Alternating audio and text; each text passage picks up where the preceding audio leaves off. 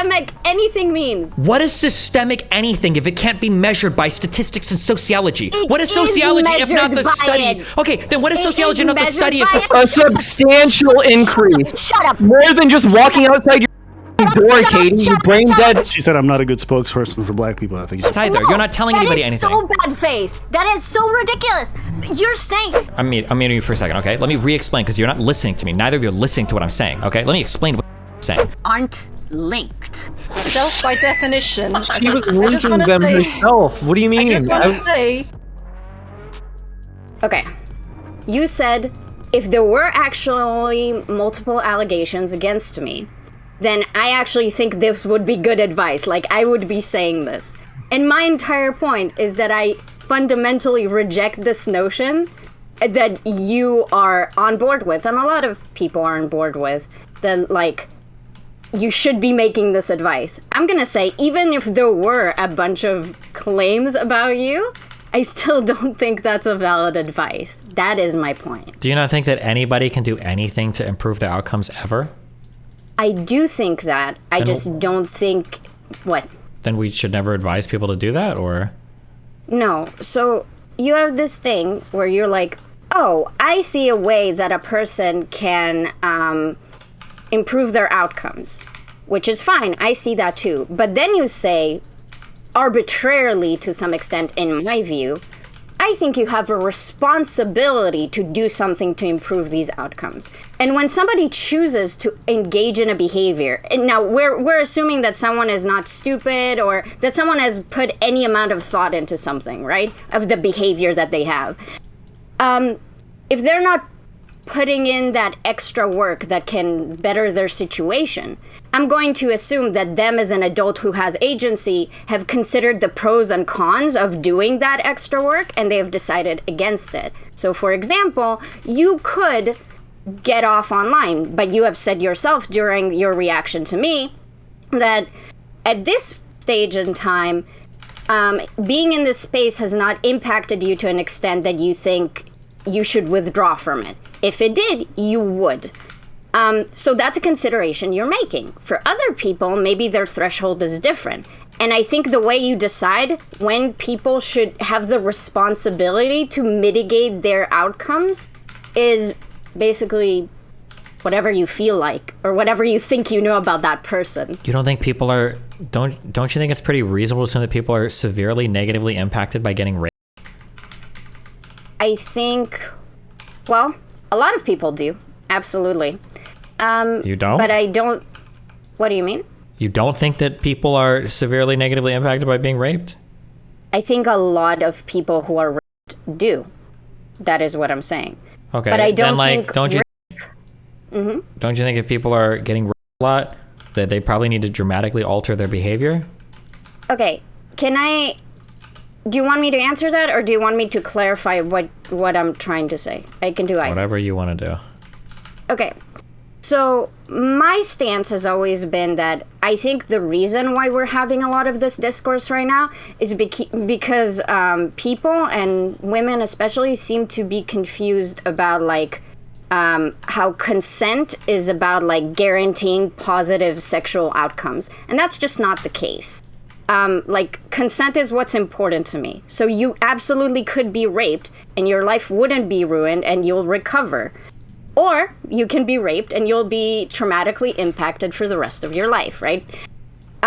There's a result that is more likely. But the point is, for example, in the stealthing discourse, you were saying, okay, stealthing is technically rape, but it's not like rape, you know? Remember that? Because it's not the same, like, emotional impact. So clearly women can be raped in some cases of rape, and the negative impact is not as severe as other types of rape. I don't think you can dispute that, because I've heard you made that argument. I'm not disputing it, but we're doing a lot of mental gymnastics, I think, to, like, avoid, like, a pretty easy thing. Like, if somebody said that they got, we're in a lot of gymnastics here. If somebody had gotten, like, stealthed, like, 5 times in a row, do you think it's fair to say, like, hey, maybe you should pump the brakes on casual sex until you figure out, like, how to get guys to stop doing this to you? Well, I reject the premise that they don't know that they have a way to make guys stop doing it to them. You reject that premise. So you don't think anybody has any way to control like the likelihood of them being in a sexual interaction where guys likely to stealth them? The issue is this is more complicated than I think it seems on a surface level. Don't ever say that. Hold on. If you want to say it's more complicated, just explain. Okay, yeah, explain. Get him, Kelly. Okay, so statistically, if a woman is being sexually assaulted, she's already in a higher risk group of it happening again. And it's not necessarily down to just her behavior. But what makes a woman vulnerable can be things from like being disabled, for example. Why are we, dude? Why bring up the most retarded shit? Like you're talking to me about like how you're telling a woman to not get raped and you're ignoring the fact that she might like roll around as Hot Wheels all day. Like what the what? Yeah, no shit. Somebody that's disabled is gonna have a harder time of that's not what we're talking about. It's like the most like actually thing in the world. Like yeah, I'm sure disabled women have a harder time avoiding getting like how well Destiny, you think you can avoid getting what if the woman is in a coma in the hospital, Destiny? Like so like there are vulnerable groups in society, right? And the more groups of those you're in, the higher the chances of these negative. That doesn't impact me saying anything at all about the fact that you could make. Then why are you bringing it up as a contradiction to me saying you could? I'm explaining why it's more. Oh, thank you. Explain to all of us that some people are more likely to get other people. Nobody understood that. Go ahead, talk more about it. Yes. I'm explaining why it's a more complex issue than how you try to simplify it. Okay. That's It's what not, but go ahead. If you let me Go ahead. speak. Yep, go ahead. That is what I was trying to do. Talk to us. Well, it's kind of like it's comparative to telling the poor to stop being poor whilst ignoring all of these sort of societal structures that have sort of stuck those people in being poor. Don't you think there's advice that we give to poor people though to not be poor? You're ignoring all of the issues that might end up making that woman more vulnerable. That is causing hers to get more than once, and it could be like mental illness issues. Don't we mental? Oh my god! Go ahead, tell me more about the schizophrenic victims that we're definitely talking about in these conversations. Who said schizophrenia? Don't we we give advice to poor people to avoid being poor? Don't we? Don't waste your money on dumb shit. For some, I mean, some of it can help a little bit. Yeah, some poor people make better choices with their money than other pour people. Sure. But a lot of them don't get out of it, do they? And you know that. It's not. The question isn't. Okay, you're right. No piece of advice is good for anybody. There's nothing you can do to change anything. And if you get raped, then go, because some people might be literally schizophrenic in a wheelchair. Based Kelly. Take. Yes, true. Cringe. You couldn't argue with me, so you had to make. There's no argument to be had. You're giving me like the most retarded counterexamples of retarded women getting raped as a counterexample to like, can you not like give people advice, say, hey, do this or that or that, and you're more likely to avoid getting sexually assaulted. And if you can't figure out how to implement this, you should probably avoid these situations that are putting you at risk. That's not what I was saying. I was saying the more vulnerable groups you are in, the higher likelihood that this is going to happen to That doesn't change anything that I'm saying. I did engage with that. My engagement is, listen, if I say, hey, listen, don't accept a drink from a stranger, and you go, well, what if you're part of more groups that are likely to assault it? Then I'd say, okay, don't accept drinks from strangers. I would still say the exact same thing. Destiny. What? Okay. Pulled my headset out in frustration by accident. We'll make it, Kelly.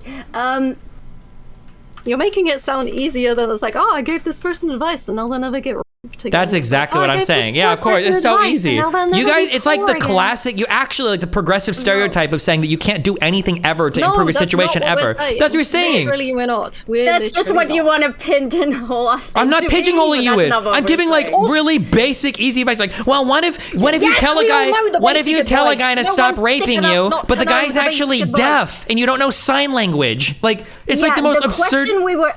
The question I was going to ask you is relevant to this, okay? For what Kelly just said. Yeah. Do you think just stop getting raped, forehead?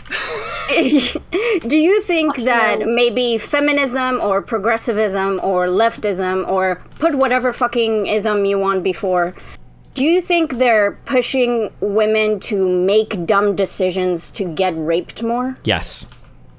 Okay. I think that's really stupid.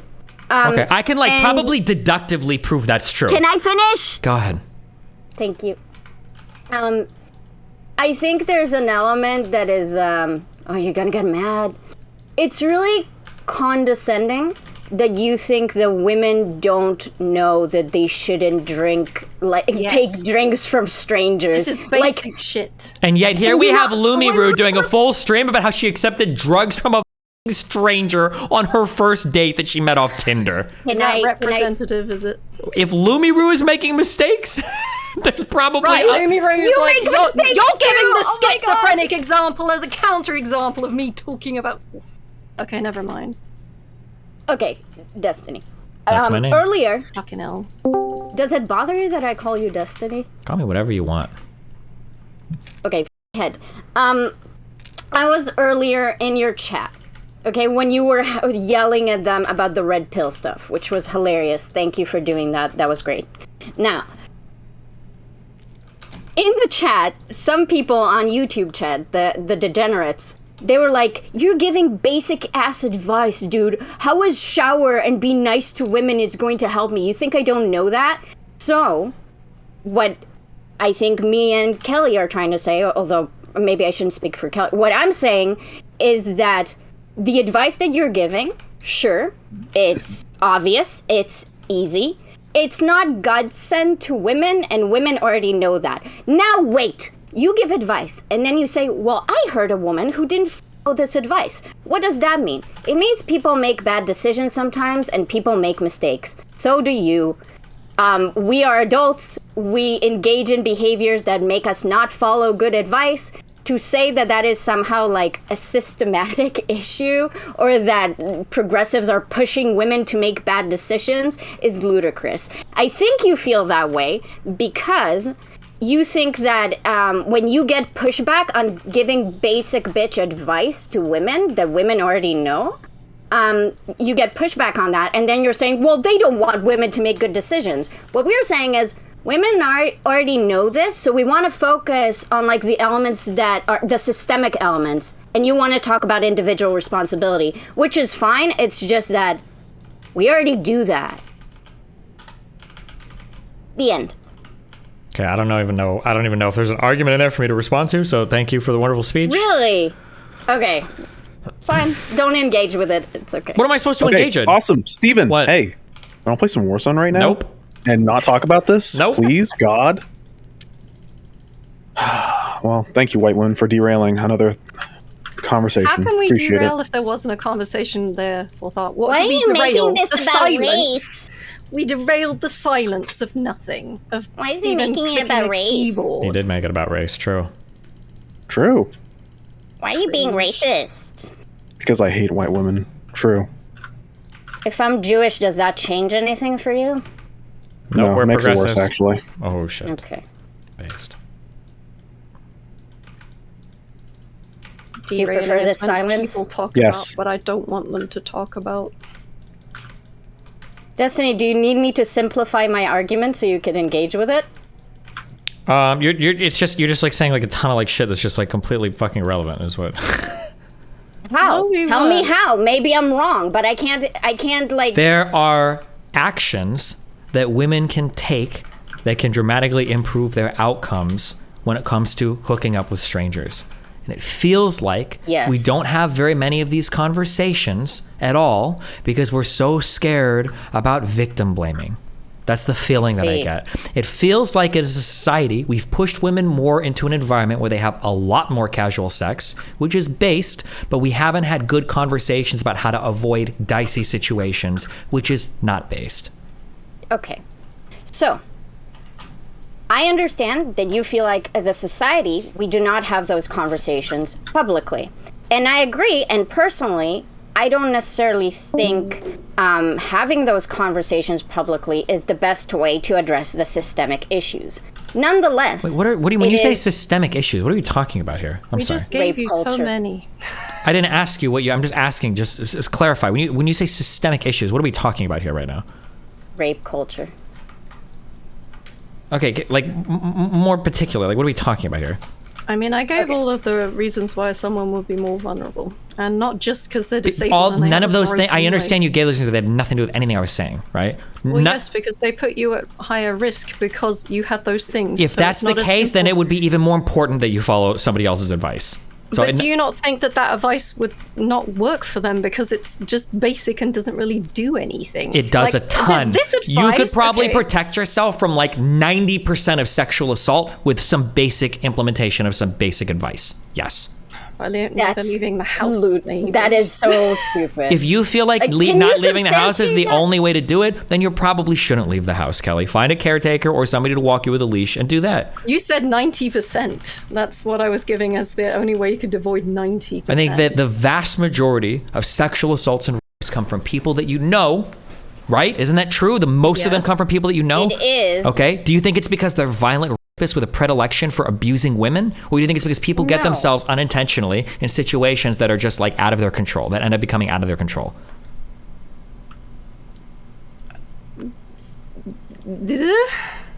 You're like scared to answer because you asked us about systemic things. Now you're telling us. No, I never wanted to talk about systemic things. Systemic things are the progressive brain rot to avoid having any conversation about anything at all. No. What can a black person do to improve their white colonialism and systemic racism? Oh, okay. I guess we're done with the conversation. Thanks, bro. Like sometimes when I talk to my kid's like, Dad, what do you think I should do? Well, Nathan, systemically you're white, so you're base. Good luck systemically. And then systemically, this woman that I was with yesterday was like, bro, what are you doing? You're being really touchy. And I'm like, well, statistically speaking, 1 out of 10 men, and I had consensual sex with the last 9 women that I've. So you're the unlucky one today, bitch. It's a thought terminating thing anytime you utter the word systemic, because it shuts down the conversation. Maybe it's thought terminating for you because you're a triggered liberal. Like what? It's not thought terminating. It is thought terminating. We're not even saying you don't want to engage with it. There's nothing to engage with. Systemically speaking, some people might be more likely to get into dicey sexual situations. That's true. Systemically speaking, some people might be more at risk. That's true too. That's not what systemically speaking means. You're just talking about statistics and sociology. That's not what systemic anything means. What is systemic anything if it can't be measured by statistics and sociology? What is sociology if not the study? Okay, then what is sociology if not the study of systemic things? Okay. Stating statistics is not talking about rape culture, which is a systemic issue. You know this. Yeah, but there are individual actions that you can take to keep yourself protected from systemic things. Okay, let me ask you a question. Go for it. Can you do anything to try to counteract systemic issues? Yes. Great. What do you do about that? In terms of rape issues, of prevalent rape. You can make sure that when you go out, you take a friend. This is individual advice. It's not addressing the systemic issues with rape culture. I'm not giving systemic advice. That's not what I'm doing on my stream when I'm talking about this type of stuff. If you were doing that and you said yes, asked you, do you do anything to fight the system that is doing this? You said yes. Maybe you misunderstood. The system that leads to this is a cultural thing that just has to slowly change over time. It's not like police encourage people to culture. You change culture by giving advice on streams and in movies and in TV shows. Culture, it changes with music, it changes with entertainment, it changes with things our parents tell us. Culture is really complicated. What do you mean? Can I just say something? It's not necessarily that advice, and even your advice, is bad. It's more that it's looking at a problem and making it too simple and not addressing an overall picture and additional issues. It is pretty simple, Kelly. It's pretty simple. No, yeah, rape is a pretty simple thing. The dick goes in the vagina when the woman doesn't want it to. It's a pretty simple thing. But you're not considering mitigating factors that could put people in positions of why it happens more than once. And you brushed off mental illness, right? But tell me how do I tell somebody to systemically avoid rape, please? Tell me what I'm missing. Firstly, sorry. It's not schizophrenia. It's a high prevalence of ADHD, I know, anxiety, probably a lot of mental bipolar, afflictions. PTSD, What does that matter? Tell me how that changes anything I'm saying. Because those things affect the way that people behave and think fundamentally. So if you're ignoring such big things about groups of vulnerable people, then you're oversimplifying an issue, and it does kind of seem That's another thing. Nuance and oversimplification are also two valuable tools in the progressives' arsenal to avoid having a substantial conversation about anything. No one's saying. Actually, you know what? Your advice would be great to like under 16-year-olds, for example. Like what? Kids. Good. Those are exactly the ones I want to talk to. Yes. No. But like that kind of basic advice is good for people that are young. Okay, don't talk to strangers online. Yeah, don't I don't think we would nudes. disagree with that. That's valid, but it's more like. But older women are more sophisticated. They always implement that advice. They know all those things. They're savvy and sophisticated. I think you have a really weird like equivalency between implementing advice that you think is useful and just like shitty advice. Like, I don't know how to help. Okay. Well, here, then let's say if we agree with this, I'll take it all back and I'll agree with you guys. Can we agree that we should never, ever, ever again tell men not to rape? Because what a worthless thing to say. If women are too stupid to take advice on how to avoid getting raped, then surely men are too stupid to take advice not to rape. We all just agree on that then? That anytime you say don't rape to a guy, it's a fucking worthless statement.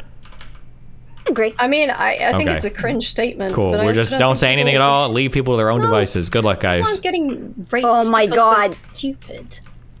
Can you? Do you consider people with autism stupid or I do. Yeah, okay. I do consider them stupid. they're things literally socially stupid by definition. So, like, they're dummies. They're not stupid. They can't read social cues. If that's not stupid, what is? That's not stupid. It's absolutely stupid. No, that's not your intelligence. Like, it's social intelligence. You're able to manage in society doesn't dictate your IQ. Those two things aren't the same. It's why you find people with autism are incredibly intelligent in some ways, and they're socially stupid in other ways. So fuck them. Socially stupid. Okay. Yep. They have a developmental disorder. True. Exactly. And that disorder makes you stupid. Base. And they all put you at a higher risk. Okay, we're just calling all. Okay, whatever. That's a lot of fucking people. A lot of people are real dumb. What do you want me to say? I have a neurodevelopmental I think you're dumb. What do you want me to say? Stupid. I'm literally not. I We're know that all you're just a gonna be like stupid, meme Kelly. on her because she said, this is just like you.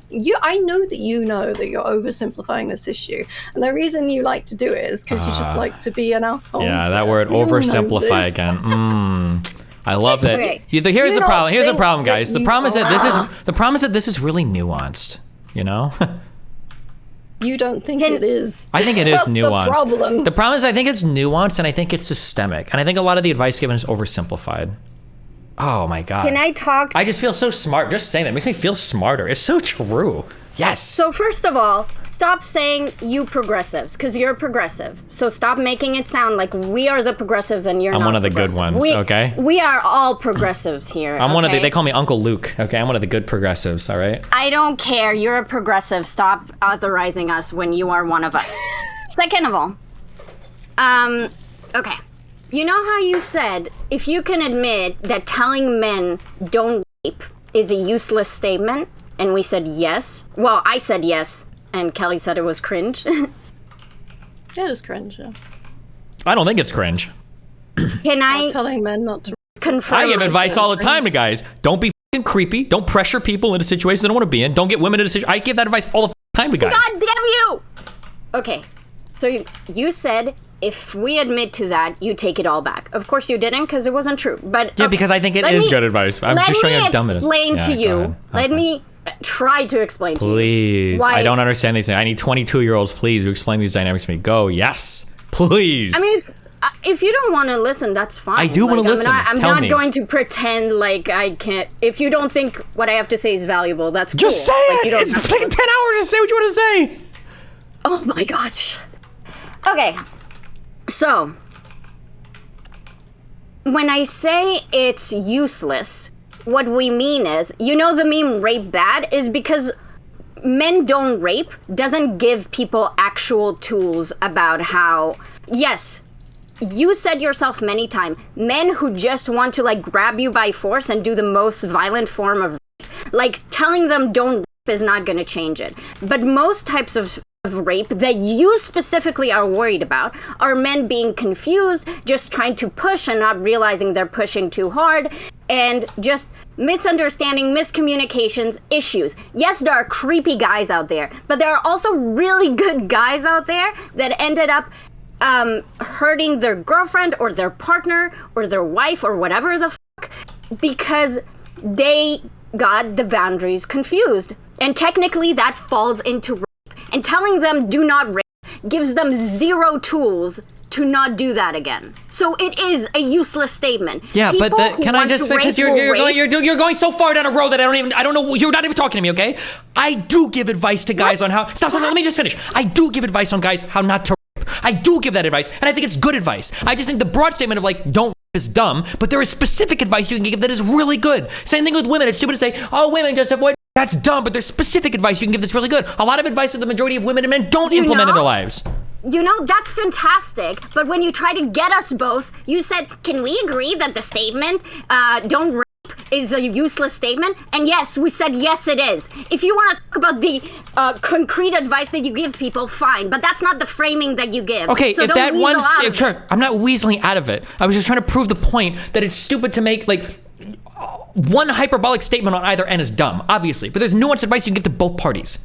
Yeah, and I said that it's dumb, and then you're telling me I'm going off the rails. So I'm done engaging with the dumb premise, and now we're good. That's good. We were never talking about the dumb premise, because I literally said right after that I do give advice on guys for how not to rape people. I literally said that. Who was the Australian girl? Your mom. I forgot her name. No, okay. God, she's so fucking hot in Australia. I love her. Joe? Oh my God. Yeah. Okay, so she said something that was quite good in that conversation that we had, and she said, now. I'm sorry. To be able to fix the situation, you need to diagnose. You need to know the harm to diagnose something, right? And if we assume that every woman that's getting raped is just because she's stupid, then we're not diagnosing the problem. I'm gonna stop. Stupid. No one is saying they're autistic because they're retarded children. Okay, Stop. that's where you guys silly. are. It's not that they're stupid. It's that a lot of people just don't know a lot of basic strategies to avoid getting in dicey sexual situations. Do you really think that it's as simple as that? Yes, for some of it, yeah. I would say that could be true if there are literally no other external factors for that individual. Oh my God, you're gonna repeat the same thing you said earlier. I'm that not. has nothing to do with what we're talking about. I actually can't even believe it. My mind is getting blown into a million. To anything. Please tell me more that some people get higher. You spent more time whining. Oh my God, say it again. I want to hear it again. God, I'm being intellectually edged right now. Go ahead, do it. If there were situations where literally the women are getting because they're making very brain-dead, very simple decisions, then your advice would be applicable. But do you think that that's the case the majority of the time? I think so, yeah. Really? I think that the majority of the time, there was probably the majority of the time, there's probably a basic thing that you could have done that would have dramatically changed the outcome of that situation. Yes. I guess we just fundamentally disagree on that one. Do you think the majority of are unavoidable?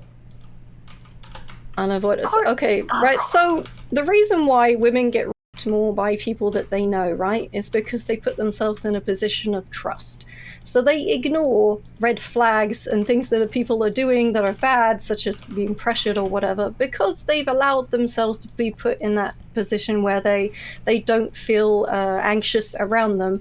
And that leads to vulnerability, especially when things like alcohol, drugs are introduced. But then you get to the point where it's like, oh, don't drink around someone that you thought you trusted. That makes you a dumb bitch. And it's like, well...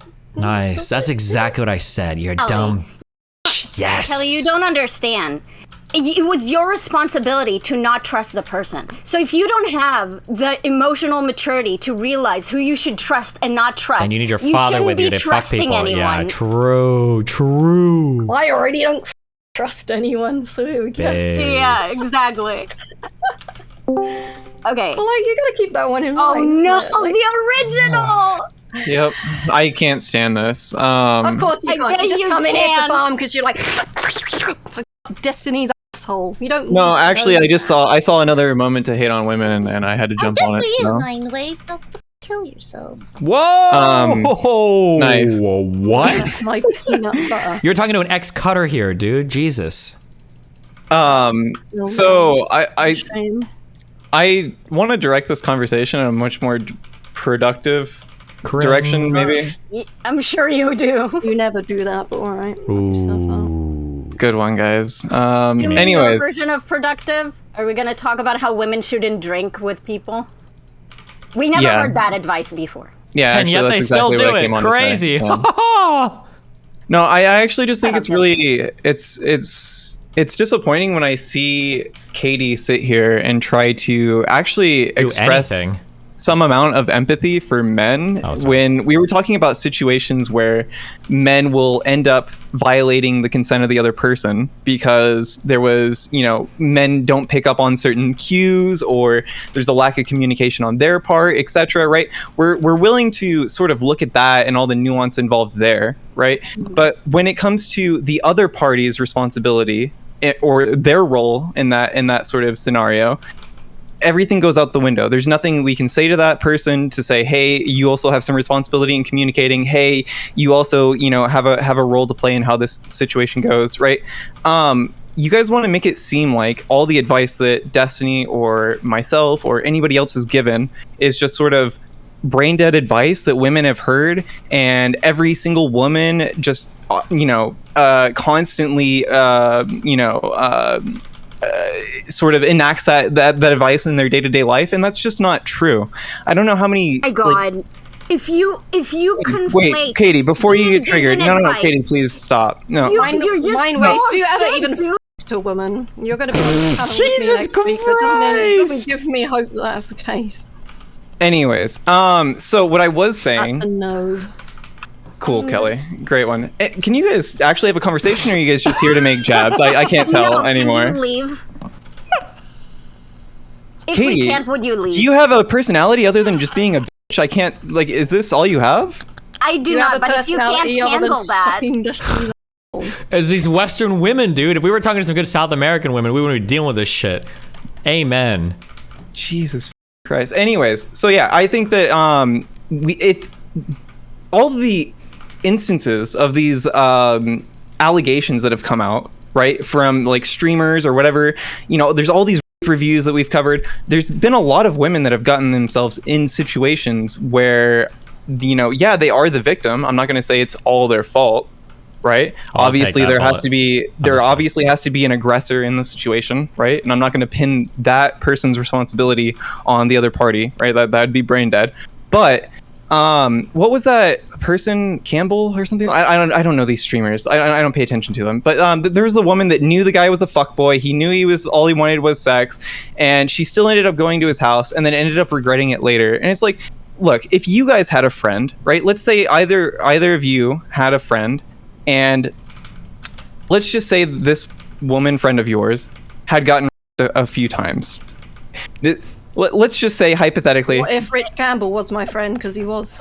You want me to give my opinion now? No, I don't care. No, Jesus you don't Christ. Care. Why are you here when you don't care? Kelly, I don't care about that specific person because I'm talking about the ideas. Can you guys engage with anything I'm saying? Jesus Christ. You're the one who brought him up, you retard. Well, you don't let Oh my God. I mentioned a name, so you have to. Oh my God. You guys are actually just brain dead. Anyways, okay, so I'm just going to keep talking because. And you shove me up. Like, if you want, I have a lot of things to say. Katee, I have a hypothetical I'm trying to get through, and then you can answer me. Okay, please, just bear with me for a second, okay? So, with hypothetical woman that's been a few times, and they're a friend of yours, and, this is something that you've talked to them about before.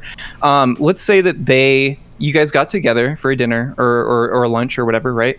And they said, hey, that party I went to the other night, I ended up getting a little bit drunk. More drunk than I felt comfortable around these people. There was a guy sort of like harassing me all night, touching my butt, and I didn't really feel comfortable telling him no or expressing my boundaries. And then, she goes on to mention a bunch of other different like red flags or whatever. And then she says, at the end of the night, I got raped. Now, telling her, well, obviously the human thing would be to empathize with her or sympathize with her and comfort her, right? You don't need to be human to victims. Come on. But let's get to your point. But would it not be more productive, or wouldn't it be also the kind thing to do as a friend to say, hey, this seems to be a pattern of behavior for you getting in these situations where you end up getting taken advantage of?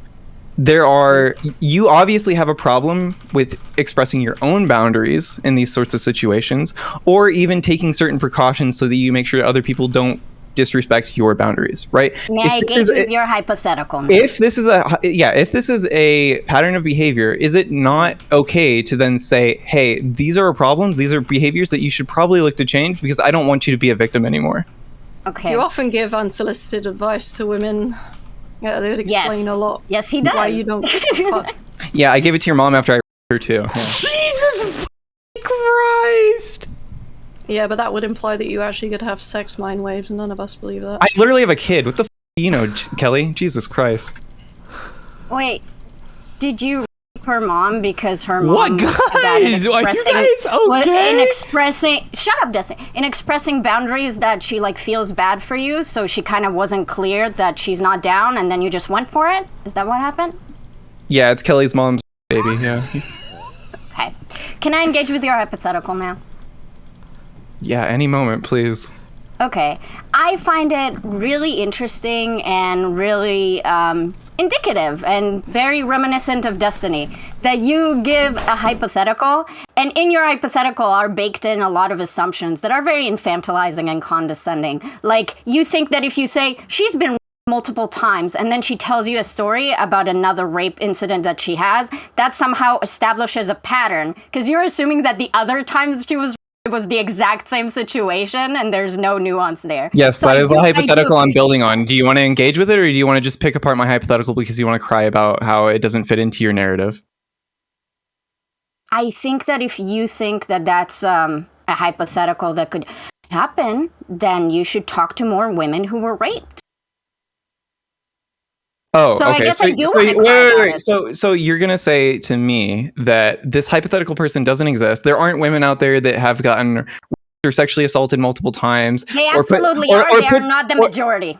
Okay, and I'm not talking about majority here, okay? But there seems to be... You're not talking about the majority, then it seems you're giving advice to very specific niche group of women. Yeah, So how about yeah, don't that's give the advice point. to general women? No, that's actually the point. Okay. Yeah. Okay, so your point is, I, Mindwave, give specific advice to very specific women who have very specific issues, and I just say women don't do this because that's exactly what I mean. Right? No. Okay. So what I am saying, is that there are women, or just people in general, that end up putting themselves in precarious situations where they end up being the victim of assault. Yeah. Right? Now, what I'm saying is that there is a part of that behavior, right? That is their responsibility, right? And I think to deny this would be to create more victims, to not even acknowledge the fact that if women are putting themselves in precarious situations, that you are more likely to get raped. That like if we're just going to deny that that's the case, well, it seems that you are, because you have a problem that anytime that anybody wants to give advice to people that engage in that behavior, you say, oh well, that's an issue, you're just victim blaming. Every woman follows this advice already. This is brain dead advice. I've never said to anyone that it is brain dead advice. But let me answer your question, okay? So I always say, yes, what you're saying is true. There are many things women can do to not get raped. For example, if women generally, and this is an extreme example, but I will engage with less extreme examples, but it will significantly reduce rape rates if women just never left their houses. There'll still be rapes because women get raped by their partners all the time, but it would resolve all the bad rape that you're giving advice for, right? So good for you for that. Now, what I always argue is not that there aren't actions you could have taken to mitigate a situation and avoid an assault. What I argue is that when people make decisions, they take into consideration the hit to their agency versus the risk. And you think if you got raped, you calculated wrong. And I think you're a condescending asshole if you think that. I just want to make clear, do you think that I think every single person that's been raped, it's their fault? I do. I think that. No, I don't think that. I do think that. Okay, well... That's good. Thank you. So I don't know what the actual issue is with anybody saying that, hey, there are certain things that you shouldn't engage in if you don't want to be raped. And if this Can you engage with what I said? Because I explained to you what the issue is. What is all this great advice anyway? What are these things we need to not Don't be doing? drink, Kelly! Don't fucking drink! I'm just curious what his great advice is. Kelly, you don't know that you shouldn't drink around men. Please, just stop it. This is just good advice, goddamn. goddamn. Men, period, forehead. I don't know. Some great advice would be like, okay, if a guy has shown that he doesn't respect your boundaries or is touchy and you don't like it, then maybe make that clear, right? Telling people to clearly communicate what they are or are not okay with, or what they want or don't want in certain scenarios. That would be like a good place to start. I don't know. Wouldn't it be a weird assumption to think, go from, oh, this guy's a fuckboy to, oh, this guy could be a potential rapist, though? That's usually not in the forefront of somebody's mind. What are you talking about, Kelly? Well, the example that you brought up of like Rich Campbell was a boy, therefore don't put yourself in positions around people. Are that you could so stuck on that issue because you have a personal connection with that person because that it you was can't an move example past the? Wait, did Rich Campbell? Wait. Example, Rich Campbell didn't even anybody, did he? No, the person just had regretful sex. That was like the whole point of that. Anyways, yeah. I don't think he would have got kicked out of like OTK if it was just regretful sex. Wait, did he? Yeah. Wait, hold on. Wait. What was that? Wait. What happened with him exactly? Tell me, Kelly. He's gone AFK from the internet for the last 3-4 months. Tell me what happened in that girl's story. What do you mean beyond the story being there? I guess they believed it. Wait, did you even read her story? I don't remember. I gotta look now. Hold on. Link me. Go find it yourself. You think I have it to hand? I think she did claim she was, but I don't know. I don't remember. I'm sure. The whole. Are you feigning ignorance to make her flesh out her argument, or? No, I don't remember. I'm just curious. Okay. I want to point out that was the only time that something like that had happened with her, and she'd known him for over a year. So while she did think he was a bit of a boy, she didn't think he was a potential.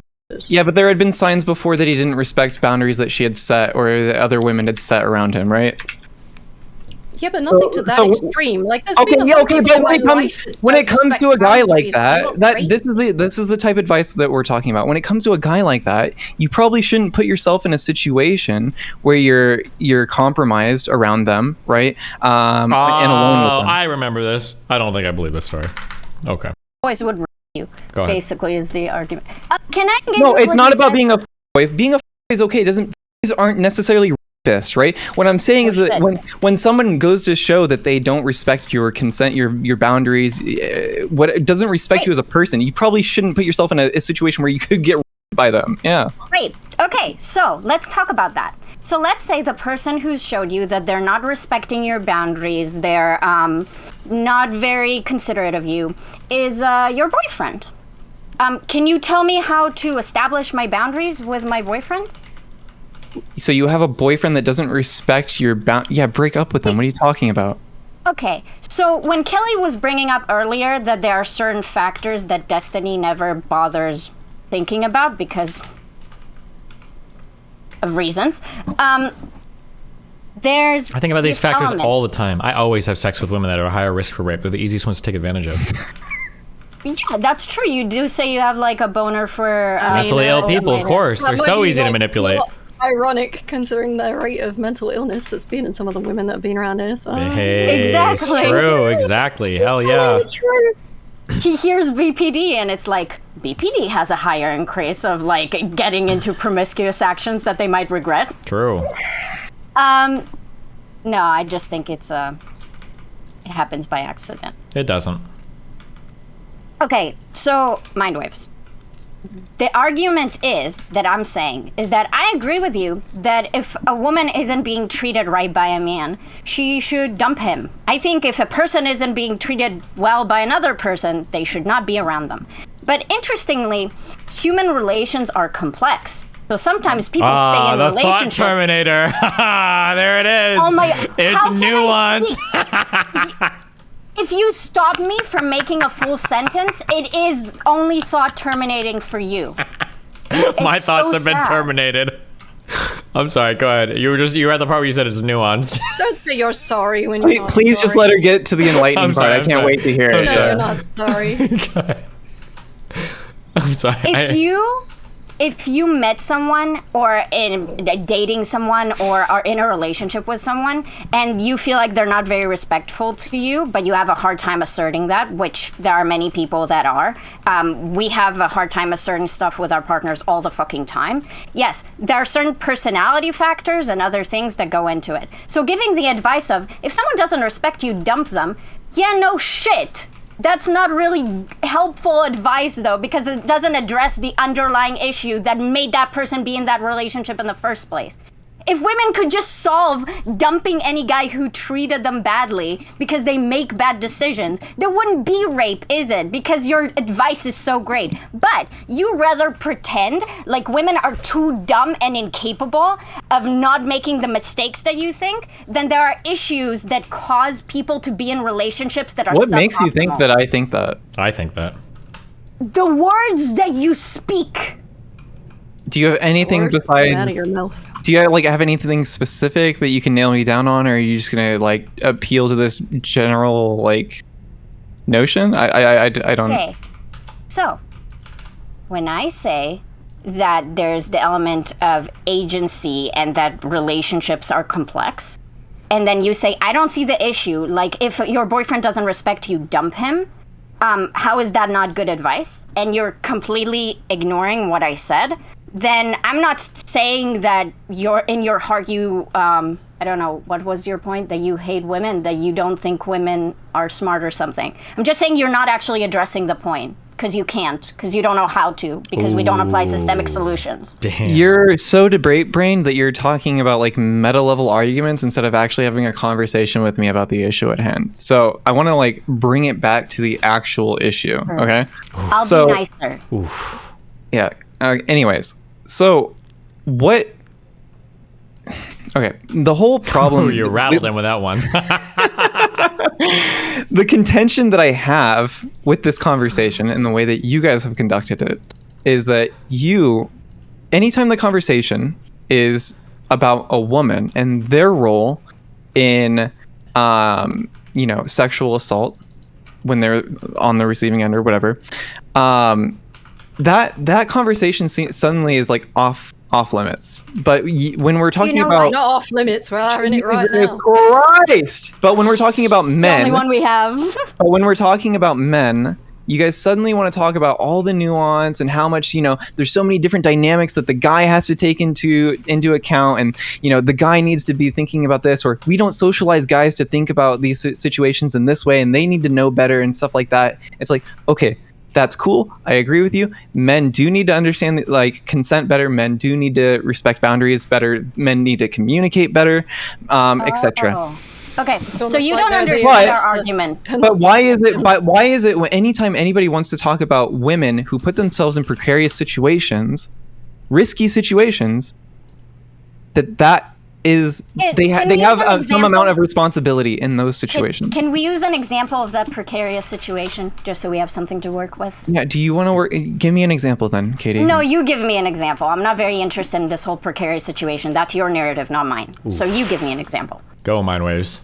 Example time. Okay. A woman's at a party, getting a little bit too The too drunk. classic, the drunken, promiscuous woman. Yes. Around men that have already sexually harassed her. Base. Okay. True.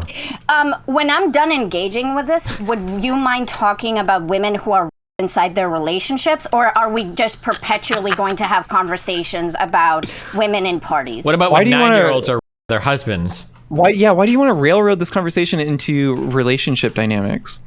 I'm really confused. I said I will engage with you. I asked if you are ever going to engage with my points, and of course you wouldn't, because why would you want to talk about relationships where a very large amount of rapes happen inside relationships? Ooh. But why would you engage with that? It's just not easy as to say don't drink around men. So let's do the stupid drunk girl example. Nobody's ever talked on Twitch on that. And then at some point we can also ignore all the other types of rapes that you never bring up because you don't have advice for it, because it's not that simple. Okay, let's go.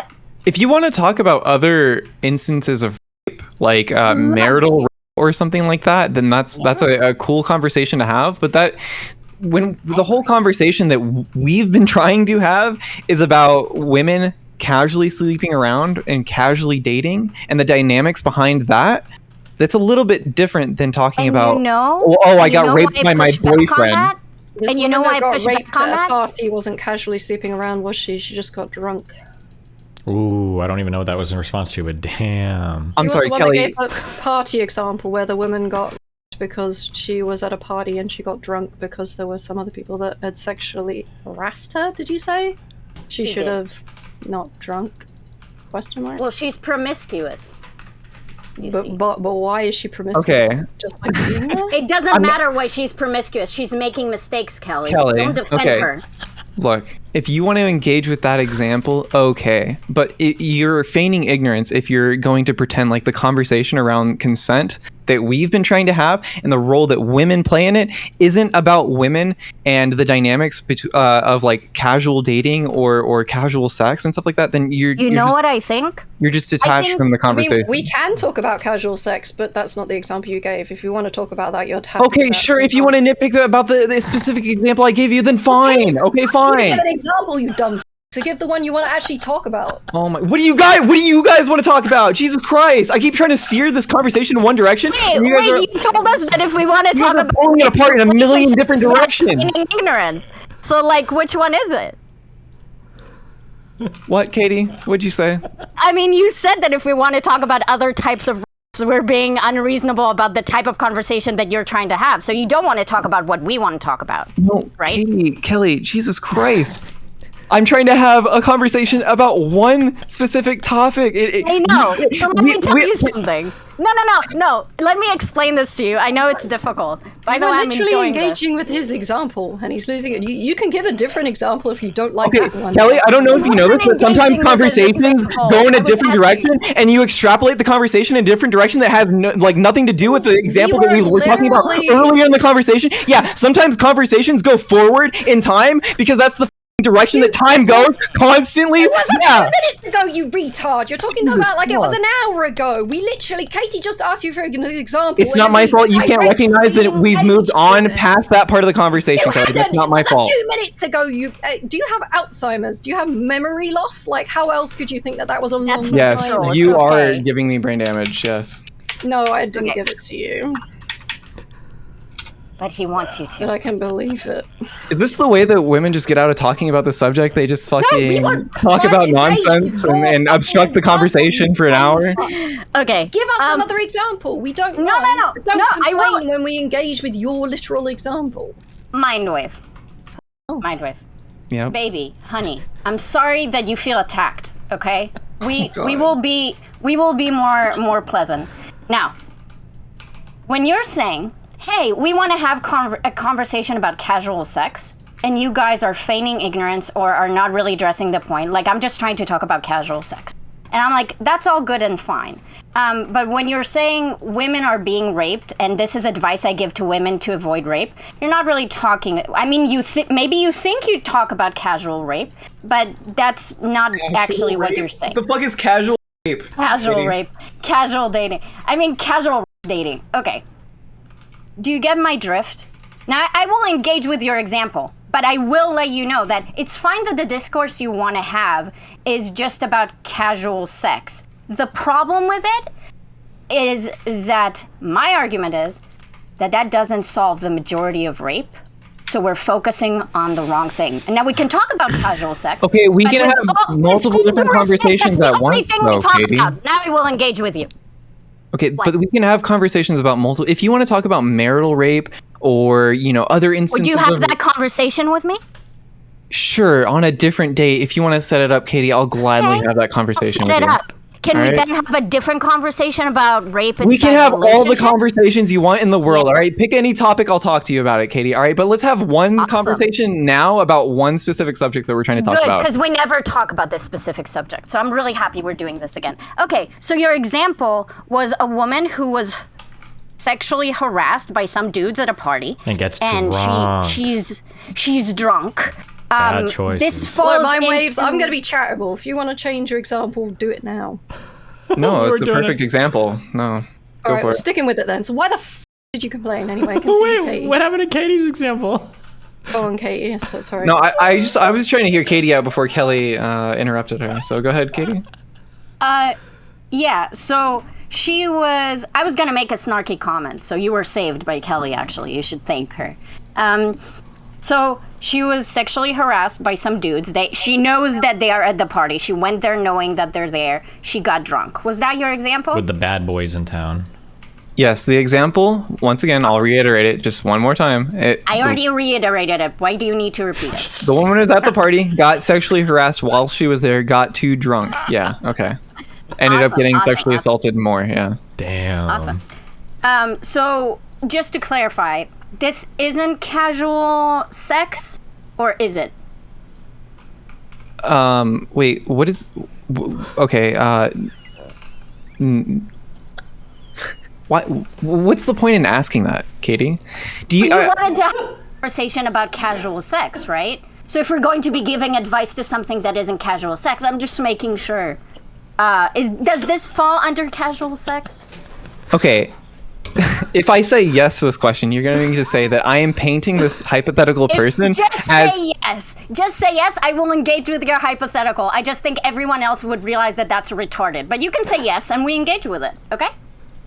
Okay, I'm going to answer the way that I want to, not the way that you want me to. Okay, so yes, if I said yes to that question, that's exactly what I want you to do. If I said yes to that question, you were going to paint it as if I'm saying that this person went to this party looking for sex, and that obviously isn't necessarily the case, right? I'm not saying that this is the woman in herself choosing to engage in casual sex because obviously it was not wanted, it wasn't warranted, it wasn't consensual, right? Mindwave, I'm trying to have a conversation with you, and you're here assuming my positions without even hearing me out. Katee, this is so can you unfair. just can you engage with what I just said instead of being pedantic and whatever you're doing? I wouldn't say that she's looking for sex. You're the one making the scenario. You tell me what she was looking for and how exactly. We literally gave you the option assaulted. to change the scenario, Mindwaves. Come on. Okay. I can't tell if you guys are trolling right now because I was talking about. We're not. Okay, cool. I'm a little bit. I think this is funny. I'm not gonna lie. Like, this is enjoyable. All of my positions are the same. What I was trying to have a conversation about, all right, is advice that we can give to women to not be sexually assaulted, right? You guys are trying to say in any circumstance ever. Jesus Christ! General anti-rape advice, yes. Okay, so we can talk about relationships, right? Why are you trying to shoehorn relationships into this topic that isn't about? Retard. You did say anything. Okay. You said in any circumstance. Yeah, I said anything. My bad. Jesus Christ. Languages. Okay. There are women that end up in situations, regardless of whether or not they are in a relationship, where they ended up getting sexually assaulted, right? That is a statement pretty agreeable. I think that there's nothing that you could really disagree with that, right? Yeah. Why does it happen, Mindwaves? Okay. And now, exactly, why does that happen? That's a very good question, right? I would Kelly, think that, they're stupid. I would think that it obviously depends on the scenario and the person. It's a case-by-case basis. Yes, it's nuanced. Jesus Christ, right? But what I'm saying is that there are certain commonalities, certain behaviors that we can look at and say that, all right, if you're engaging in this type of behavior, you're increasing the likelihood that you're going to get taken advantage of. Like getting out of your house, for example. Would we agree with that? Yeah, you're right. Women should just never leave their house because they'll just the moment they walk out. Say that. A giant 6-foot cock is going to ram their vagina as soon as they walk out the door. Yeah, you're right, Katee. Please. Jesus Christ. You're so productive in this conversation. Thank you so much, Katee. Please. Everybody learned so much from that. Can I build a bridge? Okay. I've been trying to construct this bridge for like 20 minutes now, but yeah, go ahead. That is a lie. Ooh. Bad faith accusation number 1 dropped. Okay. So, Mindwave. I think what you said is a completely agreeable statement, do you not?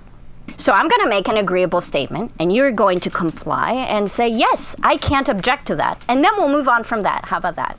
Unless you object to it. I think that women never leaving their houses will absolutely reduce the chances that they will be raped. Do you agree with that? I do, but I wouldn't advise people to not leave their houses because that isn't generally a risky behavior. No, Kitty, hold on. I'm actually going to engage with what you said before you want to just like move on to the conversation and shoehorn whatever. Katie, listen to me. If you don't want to listen to me, then there's no point in the conversation, all right? And you can just go on your own stream and talk about whatever the you want to do, okay? Well, I want to talk to Destiny. Oh, well, cool. Okay, but you're here to talk to me, okay? Because Destiny's checked the playing a video game, I'm okay? not checked that. I'm following this conversation very closely. I'm here to talk to you, but okay. Okay, well, so what becomes unreasonable as an ask? So we decide that telling women not to leave the house, that's unreasonable. But when it's because that's not a risky behavior. Oh. Well, no, it's everything you do has a risk potentiality to it. Okay, but we don't. Okay. Just that's why I'm asking, how risky does it be before sitting down in a chair for 2 hours is a risky behavior because I could get a blood clot in my foot, okay? Yeah. I'm not going to say that you should never sit down for 2 hours, okay? When we're talking about when we're talking how when we're talking about risky behavior, we're talking about behavior that puts you at risk of something bad happening. Behavior. Define risky behavior. How risky does something I just did. You just weren't listening. No, you didn't. No, if you call risky behavior something that increases your chances of being everything can be considered that. So what you really saying? No, a substantial increase. Shut up. More than just walking outside your door, Katie. You brain dead illiterate. Shop. Okay. If you stayed inside your house, that would provide a substantial decrease of the cases. Okay. So don't puss around, okay? What you mean by risky is there are some things I think it's legitimate to require from women and some things that I don't. So we're asking you, can you define that line or is it just what I feel like? Which it is, but I want you to say it. Can you restate the question? Yeah. Can you define risky with anything that actually makes coherent sense? Okay, cool. I've tried to define it a few times, but you guys just want to screech over me. So, okay, so to define what I qualify as risky behavior is any sort of behavior that you're taking that puts you at a substantially increased risk of sexual assault. In this case, is what we're talking about. Would that include going outside, though? We're asking what the risk is. Oh, it does. No. Okay, wait. Let me hold on because this is really entertaining for me. So let me accelerate past this point of the convo. Okay, what they're trying to say is Katie's trying to make the point that if you stay inside, the likelihood of you getting, assuming you don't have a father or husband or boyfriend, probably goes down to zero, right? Unless somebody breaks in your house or rapes you, it severely decreases it. But obviously, you would say, well, that trade-off of staying inside forever is not worth the likelihood reduction of getting. So what she's saying is, so what she's asking is what is your reasonable test? How do you test for reasonableness for the prescriptions you're making? Technically, I'm the first one that started asking this. Okay. Took this long to get to this point. Yeah, that's what her question is right now. Can't pick up with how do you figure what's reasonable, right? So for instance, if she never talks to men, that would also probably reduce it, but you probably wouldn't agree with that. If she never goes to parties, that would probably reduce it, but would you say never go to parties? If she never goes to parties alone, that might be one thing that you would accept. She's trying to figure out where is the line, right? Yeah, I think that when it's no longer like a substantial beg the question. In substantial the quality... is begging the question. What does substantial mean? You have to define it. That's what she's asking. What is substantial? Okay, I don't know if you're looking for like data or no, like an actual like what is the test? So somebody says like here's the thing, a girl wants to go to a party that is maybe 15 miles from home and she doesn't know any friends there, but it's like a group of classmates that she knew from like high school, and she's like 22 and she wants to go to a party there. Would you say you should go to that party or you shouldn't go to that party, and why? I think it's fine to go to that party. Yeah. Okay, but why? Like, probably why? A higher likelihood of her getting raped there because there might be alcohol involved. There might be boys there that she doesn't know very well that could be at a higher risk of raping her, and she's not taking a friend with her. So there's like these are risk factors for getting raped. So how are you determining that it's okay here but maybe not in another circumstance? Yeah, because I don't think that any of those things stand out as red flags as being a substantial like threat, right? Like I don't think that any of those things are necessarily a threat. How do you determine what's a threat? This is what we're trying to figure out, or this is what Katie's asking. How do you figure out what's a threat? Like, you're using a lot of terms. Let me give you an example of not answering the question. When I say something is a tautology, what I mean is that it's defined as the thing it is, right? Answer. So, like, not even beginning the answer, but so, like, for instance, I'll say, why shouldn't somebody go to that party? And I was like, well, they're not at risk of being. What is the risk of being? Well, it's risky when it's dangerous. Well, what is dangerous? Well, it's dangerous when there's a substantial likelihood of getting raped. Well, makes it a substantial likelihood of getting raped. Well, it's a substantial likelihood of getting raped when there are factors that would make it raped. Well, what are the factors? Well, the factors are things that would increase the risk. We're like we're redefining the word over and over and over again. But the question is like, what is the test there? That's the question. Is what is the test? Like, what is the actual? I don't think that there is a one size fits all answer to that, right? Like, I don't think that the nuance answer. The nuance answer. I like that Mindwaves is like steel manning our argument by accident. It's great. No, I don't think that was your... to make my argument for me so he'd listen, so there's that too. That wasn't really your guys' argument though, right? Because the argument that you guys are making... Kelly's, sorry. The argument that you guys are seemingly making, at least my perception, is that... Just explain to you the argument we're making. Cool. Is that women already follow all the advice that people are trying to give to them when it comes to... No, we didn't say that. Okay, well, you did, but anyways. No, we didn't. Okay. All right. I don't know how to argue with these people. Say correct things. Clearly, we're the problem. Okay. So, I don't know. I don't even know anymore, dude. I don't even know. Honestly. Jesus. How about you define risky behavior, but anything that isn't, this is how I feel. How about you try that? Okay. If I'm going to define risky behavior, do you want like examples or what do you want? Sure. We tried that once. So you do want examples of a risky behavior? Yes, but I'd have to see the pattern that you're drawing between those behaviors. Okay. So a risky behavior would be something like, I don't know, something that got brought up earlier, like taking a drug at a party that you don't know what it is. That is a risky behavior, right? Because you are putting yourself in a situation where you might not have control over yourself, and you're like, it compromises your ability to, your own autonomy and your ability to make reasonable decisions, right? Yeah, that would be a risky behavior. Cool. Is that specifically risky behavior for women to engage as if they want to reduce the probability of rape? Yeah. Okay. Wouldn't you say that's just like good advice for everyone to not take drugs from people they don't know? Yeah, obviously, yeah. Okay, cool. So how is that as like helping women to not get raped? Because it's also applicable to situations where women end up in a scenario where they're likely to get taken advantage of, or at least more likely to get taken advantage of. Yeah. That is true. But you're saying you have valuable advice to women to avoid getting raped. And this just sounds like you're giving advice for people to not get, well, fucked in general. Or raped. So what is your specific advice to women? Just to be clear, that is specific advice to women, right? Just because it's not, because we said it's a general advice to everyone. Just because it's applicable. Just because you put women at the beginning doesn't mean women get it differently. Actually, yeah, I think that is true to some degree. Yeah, which is why I said that you're a condescending, patronizing dude, right? Okay, cool, Katee. So, yeah. So don't do drugs. While that is just good general advice, and women. Okay. Just because that is good general advice, I would agree with you. Yeah. It is also specifically applicable when it comes to how to avoid having your consent violated, how to avoid being sexually assaulted. Would you say that is also the case?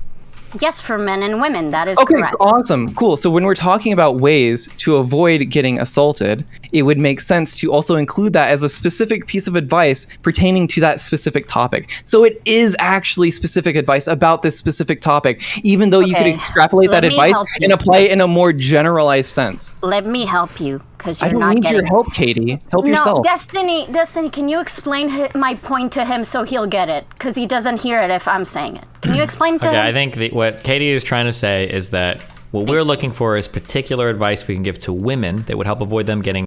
But we're saying things like, well, here's a piece of advice I would give to women. Don't drink and drive. And it's like, okay, well, I mean, isn't this advice that everybody would get? Well, yeah, but it's also particular to women because they shouldn't drink and drive. I was like, sure, but that's not a particular piece of advice that addresses the uniqueness of a woman's proclivity of getting sexually assaulted. That's just like good advice for everybody. Sure. And I would say that there are definitely other examples that you could use that are maybe more like specific. Give one? Okay, women need to be... Give one that is appropriate to this conversation. Yes. Cool. Women need to be explicit with what they are or are not okay with in sexual situations. I agree. Cool. Now, a lot of women don't do that because they don't feel comfortable doing that, right? And sometimes when women get it's because they weren't communicating. That's excellent. I agree. How do we... Awesome. And some women don't hear that advice and don't obey by that advice, and that's why they need to hear it, right? Obey. I have a question. Correct, Katee, or no? I'm sure some women don't listen to that advice. Yeah, and some women need to hear that advice, right, Katee? I have a question. No, wait, sure, answer that some question. Women need to hear that advice. Okay, cool. Conversation over. That's all we've been trying to do this whole time. Don't you realize that? You literally just conceded the whole argument right there. That was the entire point. No, that is the entire point. Is that sometimes there is advice that needs to be directed at women because women end up in these situations where they're not actually invoking. She wants to engage with you on that if you let her talk. Go for it, Katee. Well, I just conceded the entire point. KUC, Kelly. Mindwaves. Some women might hear this superb advice and not listen to it.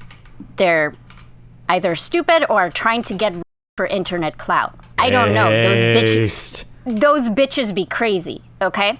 But so this advice is super helpful to women who don't listen to this advice and don't communicate their boundaries because they don't want to, Now, it's not about not wanting to. It's also about some women just don't know how to communicate those things, or they haven't been encouraged to, so they're not comfortable doing so. Oh, they don't know how to for several different reasons. Because that's how they've been socialized to think about these things. So if they don't know how to communicate that, wouldn't telling them to communicate that be useless because they don't know how to? Yes. No, it wouldn't be because we can actually have conversations about how you can go about having those conversations, how you can express yourself in a way that is productive. Okay, that's amazing. We should have more conversations about women should assert themselves instead of telling women to assert themselves. Would you like to have that same fucking thing, conversation? Katee. You just said the same thing twice. What are you talking about? Mindwave.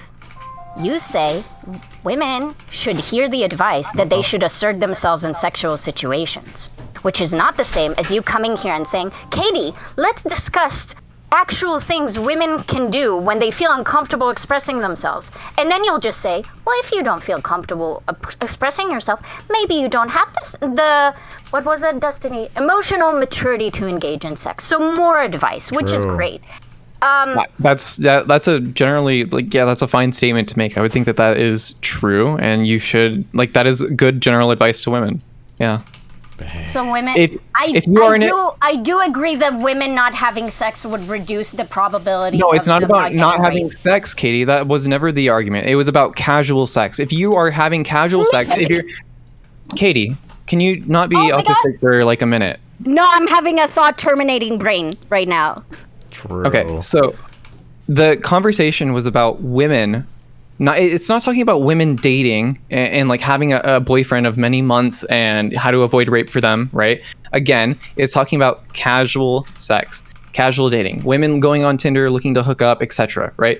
And in those scenarios, the sluts. If those women are not able to communicate their boundaries or what they're okay with, they're not they themselves have a very murky idea of what consent is or how to all that shit, right? Those women shouldn't be in the business of having those casual hookups. No. Can I ask you a question? Just ask. Yeah. Okay. You could just ask it, yeah. No, this is how I communicate. Anyway, so I think you made a good point. Be careful, that doesn't mean I'm conceding my argument, although you might get confused about it. Wow. So, while I do think it's a good point, I'm a bitch, I'm not snarky. Speak to me like the truth, okay? Well, whatever. At least we can agree on something, so. Wow. I mean, I understand that it's hard for you when women talk. Just these women. Yeah, just these specific women. Oof. Okay. Burn sick. Do you think that women who engage in casual sex go into casual sex thinking, I don't have the tools to properly assert myself? Can you repeat the question? I just want to point out why I'm sorry. Mindwaves is thinking. We don't get to do like a test run, right? When it comes to being put in these really complex situations. So we don't get to do like and this is why I had the incest argument to practice with siblings Kelly, first. you said complex. Don't say complex. It's ruining the conversation. Situations are very nuanced, if we're being honest. We don't get to do a rape test run to kind of learn how we react to certain things. So keep these if you've been raped multiple times, that is your rape test run, is it not? True. Holy based. All right, are we getting to multiple rape victims in casual sex? This is what we're sticking with now? Well, clearly you're the issue in that case. You keep Oh my inviting god. that. Please stop. Okay, my question, Mindwave, was, and just to parallel this so you'll understand where I'm going with this. Do you agree that some men, even in casual sex relationships, don't feel like, even though they have raped a woman, they have never thought that they are raping her as they were doing it? Do we agree on that? Do I agree that sometimes happens? Is that what you're asking me? Yeah. Yeah, of course. I'd argue that might be even the majority of cases. Quite possibly, yeah. Awesome, good. So now I'm going to ask you the flip side, which is, do you think that if women engage in casual sex, they go into it knowing that they don't have the tools to properly express themselves? I would say that for some women, that's probably not the case, right? I think that a lot of people are just not self-aware to that level. Yeah, sure. Okay, I'd argue that that's the majority of cases. Would you dispute that? No, absolutely not. That's why these conversations are important, right? Ooh. Yeah. So if someone doesn't know that they are lacking the tools to express themselves, you telling them to express themselves wouldn't even address them because they don't think they have that No, issue. it actually is addressing them because it's saying, hey, if you yourself are, if you're not able to have these types of conversations, but but they think they do. Okay, well, then we can expand on that conversation, right? We can talk about, okay. We should. Yeah, you're right, we should. Should we do it right now instead of talking about women? Well, we have to get past this part of the conversation before we actually get to that part of the conversation. Yeah, of course. We don't need to do nuance. So when I'm be like even just one other reason why women get raped multiple times other than they're stupid. Could there not be like one? They might have two brothers instead of one. Entertain that, Kelly. No. There's gotta be more reasons than just that. Kelly, if you were multiple times in casual sex, there is no other explanation except that it's your fault. I'm sorry, not your fault. Part of your responsibility. I apologize. I'm just gonna say that being stupid could be one of the reasons, but it's unlikely to be all of the reasons all of the time. Well, most women are stupid, so it's clearly. Well, I want to ask. People are stupid. That is also true. I want to ask Katee. So you're saying that, well, okay, there are some women that aren't even aware that they don't have the skill that you're talking about, right? Yes, as you said, people lack in self-awareness. Sure, that is true. But does that make the conversation about recognizing that skill any less important? No, my critique is that we never have that conversation. We just want to give advice that I say is brain dead because it doesn't actually address any of the issues. Okay, so you actually don't have any problem with anything that we've said. You just wish the conversation was a different conversation. I'm saying that we never have the proper conversation, yes. Okay, cool. Then you can have that conversation. And if you want to have that conversation, you can start that discourse all you want. We were trying to have it before you turned up. Jesus. Well, no. The thing is that you're mad that we don't have that conversation. Can I tell you something? I actually am mad because I've been trying to start that discourse for a really long time, but all Destiny and you and other people are much more interested in talking about is how women don't want to take responsibility and accountability and take good advice from dudes who don't know what they're talking about. And the reason Would you like to start the discourse with me about something that actually helps women not to be, or would you like to virtue signal to Destiny that you also think women should take more responsibility? No, because I don't care about helping women, actually. I agree. No, but for real, if that is your contention with this conversation, that's fine. You're not mad at us. You're mad at something else then in that case, right? I'm mad at you. I'm mad at you. No, you're not. I'm a Destiny. You're not though, because when I actually laid it out for you and said that, hey, sometimes this happens, right? Sometimes women, end up casually hooking up or putting themselves in those scenarios while also not having the ability to make their boundaries or communicate clearly, right? You agree that this happens, and you agree that it needs to be something that to be talked about, right? And you agree that women need to hear that message, right? At least some women do. Not that message. You're sitting here mad that we are having this conversation because you want to have a different conversation.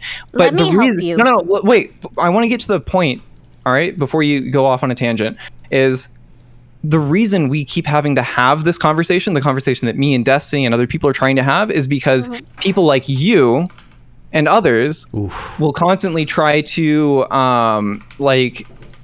ignore that, or you'll hand wave it as if it's not an issue. You guys, literally before I joined the call, the reason I got so heated and wanted to join in here is because you guys were making it out as if, well, all the advice that you're giving is just brain dead advice that women have already heard, and they're already enacting this advice. Basic advice that would actually be useful to someone that is apparently getting a lot in casual sex scenarios. I have a snarky comment though first. No, you saved the snarky comment. Okay. The good advice would be, okay, you're getting a lot in these scenarios. Let's try and figure out why. Isn't that the whole conversation? No, that's not what you said, you little liar. No. Wait, what do you think? You're just do these very basic things and don't do what I tell you to do, but you're stupid. No, because there could be a myriad of reasons why. Oh, sorry, you have depression. My bad. That was one of the answers that you wanted to give. That was not the only one I gave. I gave multiple. Okay.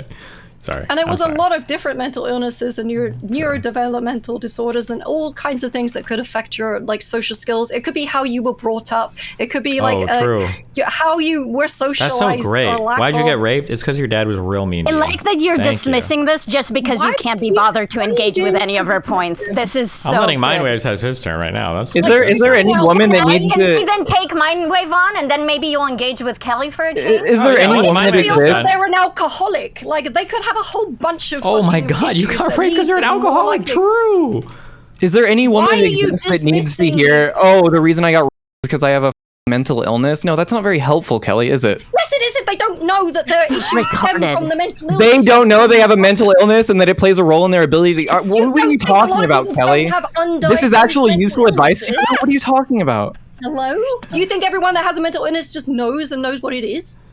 Yeah, they might need people like Kelly to educate them, dumbass. Yeah, I guess. If you want to be the fucking disabled whisperer, Kelly, go for it, I guess. Jesus Christ. Cringe. Anyway, we were discussing mitigating factors, alright? And how we would treat the harm. You gotta diagnose it to treat the harm. And if you don't know the cause, then you can't treat it. They do know the cause. Women are too stupid to do things properly. That is the cause. Stupid. Yes. Mindwaves.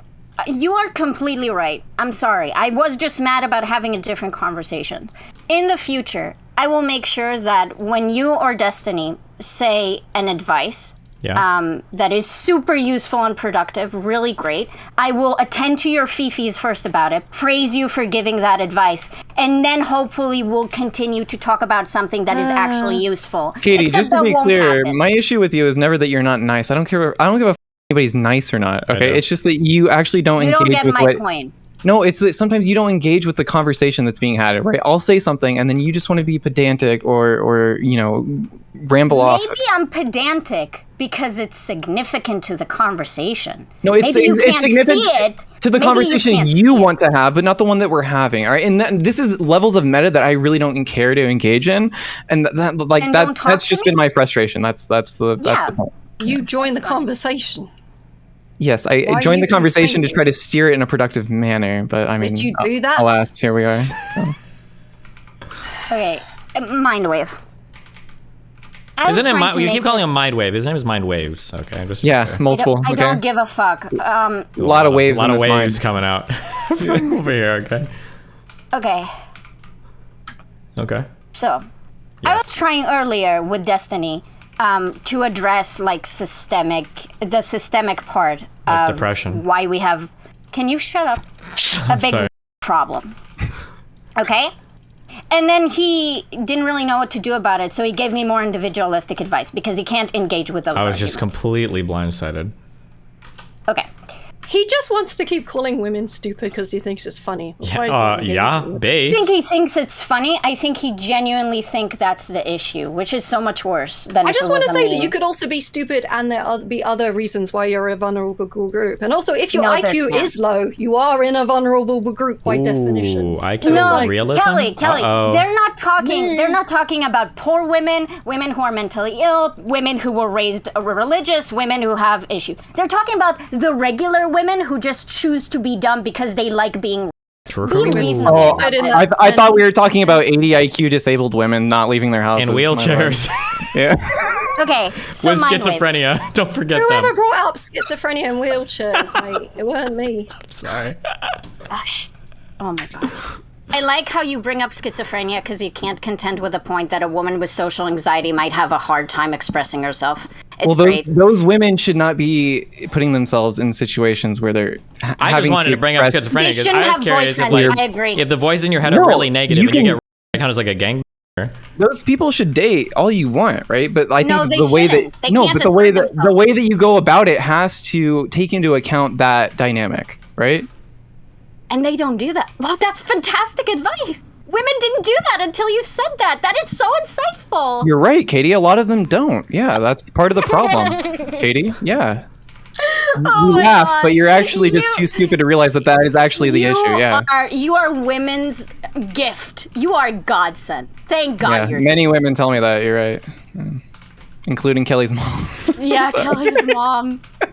Oh my God, guys. Okay, the point that I'm trying to make, Mindwave, tell us, is that when you are giving your top G advice, okay, like really top-notch shit, it actively detracts from the element that I think is a part of it. So there's individual responsibility, and then there's systemic issues. Now, Destiny doesn't believe in that. Systemic issues are a thought-terminating cliche. But I do believe in that. So when we have a conversation, and the conversation systemically enforces culture, I push against that. Because I think addressing culture would save a lot more women than giving women advice they already know. But I might be wrong, and we needed to hear that, like, the great things you said that we never heard before.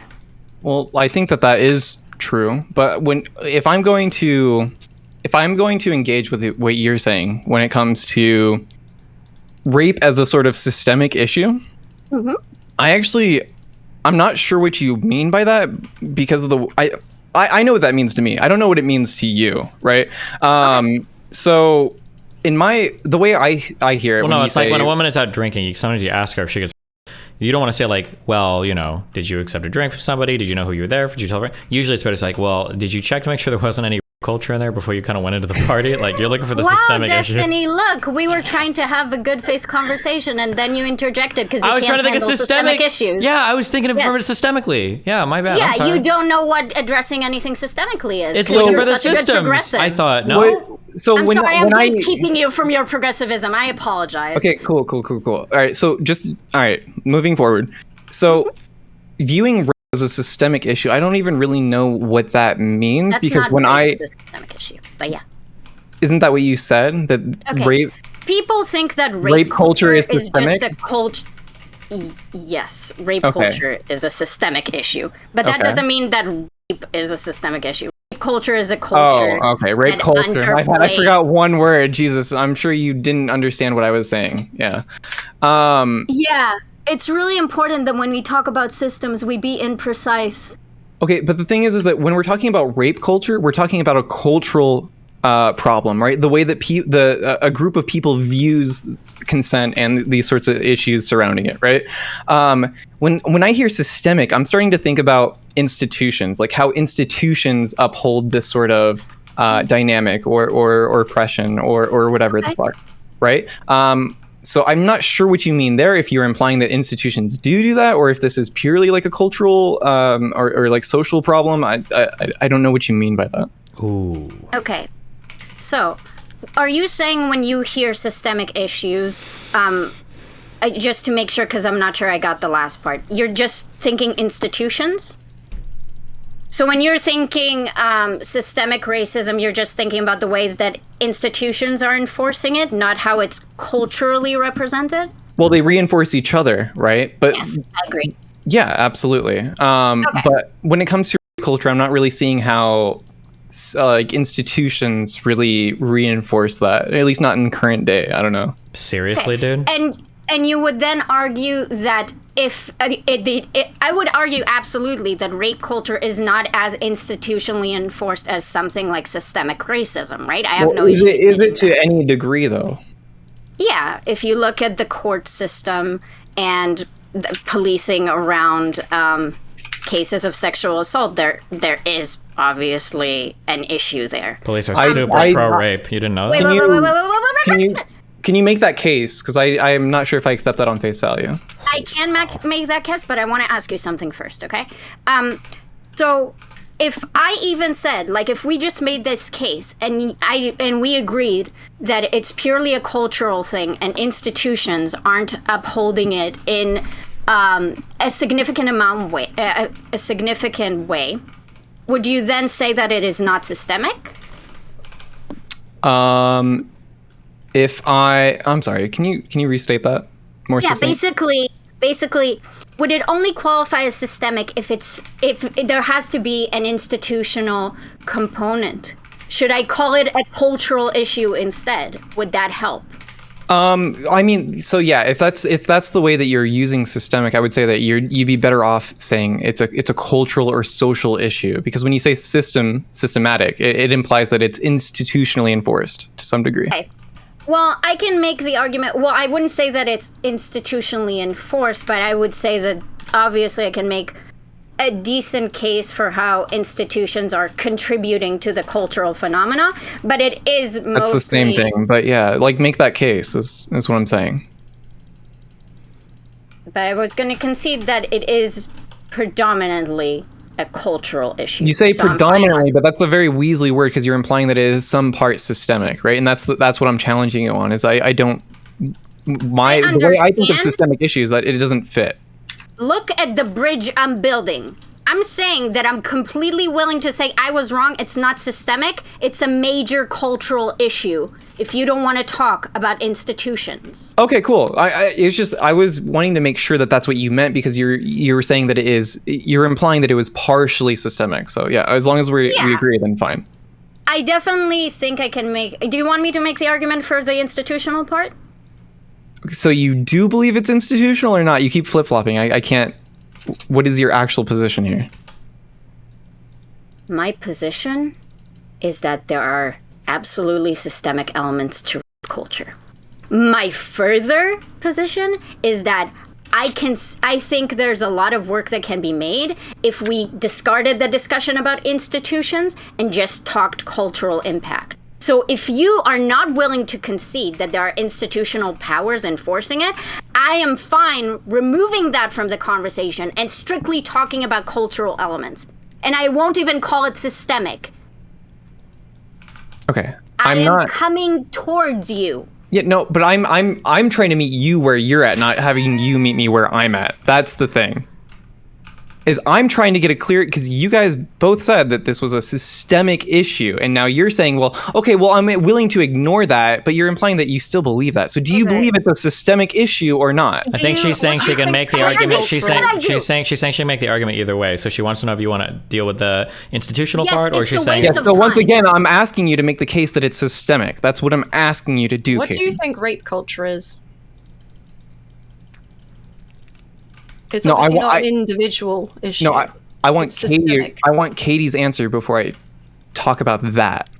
Before we go on a separate diatribe. Why it's systemic.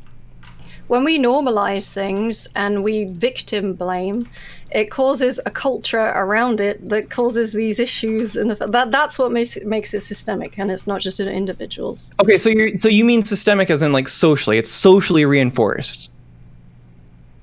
What do you think something is if it's systemic, if it's not affecting systemic can mean society? it's reinforced by an institution.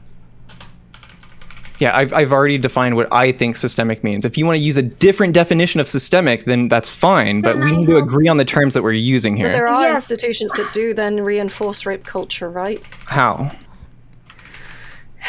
there have been many cases, where women go to report rape and they're dismissed. They're not treated well by the establishments of the police and healthcare hospitals. They're dismissed by people that matter, not just by, your mate. So, okay. So you're saying that and also there's the fact that policemen rape a lot of people too. That's a bit of an issue. Okay, sure. So you're saying that because rape, when it's reported, is oftentimes dismissed. Now, that could be true. But I would have to then see, okay, but why are these reports of rape getting dismissed, right? Is this the fault of the institution? Is this just the nature of these sorts of reports, right? It's very hard to prove that somebody raped somebody in the first place, so oftentimes these cases are going to get dismissed.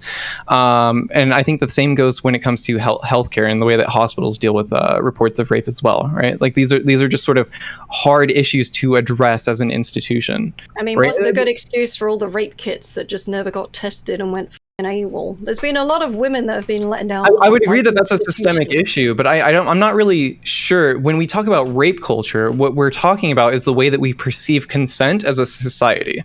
I'm not sure that these institutions, if they're not testing kits, that doesn't really have anything to do with the way that we perceive consent in society. No, that's not what culture is. Wow. Okay. So if you want to expand the definition of rape culture, then you can do that. It's not expanding. You're just using a wrong definition. I'm not expending anything. Oof. Go for it. So what's your proposed definition of rape culture? Do you want to Google it? I know I'm asking you, Katie, because you had a contention with my definition, so you can posit your own.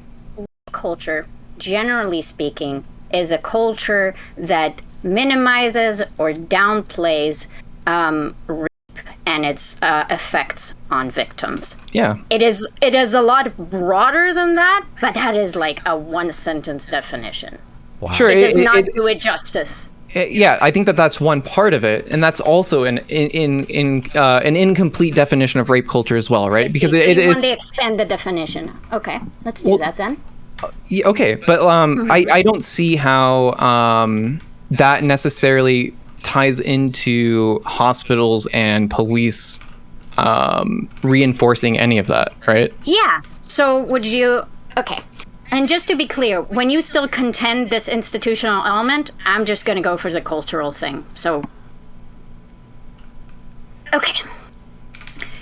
If we as a society, institutionally, think that rape is bad and is a crime that people should pay for, then, if our institutions are not capable of properly prosecuting rape cases and actually hold a potential assaulter accountable, if we're assuming that if we're assuming everyone who gets acquitted or not sued are actually innocent, but most people don't think that. So, if our institutions are incapable of actually addressing the crime issue that we have, that is part of the institution failing. Do you disagree with that? Failing to prosecute rape is what you're saying? Failing to address the crimes, yes. I would have to be convinced that is actually a problem. Okay, well, I can pull up quickly statistics, but out of the X amount of reported rape cases, very few actually go to any type of prosecution, and even fewer than that... Why do you think that that's the case, though? Because of systemic rape culture. But Can I finish my sentence? Okay. You can, but I'll bring it back to that if you want. Yeah, of course. I just want to finish my point. So, out of they often don't even bother building a case. They just won't bother. So, out of X amount of people who go to the police, which the majority don't go to the police because they don't trust the institution power to help them. So there's lack of confidence in the institution in the beginning. Then, out of the amount that get reported, most of them don't go to trial. Out of the ones that go to trial, most of them do not get, what's it called when you win your case? Conviction? A conviction. And then if you do get a conviction, sentencing is very light. So We've demonstrated the whole thing. Now bring back the point that you wanted. Yeah, okay. So if you're going to say that rape culture is institutionally enforced because most reports of rape don't go to trial, and of those that do, most don't lead to convictions, and when those do, the sentencing is light, well, you would have to make the case that that is a flaw in the system and not the system working as intended, right? Like, I am. Because... Well, no, I believe that the system is working as intended, which is not holding rapists accountable. Well, the system doesn't give a shit.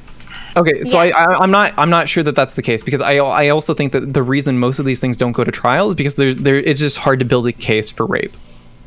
They would have to try and build a case to know if it was worthwhile or not. Do you not know the amount that they don't bother? They don't even look into it. They'll throw the rape kits in the f***ing sea. God knows where half of them f***ing off to.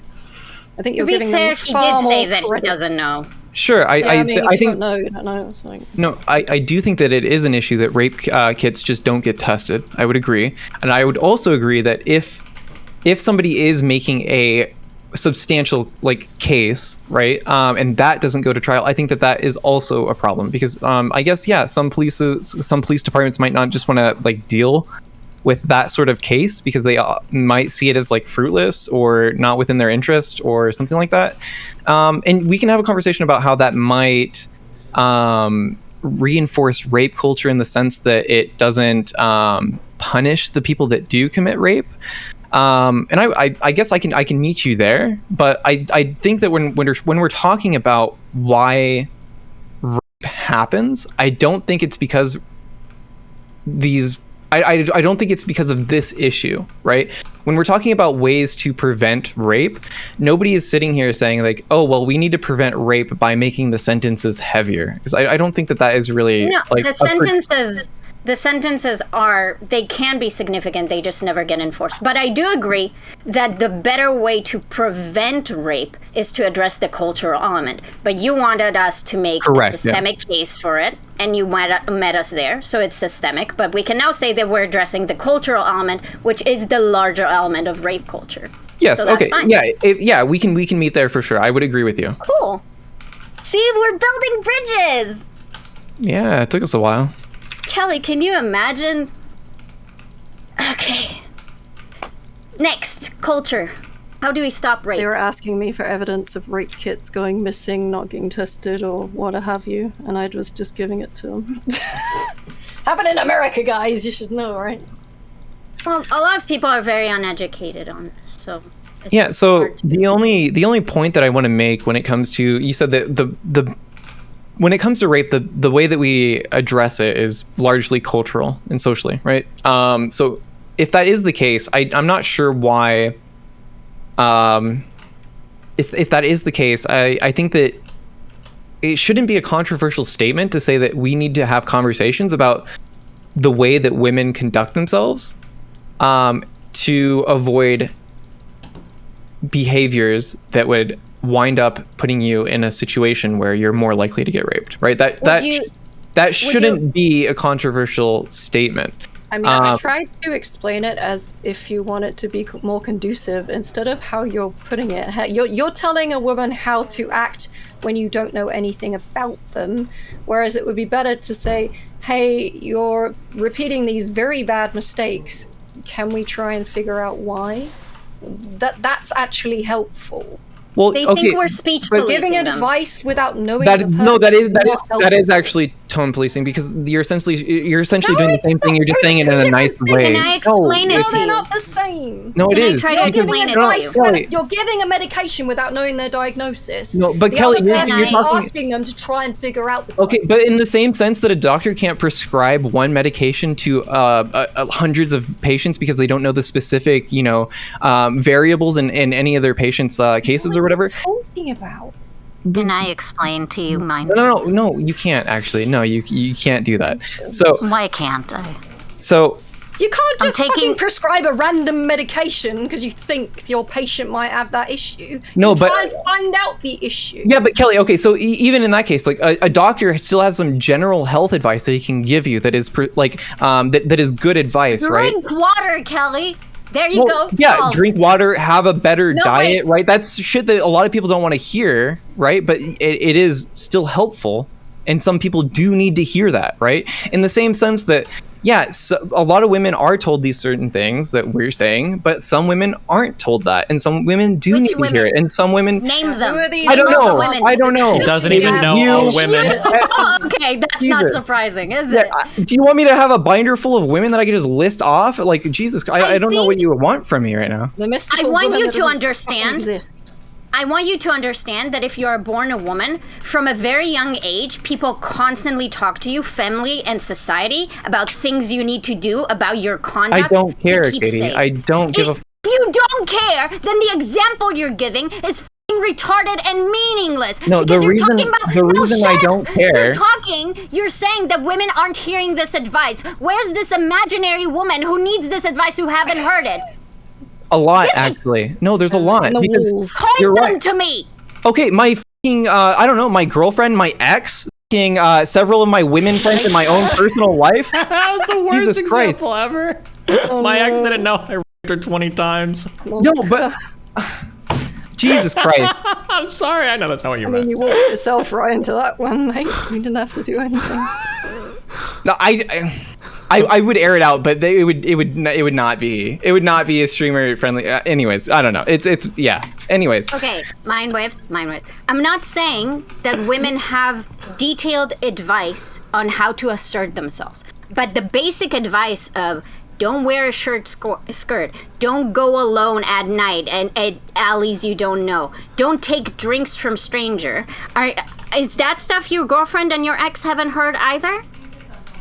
I mean, it was proven statistically that clothing doesn't even make a difference as well. But we all used to parrot that as advice. Destiny and Mindwaves think this is valuable advice, so I'm asking. So to engage with that, please do.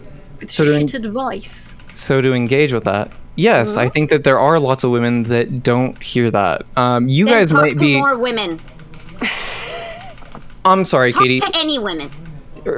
I know that you're in debate mode right now, but earlier in the conversation, you said that the type of advice that we were talking about, some women do need to hear that because they haven't heard it before. The type of advice about asserting yourself. That is not advice like don't take drugs from strangers. Yes, you're right, Katee. Yes, advice like that. And that's the type of advice I'm talking about. Yeah.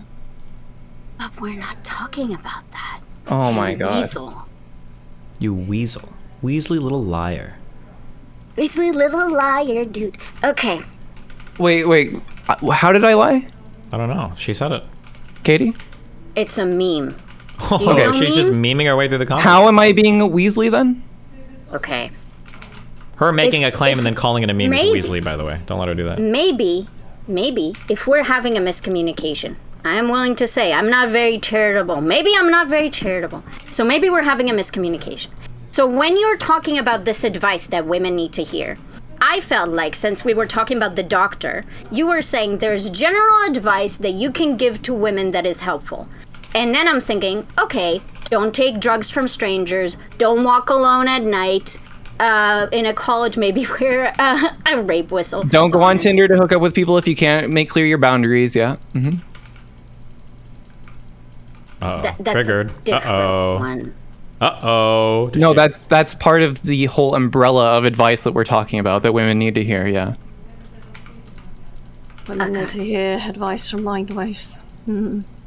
So I do agree with you that fathers don't tell their teenage girls not to go on Tinder if they can't assert their boundaries. That is correct. That is not an advice that generally is being told to women at young ages. So you would agree that some women do need to hear that, and so we should be having that conversation as well, right?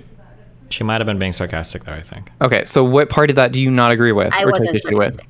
Okay, as we said, and I thought we covered this, but I guess we're back here. The statement, if you can't state your boundaries clearly, you should do something different, is meaningless because people who need that advice don't know that that's their issue. So how about you give advice that is actually helpful? That could be true, Katie, for some of those women that need to hear it. That true. could be true. Okay, and let's say that it is.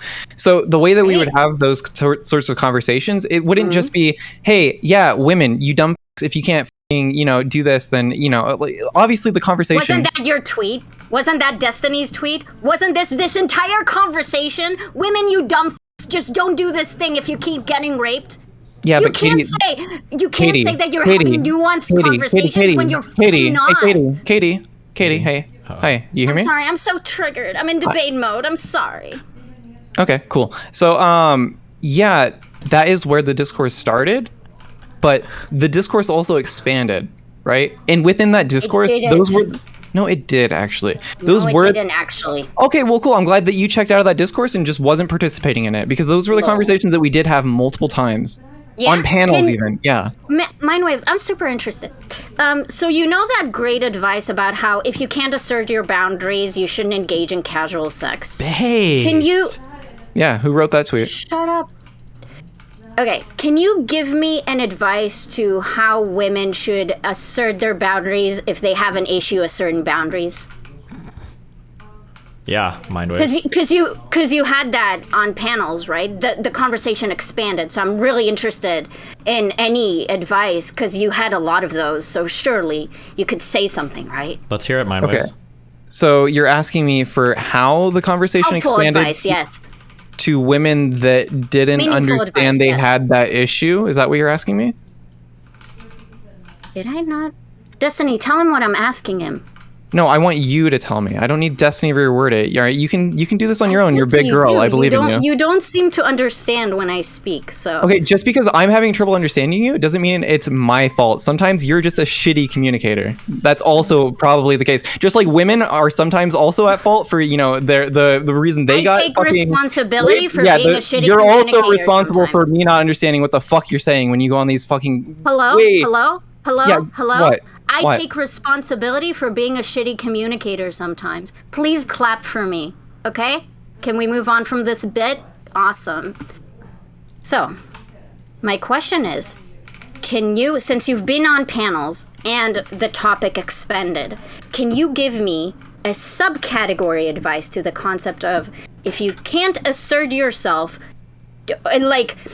only have casual sex if you are confident that you can assert your boundaries. So if a woman is not good at asserting her boundaries, what should she do to assert her boundaries? Die. Okay, so what should a woman... Not die, Destiny. What should a woman do if she's not comfortable asserting her boundaries? How should she learn to assert those boundaries? Is that what you're asking me to do? Yeah, advice. Useful advice, yes. My personal advice, I think the best way to sort of practice that would be to do it on a smaller scale or like in parts of your everyday life, right? Okay, what does that mean? If you can communicate your boundaries when it comes to something more benign in your everyday life. Rape practice time. Rape practice. Yeah, sure. If that's what you want to call it, it would be practicing like communicating your boundaries, right? And I think that that's also applicable in sex. So I would say that, probably take a look at your personal life and try to assert your boundaries in other areas of your life that isn't sex. And then when you feel comfortable there, maybe give it a shot when it comes to sex. Hey, is that something that you talked on a panel about?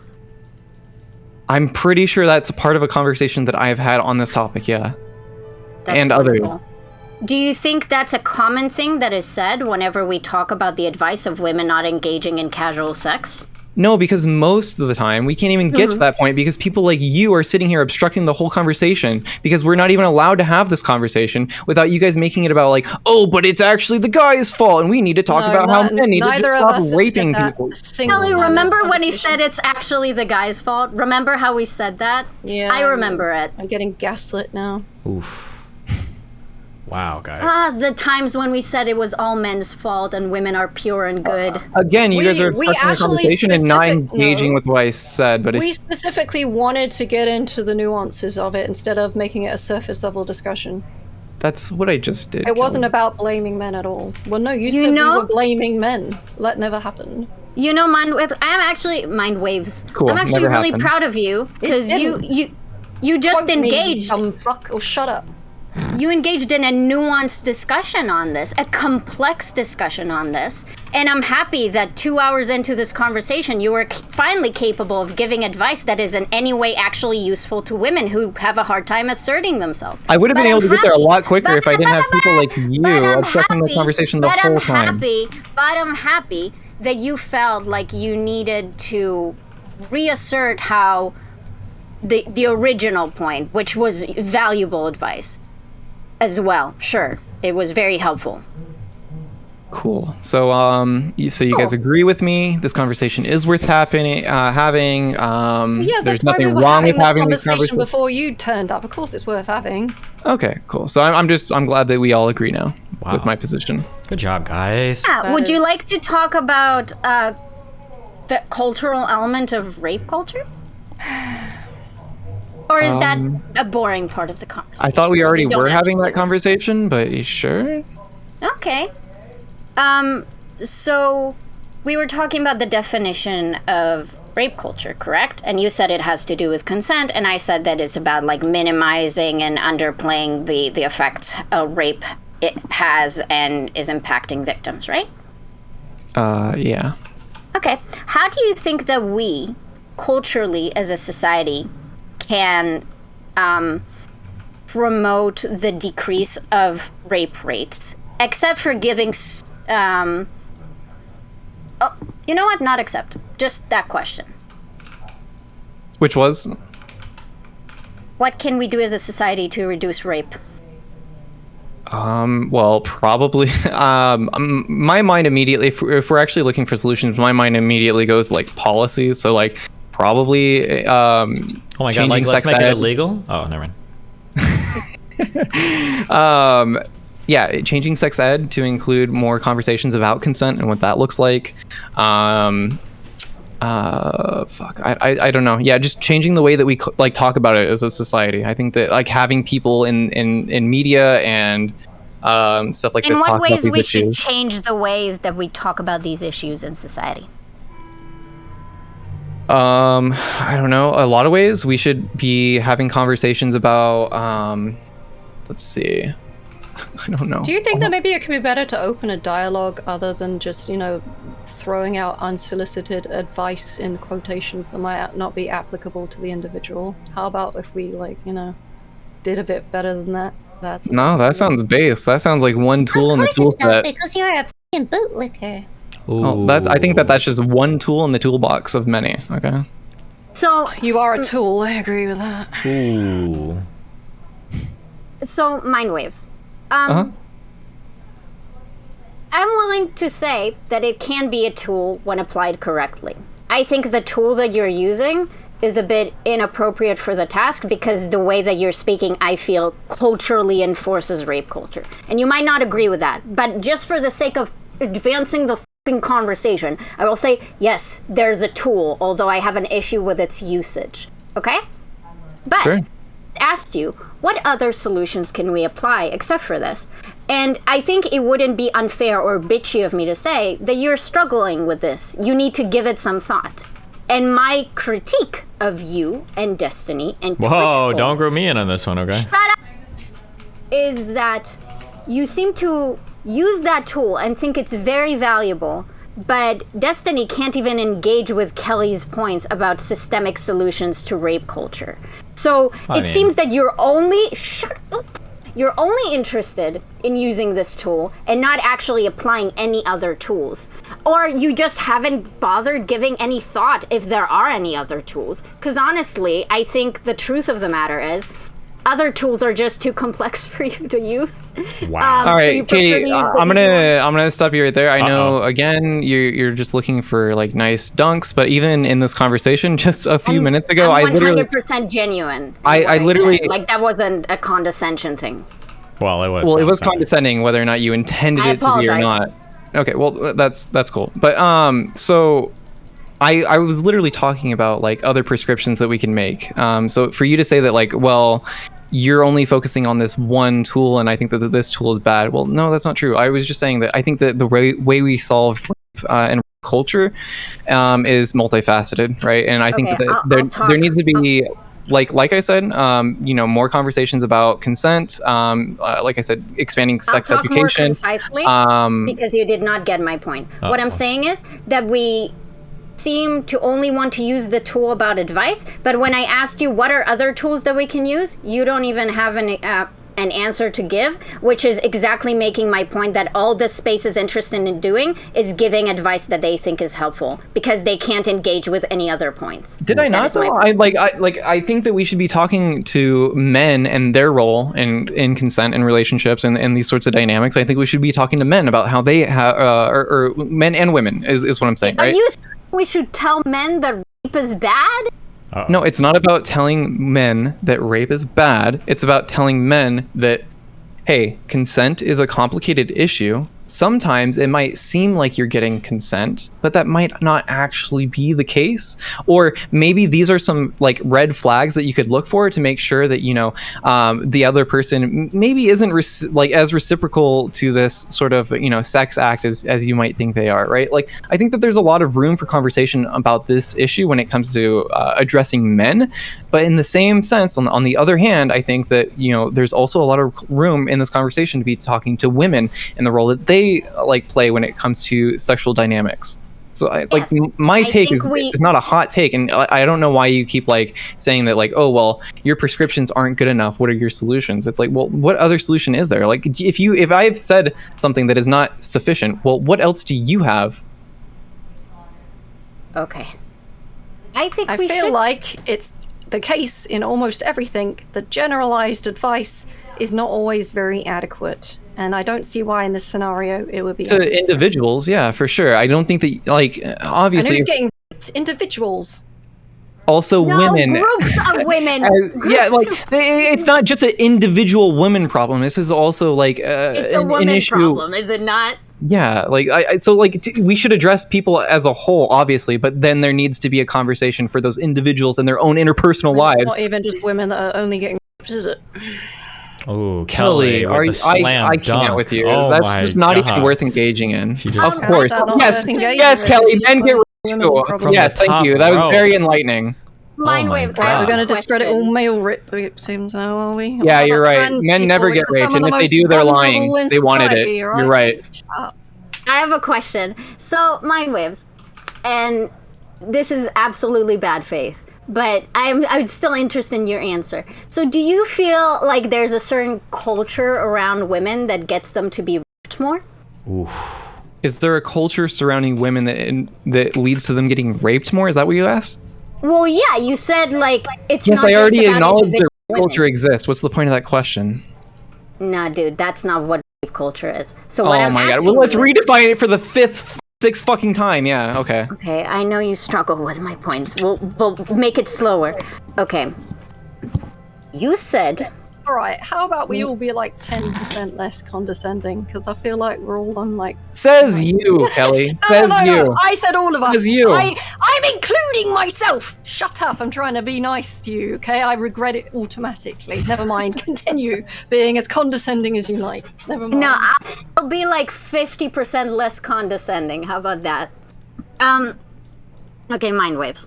So when you were talking to Kelly, she was saying, well, you're giving generalized problems to individuals. And then you said, yeah, solutions. Generalized solutions for individuals doesn't work, but you can give general solutions. So then she and I exclaimed, and we said, what do you mean individual women are being raped? So that implies that you think there's something cultural or social about women that makes them more susceptible to rape. To the clothes they wear. Confused. Yes. Yeah.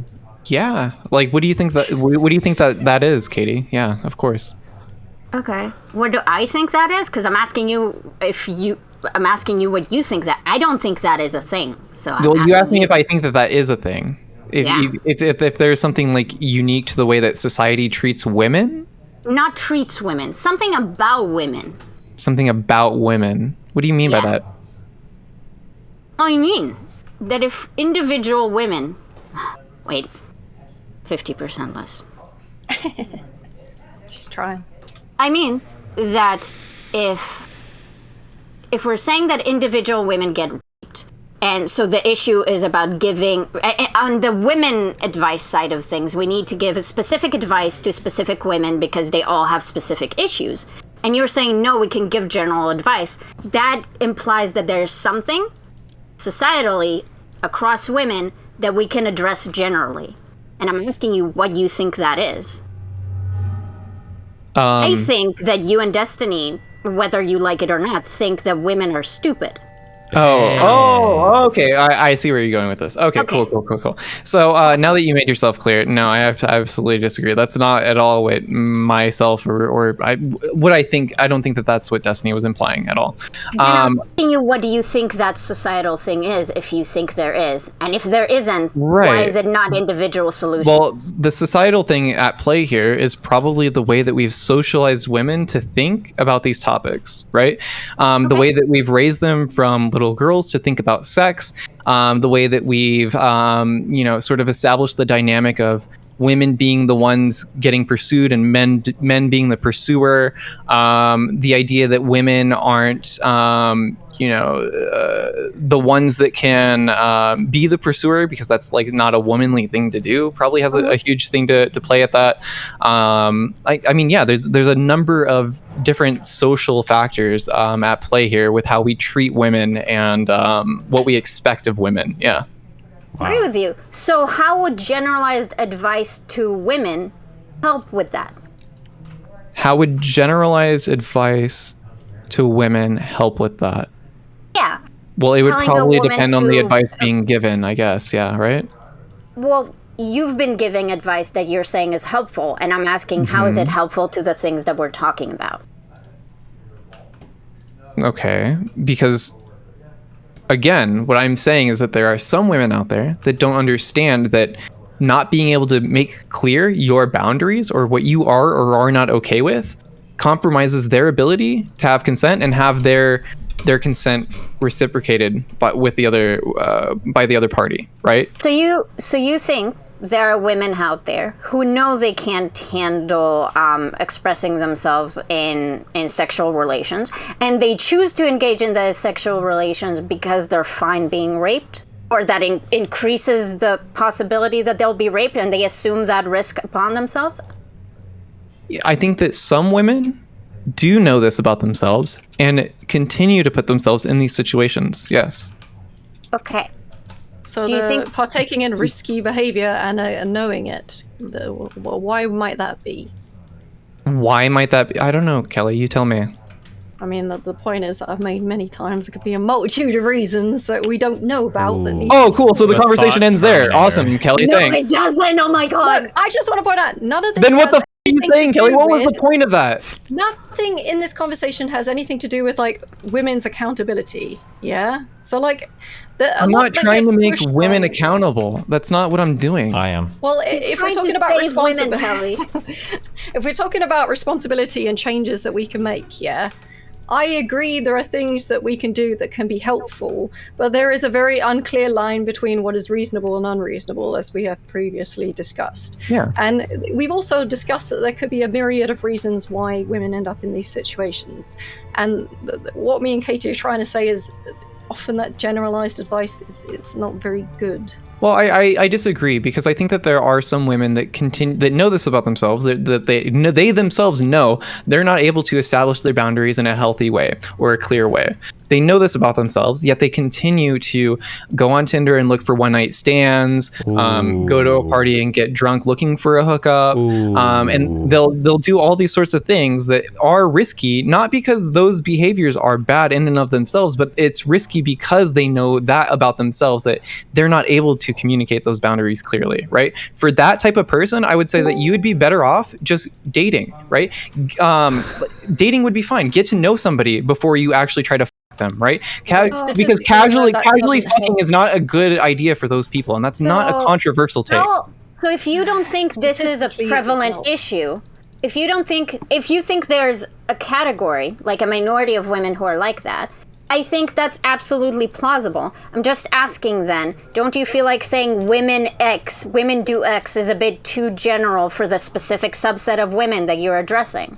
Well, the thing is that I never said that. I never said that all women shouldn't be having casual sex, did I? I said that women that aren't able to establish clear boundaries shouldn't be having casual sex. In relationships too, those issues will transfer to when they're dating, and they'll be taking advantage of by the people they're dating. Yes, we can't talk about that, Kelly. I agree, Kelly. I agree. No, I agree. But that's a different conversation, right? How? It relates directly to this. It does relate in the sense that we're talking about rape, but the way that these happen in these two different scenarios that we're talking about is completely different, and the dynamics at play are completely different. No, it's not exactly the same. Your ability to get to know somebody that you're dating for like multiple days at a time gives you a better picture about whether or not this person's going to respect your boundaries if you actually assert them, to get right? Over by them. If you trust them, you're more likely you're doomed. Wow. You're right, Abba. Kelly, there's no way that you believe that if you've been dating somebody for a month that you're more likely to have an understanding of whether or not that person will rape you than somebody that you're trying to hook up on the first date. But if we knew these things, then why would rape be higher in relationships? Wait, Kelly, I just want to hear you say that. all the women who are being raped in relationships. I want to hear you say that, Kelly. Wait, what?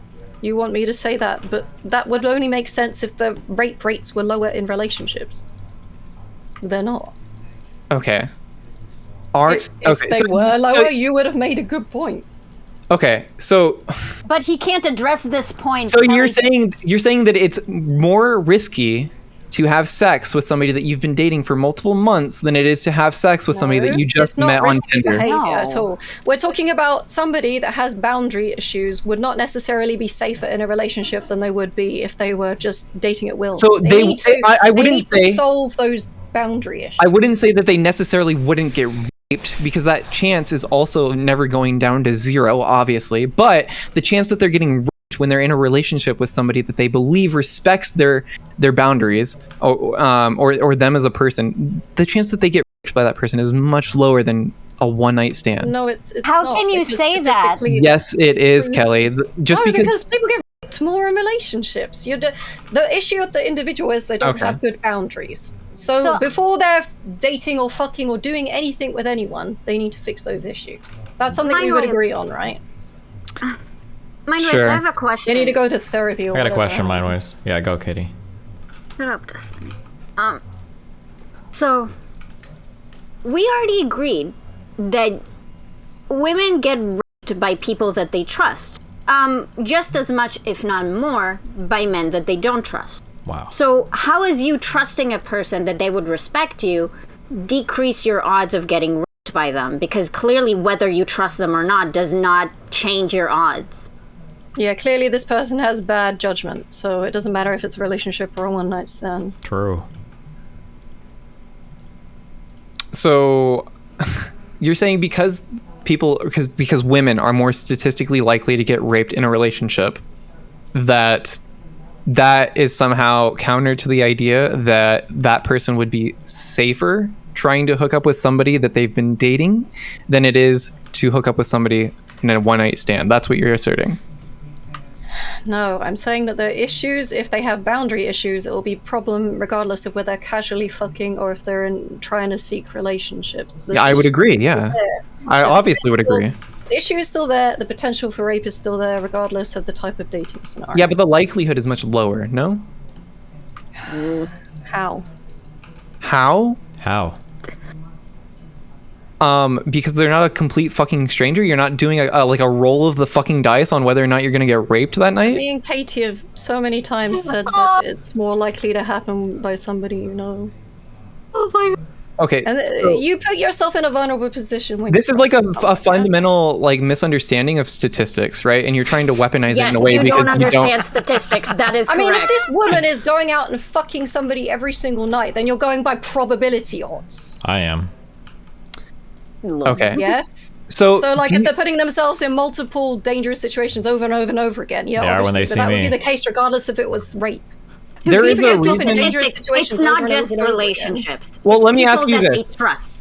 It's people that they trust, friends and close acquaintances. And when you trust someone, you let your guard down. And if you're not streamers. trusting of people, then you're probably not going to, unless you have an issue with you that's even more problematic than the one that we're discussing. So. Yeah, I guess you guys are right. I guess nobody should anybody. Why? Yeah, do that you was our do this? prescription. You just can't be asked to argue. So you're like. No, the thing is that there. You guys. No, I'm mentioned really happy you said that. Actually. Oh my god. It exactly exemplifies what I'm talking about.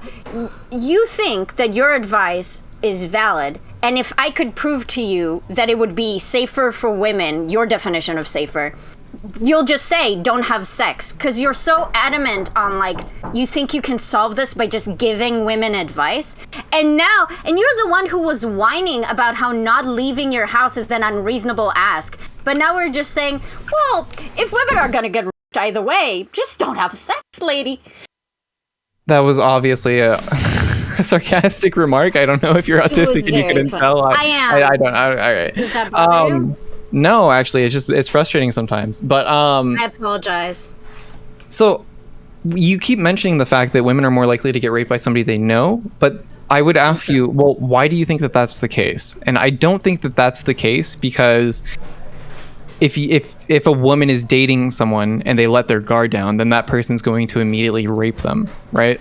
We didn't say that, but trust is a predictor. If you let your guard down around somebody, then you're less likely. You're not on guard, are you? So you but they got to the point. They got to the point where they in a position where they're really f***ed up for some reason, and they make behaviors outside of their normal range.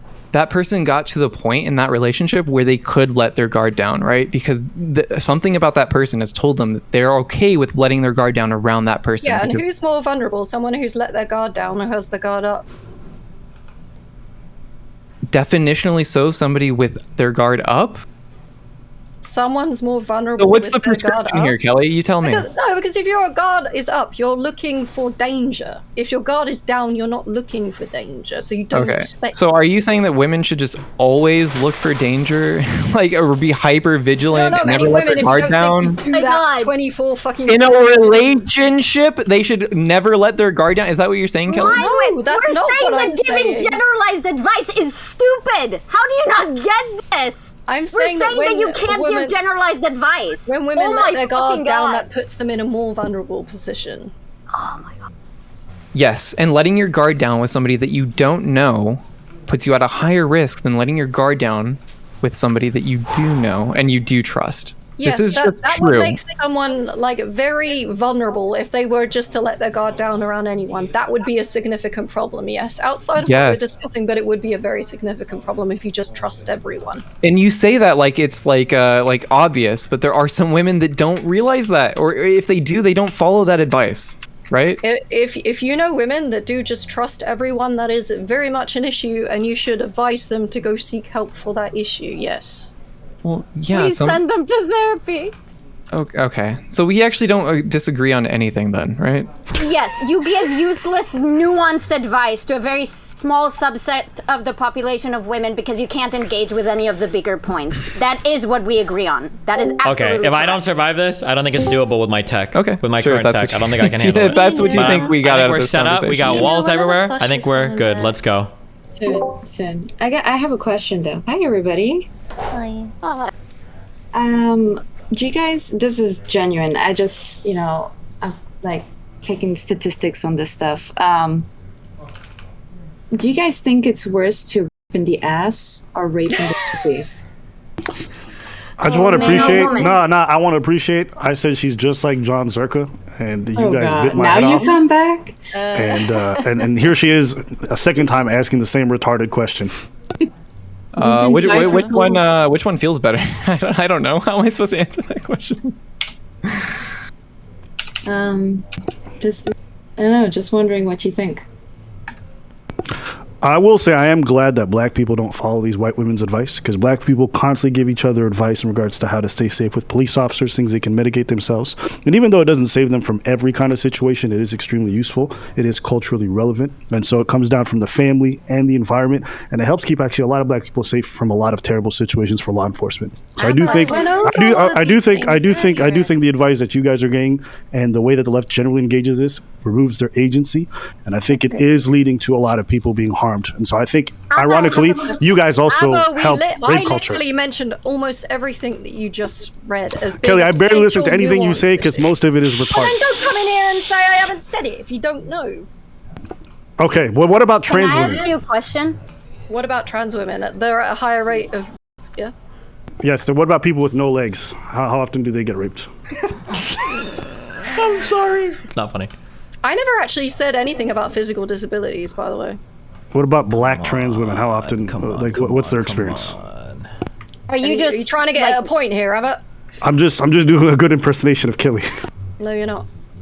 That was not my point.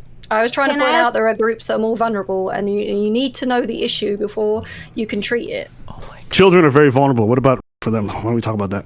The children are very vulnerable. They're literally a vulnerable group by definition, yeah. Yes, yeah. Let's talk about child. So, I have a question. So you're comfortable with black people, with Destiny hosting a panel for black people to give black people advice in front of hundreds of thousands of people, right? You think black people should give other black people advice about safety from police in front of a bunch of white people and tell them that they are being irresponsible in the way that they engage police, right? You think that should be done publicly, correct? First off, a large majority of Destiny's audience is black, so we reject that. Engage with my point. Secondly, I don't care who the advice comes from. As long as it's good advice, I don't really give a shit.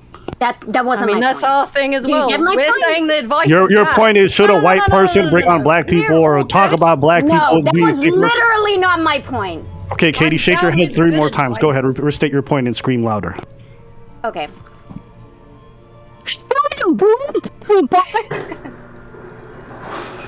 Go on national television. Should black people go on national television or on national TV? Hell yes. Shut up. On Destiny, for example, and give advice. Black people give advice to other black people about how they should be more responsible with how they engage with police. They should give that advice publicly, correct? Anybody should give that advice publicly, yes.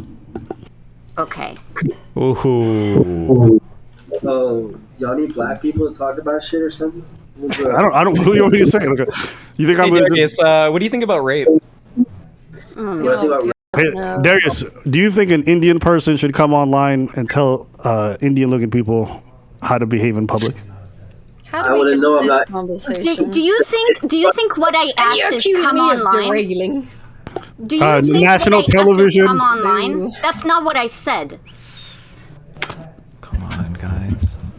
Okay, Katie, I'm sorry. I apologize. Okay. Well, I said that if you're using a large platform that is a public platform, i.e. a lot of people are tuning into that, should that be the platform used to tell black people they are irresponsible and are not listening to advice about how they're engaging with police? Kate, do I look Indian for real? This nigga keeps calling me Indian. I don't look Indian, bruh. I don't know what this I don't think that any of you should engage with that point. Just dodge it. It's fair. Do I look Indian? I have a question. Do you think if Abba as a black male, if he agrees with whatever Destiny is doing, right, towards his audience, do you think that's acceptable? Like, do you think that's a good voice for the black community? I wouldn't know. I don't really care. Does that matter for my point? Ooh.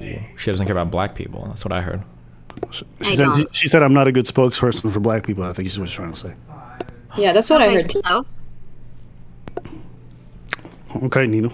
I never said I was a spokesperson. I'm just one person. No, I'm just saying. Yeah, for sure. But I mean, like, you have more experience, with the black community than a white person, right? Not me. So... Well, I asked Abba because I'm interested in a POC's perspective. If they think a public is careful. I'm sorry, are you not black? Like, are you offended by me calling you a POC? He prefers the term BIPOC. Thank you. Are you talking about me? Definitely not. No. For you, we use the term white passing. I just asked him because I was interested in Abba's perspective that he is black, and I was interested in him being black specifically because I don't think we should use public platforms to educate women about giving them generalized advice. That doesn't mean we don't give them advice. Women give women advice. Bro, this mission all the time. is a we joke. just don't shame each other. They're not even done publicly coming yet. How many zombies are there? It's like 150,000. And maybe Abba does want to be shamed publicly. I won't kink Same shame mission you. with less tech. I mean, hey, listen, you call it shame, I just call it accountability. I think it's a beautiful word. I think it's a beautiful thing. It's good for people to take it, whether it's public or privately. I think it's great. I understand that you don't get my point. That's fair.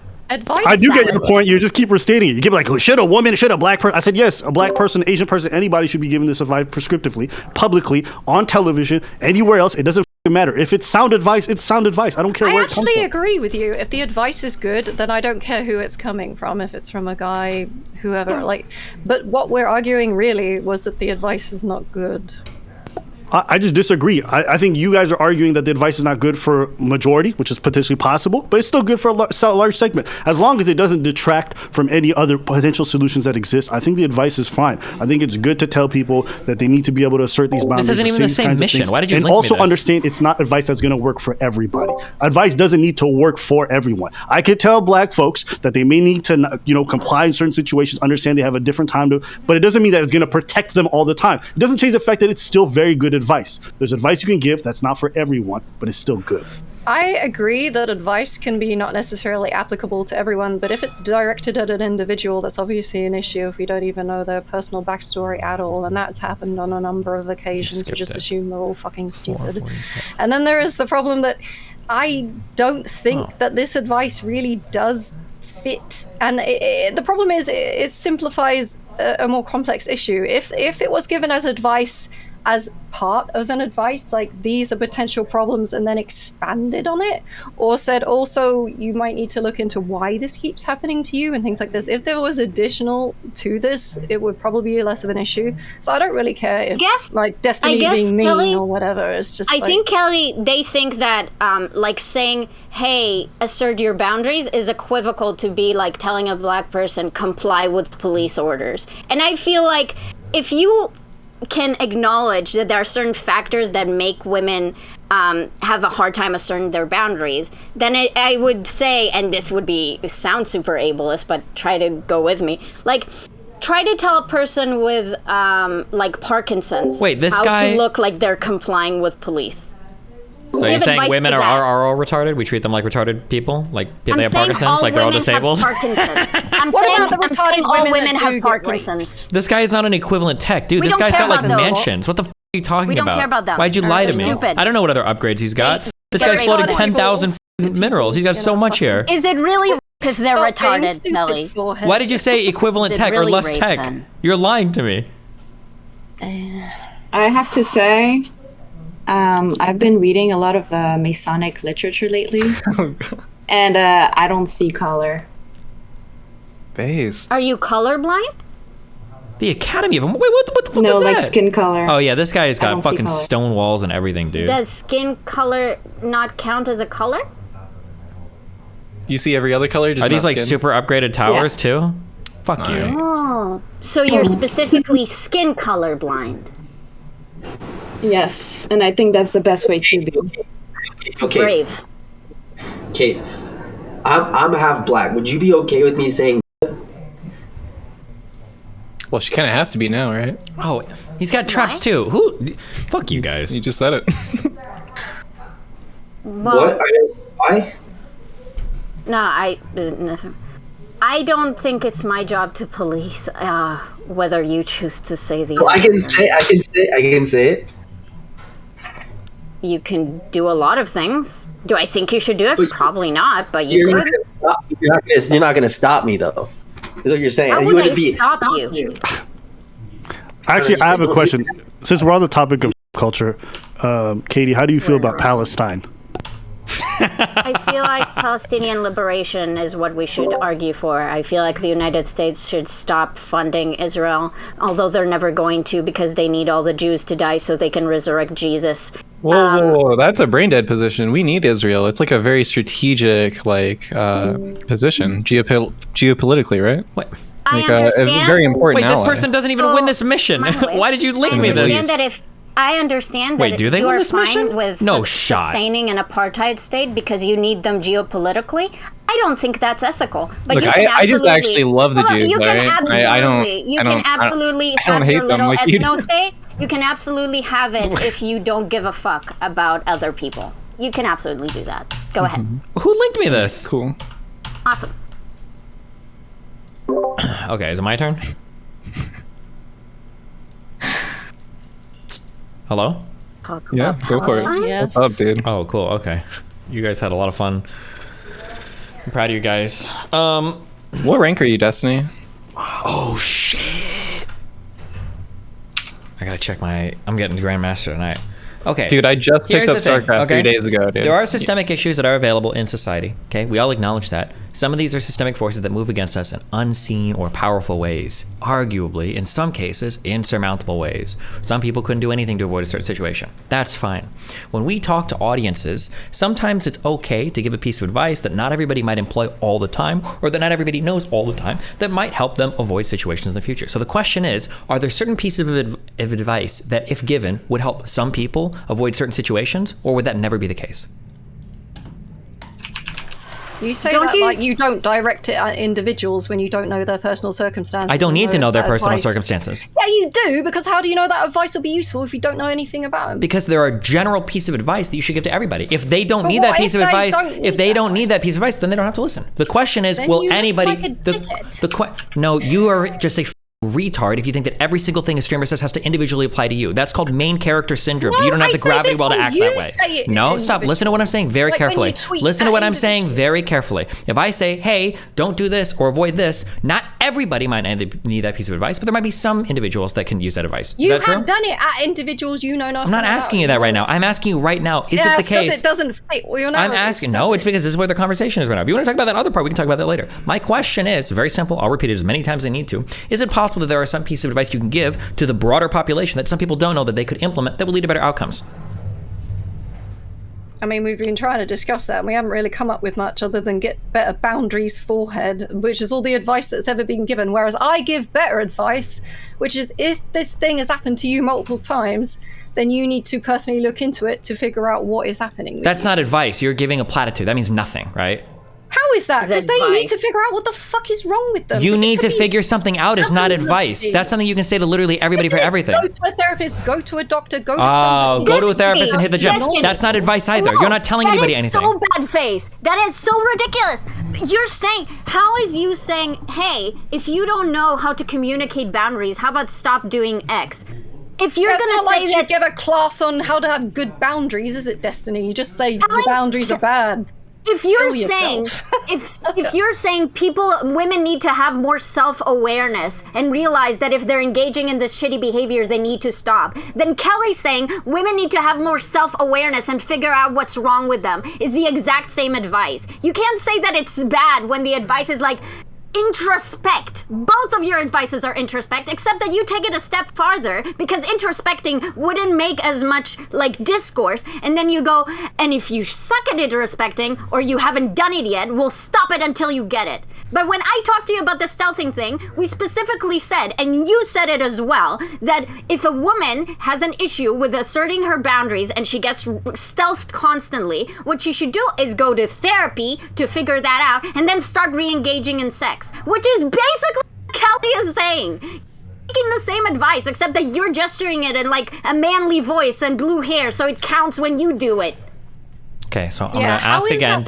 Sorry, you're gonna keep going. Okay. Telling somebody just introspect it's not really saying anything. It's not a tip. It's not something that you can usually apply in your life. For you to say, most women know all of these little tips, about, which they don't, by the way, and then to replace that with, most people don't know that they need to introspect and figure out their problems is absolutely fucking retarded. What little tips? Do you want to go through some? Yes. Okay, sure. Here are general pieces of advice that I give. I'm pretty sure. Oh, sorry. Kelly wanted to talk more and say some random shit about going to therapy. Yeah, go to therapy, introspect, research. It doesn't have to be therapy. It does not have to be therapy. It could be Discord chat rooms. No, if you do not go... Who the fuck's said anything about that. Like, you can get good advice from professionals. If you don't want it to be a therapist, okay, that's go to a fine. professional that's not a therapist. Yeah, these are platitudes. Well, there are other professionals. Like, it depends what your issue is, because we don't know what this issue is. Oh, like if your issue is that the motor's broken in your wheelchair, go to an electrician that can fix them. I never even said anything about physical disabilities. This is all in your head. You've been the one thinking about women in the wheelchairs. That says more about you. Well, let me know when I give some examples so we can move past the just introspect. I wasn't the one who said that. Katie you said literally were the one who said that. No, Katie said that. I said, if you do not know what your issue is, you need to figure it out. That's called introspecting. What you just said is... It might involve going to a professional because you don't know what your issue is. What you just said is called introspecting. No, figure out what your problem is and maybe go... issue is, then you go to... And that's the advice you're giving the person. The advice you're giving them is... Okay, go to therapy. No, not therapy. That's an option. And it's usually quite a good option, especially since someone who's getting raped repeatedly probably needs therapy, don't they? Wasn't that my point initially? Then why are you laughing at it, you retard? Why are you saying it's bad? Wait, hold on. Wait, you just said if somebody's advice, getting raped repeatedly, maybe they need to change their behavior in order to avoid getting raped in the future. Is that what you just said? Yeah, but they need to figure out what they're doing that's wrong. They need to know what their influences are in their life. Okay.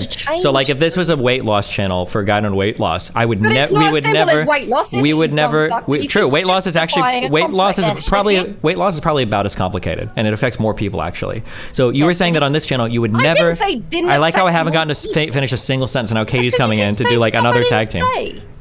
So if you were to say like, oh well, maybe you could consider eating less carbs, would you be on here saying like, you don't know if every single person needs to eat less carbs? I'm muting you. You don't let me finish like a single sentence. Problems. Okay. Kind of like what I'm saying. If you were to come in and say like, oh, like try this piece of advice, and you go, well, not everybody needs that advice. Oh, well, what about this piece of advice? No, not that piece of advice. But what you're saying is that what we need to say is go to a dietitian instead. Oh, okay. How do I gain muscle? Go get a personal trainer. Oh, okay. How do I overcome like I've got some issues relating to like how I communicate? Oh, go to a therapist. Oh, okay. I'm really bad. Oh, go to a professional. Like, is that the answer to everything? Is that the only single thing we're going to say to anybody? We can't give like any actual reasonable, realistic, grounded advice for any type of issue at all. The answer can only be go to a professional. First of all, I love how I said you guys are saying the same thing. You said it's not true, and then you just said you're saying the same thing. So I'm just going to point that out. Okay, you just reinforced that there can be multiple issues to a problem, right? I never said that there can't be multiple issues to a problem. But the problem is the general advice. It's not only just like telling fat people don't eat less. Aside from the fact that fat people know that's if I were to if my advice was to say just get less, then I would agree with what you're saying. That's not my advice. Same thing with fat people. It's not your advice. Oh no, it's not at all. Can I explain to you why it is? Sure, go for it. Okay, so you know how you say, hey, I'm advising for weight loss, right? And I don't need to be a dietitian to tell you what exercises you can do, or what type of training you can do, or what type of calorie intake you need to do, right? That's good advice that you can do without telling someone, go to a medical professional that would teach you how to do this stuff. But when you tell women, hey, if you can't engage in this, just stop having sex, that's not giving them exercises. Me and Kelly this entire time are saying, hey, let's discuss exercises women can do. Let's talk about actual advice, actual tips, actual give me deadlifting advice. It's all on a spectrum though, Katie. Like if somebody was saying, for instance, somebody saying something, not giving me exercises. Give me one exercise, please. Okay, I can't do that when you guys are both interrupting me. We can go over a ton of different things if you want, right? Do you want to do that? You're going to cut me off again. Okay, yes, sure. Do that. Here's one piece of advice, okay? Don't go home with people on first dates. That's one piece of advice. Don't ever do it. Don't ever go home with somebody on a first date. Wait, I meant exercises about expressing yourself, right? That was an issue that we were discussing? I don't know what the you're talking about. I'm saying here are general tips. Setting boundaries. Okay, I'll give you a few of these. I'll give you a few. Setting boundaries is not a real that's not a real tip for somebody. Setting boundaries, that's a platitude that you say when you don't know what the fuck you're talking about. Set boundaries. That's your advice. That's not my advice. I never said that. Set boundaries. No, we always talk about specific. What do you think you're saying when you're saying if you can't speak up for yourself during a sexual interaction, just don't have sex? What do you think you're saying? I just let the record show that you guys wanted to ask me for things that I talk about, and you're not interested in any of them. So give me the specific examples that you want to talk about. We can talk about those. I don't know why you're asking me questions. We don't give a fuck what I have to say about this. But that's why it's probably because you realize I do have a lot of things I can say about this, but you don't care about that. You want to focus on one example. So give me the one example that you want to focus on. I'll tell you if I agree or disagree. Go ahead. I'm fairly sure that the discussion of boundaries is one that's happened a lot, which is why it's come up a few times in this conversation. But if I can tell you the advice that I give for people on boundaries if you want that. Do you want to get into that? But also, I don't think either of us. You don't, because see, you know you're lying. You're there. You know that you're full of shit there too. Yeah, that's okay. No, you don't want to, because you know I talk about all this, and you know that you're full of shit right now. But that's okay. Go ahead. No, we can do that, or we can talk about any of the other things that Mindwaves let's talk about this. Why do you keep that, or any of the other ones? We can talk about this specifically. Do you want to talk about setting boundaries? We can do that if you want. If you would like to restate how you feel or think on these things in a more less than just one tweet's worth of words. I don't say just one tweet's worth. If you only engage with one tweet, that's your problem. We've had full videos where I've talked about issues that men and women have with hooking up that I've talked about a ton of different times. Destiny, I'd love to hear exercises that you can give to women how to increase their ability to establish boundaries.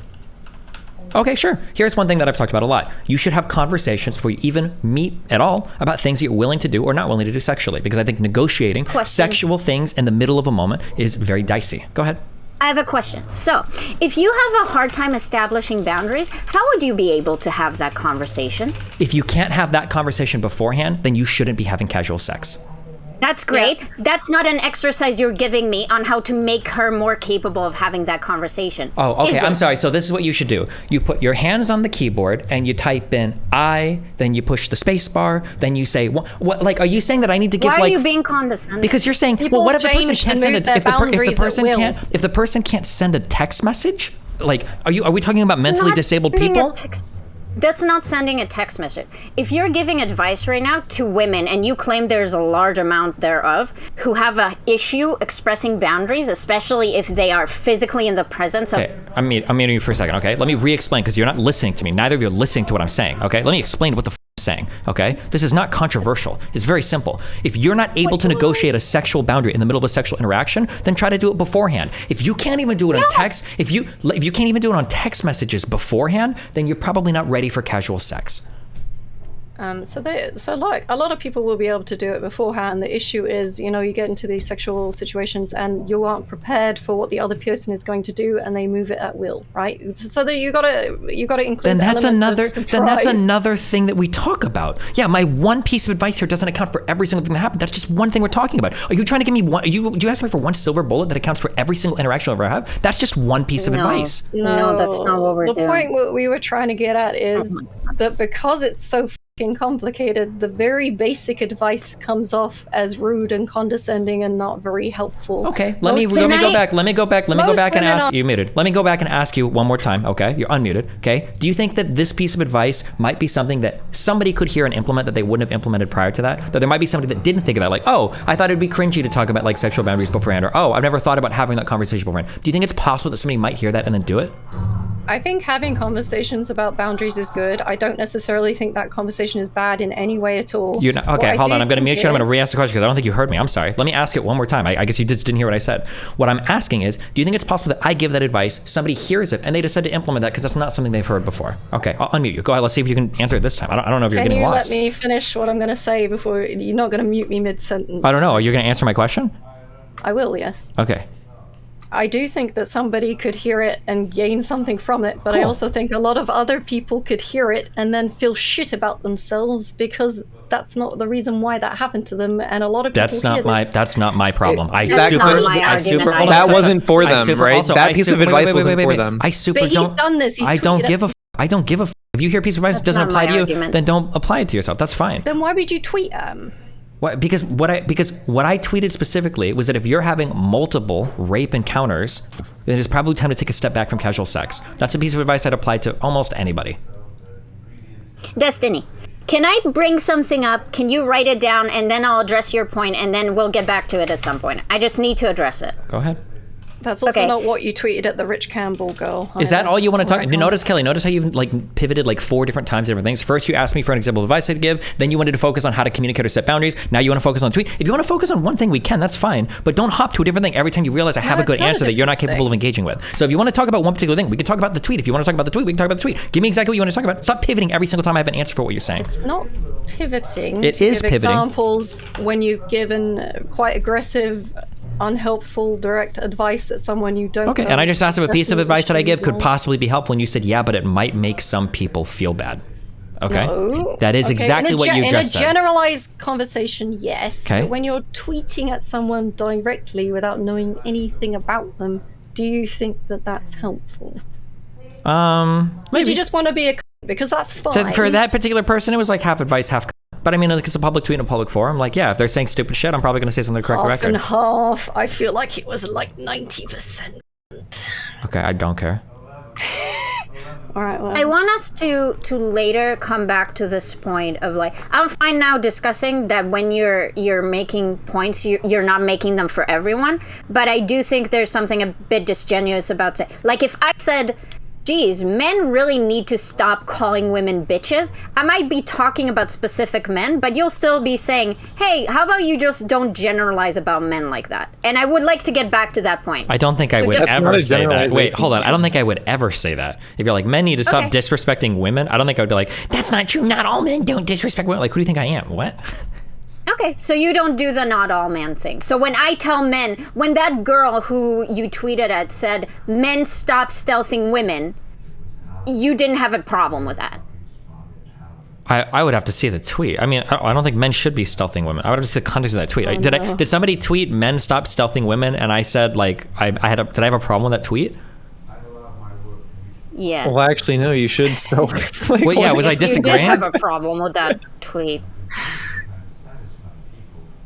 I need to see the tweet. Was the issue that I was saying something and they were saying like, oh no, we just need to tell men to stop stealthing? Because if that's the case, I would have a problem with that tweet because that's stupid. The people that are stealthing are probably not going to stop stealthing because you tell them to stop stealthing. She said, hey, I had this sexual encounter. This has happened to me multiple times. Men do better. And then you said, if this keeps happening to you, maybe you don't have the emotional maturity to engage in casual sex. I think I said if you get multiple times, you should stop having casual sex. And then I think somebody else said you freeze up or something. And then I said, if you don't have the ability to have the conversation, then you should stop having casual sex. I think it was that chain of things. Yeah. Okay, but that doesn't address my point that she said men do better. And if you don't mind when people do that, then I don't get what the issue is. She was talking to men who are stealthing because they're bad, right? What's the issue?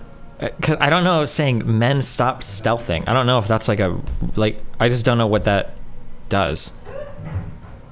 And if you've gotten stealth like 4 times in a row, it seems like you need to you need a better selection criteria. Something is fucking up in your selection process. But you need to engage with my point, right? So wait, what did I not engage? I'm sorry. Ask me a clear question. I feel like I'm engaging with it. Ask me a clear question. I'll give you a clear answer. Okay. How do I phrase this in a question? Well, you can't say I'm not engaging with it if you're not even giving me a question. Yeah, go ahead. I'm thinking how to formulate my sentence. Okay. So, I say, hey, maybe when you give, you're saying you're giving advice to specific situations, but you're titling it as advice to women, maybe that's not smart. And then you say, no, that's fine, because even though I'm titling it women, I actually mean this subsect of women. And then I said, if I did that to men, you would be upset. And you said, that's not true. But it is true. If you were to make a tweet, let's say some guy tweets out, and a guy's like, the last 3 women I've been involved with have made false allegations of rape against me. And then let's say you quote tweeted that guy and you were like, hey, if you've got a history of a ton of women making false rape accusations against you, maybe you need to stop hooking with women for a while. I would agree with that. That's pretty weird. But that's not what happened. What happened is a guy made a tweet and he said 3 women made allegations about me. Women do better. And then you respond with, Yeah, I would say the same thing. Yeah, I would say, what do you mean women stop making false? That's like such a malicious action. Okay. Women stop. No, wait, are you mad because I'm consistent here? I would say, yeah, you stop hooking up with women that are making false allegations. If you've got like a history of it happening, yeah. I just want to point out the issue with why the advice is not very good is because it doesn't solve the issue. If you just stop hooking up with people for a while, it doesn't address any underlying issue. The issue that I have is that the issue that I have is that in broader liberal culture, it seems like we champion sexual liberation a lot, and we push women or we point women towards having the freedom to make these decisions and to be involved in these sexual relationships without sometimes ever providing an off ramp to push to pump the brakes a little bit. And this hyper affirmative culture of like, oh, if you get raped, it's always the men's fault and anything else is victim blaming, blah blah blah blah blah, I think can put women in a weird fucking world to where they're like, okay, well, if a guy does anything, it's always his fault, and I don't think there's anything I ever have to worry about doing because that makes me feel bad, so I'm just gonna go. That's my issue. That's what I push back against. The thing is, though, most rape victims do blame themselves to quite an extent. Holy shit, what a great thing, Kelly, that had absolutely nothing to say with anything I just spoke about. Yeah, but well, your argument is that women don't have enough accountability, right? No, didn't say that either. Accountability? I'm just saying there are general things that most like intelligent people would say, hey, this is probably some advice that should be followed, that people can listen to. And for instance, if you're getting into bad situations over and over and over again, it's probably time to disengage. Destiny? But isn't that about accountability if you're the one getting yourself in all these situations? If you want to call it taking accountability to stop doing something, then fine, Kelly. Yes, take accountability. Okay, well, I'm just saying that a lot of rape victims do already blame themselves, which is why it kind of sucks. Well, I'm sorry, but I don't like, just because it sucks for some people to hear something that's slightly uncomfortable, it like isn't a reason to not like have this type of information out there. Like the thing that you're saying right now that like, oh no, like sometimes I feel bad. Like you should feel bad a little bit. You probably did make some dumb decisions. It's okay to feel a little bit bad and do better in the future. Like there's absolutely nothing wrong with that. The problem is that we've created a society where if you ever feel bad about yourself, that means you must fucking hate yourself. That's a ridiculous position to be in. Most of the time when something goes bad in your life, you probably made some kind of dumb decision to get there. That is true most of the time. It doesn't mean you have to hate yourself. It doesn't mean it's the worst thing in the world, but the worst thing you can do isn't blaming yourself. The worst thing you can do is think that you're blameless and you can continue with the same exact behavior without doing anything different and expect different results in the future. That's the worst thing that you can do. Okay, so there's a couple of things I disagree with there, because the self-blame and self-hatred perpetuates a cycle of doing the same behavior, which is indicative of a number of I love that you're just like repeating things that you've heard before that don't respond. Did I say anything that you should have self-hatred, or did I not just give you a 20-second monologue about how you can simultaneously recognize something bad about yourself without hating yourself? Why would you respond with anything having to do with self-hatred? I'm not saying you did. I just said that. Oh, we're just like talking to the ether. Go for it. Well, if you let me. Anyway. I'm just saying a lot of victims do already blame themselves, and it perpetuates the cycle of this poor behavior. And because it's... I know you don't like me saying it's more complicated than just... No, because when you say it's thought terminating, you're not doing anything. You're not accomplishing anything by saying it's more complicated. Just because something is complicated... I'm trying to explain why it could be and what actually good advice could be. So you could expand from stop having sex for a while by saying to seek help if you can't figure out what your issues are that is causing this repetitive It's pretty behavior. Clearly implied when you say that. Hey, I'm getting into a lot of car accidents. You should probably stop driving while that's happening. Does that mean you should never drive for the rest of your life? Hey, I'm getting a lot. You should probably stop having casual sex. But then you can't argue it's good advice if you can't be bothered to like actually get the good bit. If you're so retarded that you can't figure that out, then you probably should never have sex ever, because you need a guardian of the state. Are retarded. Okay, then these people just need, they need their awards of the state. They need to get caretakers full time. They probably should have their parents present if they ever have a sexual interaction. They're too stupid to figure out anything else. But if they're socially stupid in one way, wouldn't you think that potentially they are stupid in other ways and therefore they might... No, I don't think so. I think that right now our social signaling about things related to and victim blaming is really dog shit. That's what I think. I want more of these conversations because I think that they're really good. But the issue is that not that I think... Like, I don't even mind if you give advice in a way, like it has nothing to do with you being nicer. It's more my issue is I just don't think the advice is very good or elaborated on. No, it's not that you don't think the advice is good, it's that you don't think the advice applies to every single person and it might hurt some people's feelings. That was your issue. I just said that it wasn't expanded on enough. Saying to somebody who's being multiple times just to stop having casual sex. No, but that's not true. Wait, hold on. Do you agree that if a personal interaction, if a friend told me that, do you think if I said that to a friend that would be bad advice? I think it's not finished advice. It needs more words. Like if you cared about someone and that's all you said to them, do you think that they would take that well? We'd probably have a further conversation, but like how far do I... That's why I'm saying you need to do that. No, this is Can you correct me if- No, correct hold on. me? Everybody's pretending like these conversations didn't happen. Stop. Hold on. This is retarded because I didn't follow that endpoint advice. Like, what if I said, listen, you need to stop engaging in casual sex and figure out what's wrong? Would you say, figure out what's wrong? You didn't give full advice. Okay, I'm sorry. You need to stop having casual sex, figure out what's wrong by booking an appointment with a therapist. Booking an appointment with a therapist? What kind of therapist? Sorry, you need to get like a sex or a rape counselor or something. Oh, you need to book a session? Well, what kind of websites do you go to? Like, where the does that stop? Like, I don't have 5 million characters on a tweet to list you from point A to point Z on every single step you should take to fix your life. Step 1 is stop having casual sex if you're getting raped over and over again. That's step 1. And then from there, figure it out. Like, I'm sorry, I don't have a tweet, like a novel to type for every single person or every single thing that comes up. It's pretty obvious what's going on after that, though. It's not stop having casual sex forever. Is that how you read that? The point is that I don't read it like that, but the point is that there wasn't any real advice in the very little that you gave. You that can is say, advice. Oh, people, stop having casual sex. You're like assuming people extrapolate a whole bunch of information that you never. It's not a whole bunch. It's stop having casual sex and figure out what's going on. That's pretty. Yeah, but you didn't say and figure out what's going on. Because I don't have enough space in the tweet, but that's really obvious. That's hyper implied. You can make a second one. No, I'm sorry, but if you're that retarded, you should like sew your up and never let anything in it ever again. I'm sorry, but like you're on levels of retardation that are unfathomable at that point. Can you correct me if I'm wrong? I don't even know what you guys are talking about, but from what I've been listening to, it sounds like Steven was just giving like the first step to their issue, right? If you're getting raped repeatedly, right? The first step would be stop having casual sex. Yeah, but unfortunately, only having that one step doesn't really do anything. But he's not responsible. Nothing is solved at all. He's not responsible for every person who's getting then repeatedly... don't give advice in the first place. Okay, don't give advice unless you give like... No, because this was just how the discourse started, right? There was an entire discourse surrounding this for like weeks, honestly. To say that none of this was expanded on, that none of the nuances that you were talking about were covered, this is just not true. There was a whole conversation about everything that you've wanted there to be a conversation about. He becomes a lot more reasonable when he talks more. Yes, we know this. God. So you're just mad that one tweet didn't specify every single possibility and it wasn't 100% applicable to every single woman. It should have been a tweet longer. It should have been a tweet longer.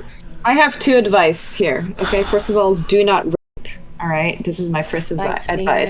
Nina. You're welcome. And second advice is, if you want to be more intelligent, did you know that intelligence can be transferred through sex? Okay, Ninou is muted. Okay. Cool. Anyway, I just think it's disingenuous Finish to bring my it as point, advice because please. it's not very good advice. It's just an excuse to be a I think we all know this, but being a is valid. I am not against being a But you never really when it say seems bad faith. But you never really make it clear why you have an issue with that piece of advice, other than it's just not sufficient. Like, that's not really an argument against that piece of advice. Does it? It doesn't fix the issue unless it does. Never having it's a prescription and one that should be followed. No, you need more steps to it. You can't just telling somebody to just go to therapy isn't fixing anything either, right? I never said that as an into it. Like I said a lot more than that. Telling somebody to introspect and go to therapy is not like, or figure out what the problem is not. It also doesn't help everything. Like there's a million things you could type. That's step 1. Yeah, but step 1 is nothing. Step one is if you've been. You know what? If you've been 3 times, that means you raped 2 times. You didn't stop. So the 3rd time is another mistake. Step is the first step. Like I don't know. But that's not a solution, and you know it. It's not a full. It's not a full solution. I didn't have the final solution. Fucking rape in 180 characters. Why do you speak? I don't have no because we don't talk in full solutions to every single problem in the world. That's ridiculous. No, what we do is we talk to the individuals, figure out what the issues are, and then try to go from there. We don't talk to. It wasn't just an individual. It was a woman that was tweeting advice to the world. It was a woman that was speaking to some extent in some types of generalities to the world. It's on Twitter. It's a public platform. She wasn't posting this on a private Facebook page or in a private Twitter group or in a Snapchat group. She was posting it to the world. I'm happy you're saying that she gave it. No, please, Kelly, I beg of you. Please, I beg of you. It's fine. Thank you. She was giving generalities to the world, correct, Destiny? Yeah. Do you have an issue with that? Do you think that's bad? My impression was she was making it sound like you can't stop people you. That even if you say no, they're still going to do it. Who was making that? The lady that did those tweets. The lady that did those tweets. I know you just engaged with Kelly. I disavow most of that. That is not my position. Hold on. Listen to the words that I'm saying. I'm not saying Kelly said that. I'm saying the woman that tweeted that was giving the impression that even if you tell a guy Destiny. She was giving the impression that even if you tell a guy no, he's going to keep raping you. Okay. The original tweet that you admitted you don't even remember was a girl saying, "I've been stealth. This happened to me multiple times. Men do better." Do you have an issue with her making that general prescription? With that hyper particular tweet, probably not. Okay. So then why did you respond? Kelly, I don't even think you have any idea what any of the tweets are even about at this point. No, I've read them. Really? What was the original tweet that I responded to? It was about the which one of the two the most? No, I'm recent? asking you a question. What was the original tweet that I responded to? The other one was about tweet? stealth. I don't even know if that's the one I responded to. I don't even know if I originally responded to her. I don't know if anyone in this conversation even knows it. I'm pretty sure. Mindwave. Yes, there you go. Okay. Okay, I apologize. Mindwave. Do you think no, because he has a fair point. So Mindwave, do you think that if a lady goes on Twitter and says, "I've been stealth," this guy is a jerk. "I've been stealth multiple times. Men do better." Do you have an issue with that generalization about men? Okay, here, hold on. Before we do this, no, stop. Before we do this, let's have the actual tweets. No, let's have the actual tweets instead of like this weird autism conversation we're having about like hypothetical tweets. Here was the original tweet that she made. She said, or I think this was the original. She said, "A dude slipped his condom off during sex after I asked him to wear one this week, and it's been bothering me, but I was too awkward to say anything. Not even the first time this has happened. Stop doing this, men." So the one way to read this, and it seems like she clarified a different way to read this later, but it sounded like he took the condom off during sex and she noticed, but it was too awkward for her to say anything. So Mindwaves quote tweeted this, and he said, "If you knew he took the condom off and you couldn't even bring yourself to say anything, you shouldn't be having casual sex." This is what I retweeted. I agree with this statement. Yes. How can it be something if you know it's going to happen? That if is doing a lot of heavy lifting. By the way. Please, Kelly, I beg of you. Just Mindwave or Destiny. Does it bother you that she told men to do better? Yes, it bothers me. Oh, I don't think it bothers me that much. No, I don't think so. If somebody like tweeted out like, "Oh, you asked both of us." Sorry, go ahead. Mindwaves, my bad. Well, okay, in the sense that like I think that it's just bad advice, right? I'm not expecting this person to really be the like one to like give good advice necessarily, but like, it doesn't really. It's not a good prescription. It's meaningless, right? So would you say saying men do better is bad advice? I just don't think it does anything. No. Okay, that's a different answer than what I would give. Okay, I don't care that much. If a woman tweets out some shit like a guy stealth me again, it's so irritating. Men, stop doing this. I don't know if I'd have a problem with that tweet. Cool. Then I wait. I want to make clear. Do you actually have any problem with what I actually said in the tweet, though? Me? Yeah. Is that prescription like bad? You know how you said that saying men do better is useless advice? Mm-hmm. Yeah, I think your advice was useless. Ooh. Okay. So the reason I think that saying men do better is bad advice is because it's meaningless, right? Yeah. It doesn't do anything to the person that's hearing it because that's not a set of instructions. You're not laying out anything, right? Yeah. Mine was a very specific piece of advice with a very clear prescription. So Can I ask you something? What problem about do you have with it? Yeah. Because it doesn't solve anything. No, it does actually. That's going to be my question. Well, if they never have sex again, I guess. Exactly. So my question is, what is the exact problem you're trying to solve? Are you trying to stop this woman from getting raped? Or are you trying to have her be able to engage in sex without being raped? I would like for her to be able to... Wait, what was the first one you said? Would you like her to just not be raped? Well, obviously, yeah. Right? Okay, but... And I would also... I'm not trying to say that she shouldn't have sex. I want to make that clear. Okay, because this is something that's like projected onto my argument all the time. The argument was you shouldn't be having casual sex, as in you shouldn't be hooking up with people, going on one night stands and stuff like with people you don't trust, right? That's much different than like saying you can't have sex with somebody that you do trust or that you've like that known has nothing for. to do with what I'm saying.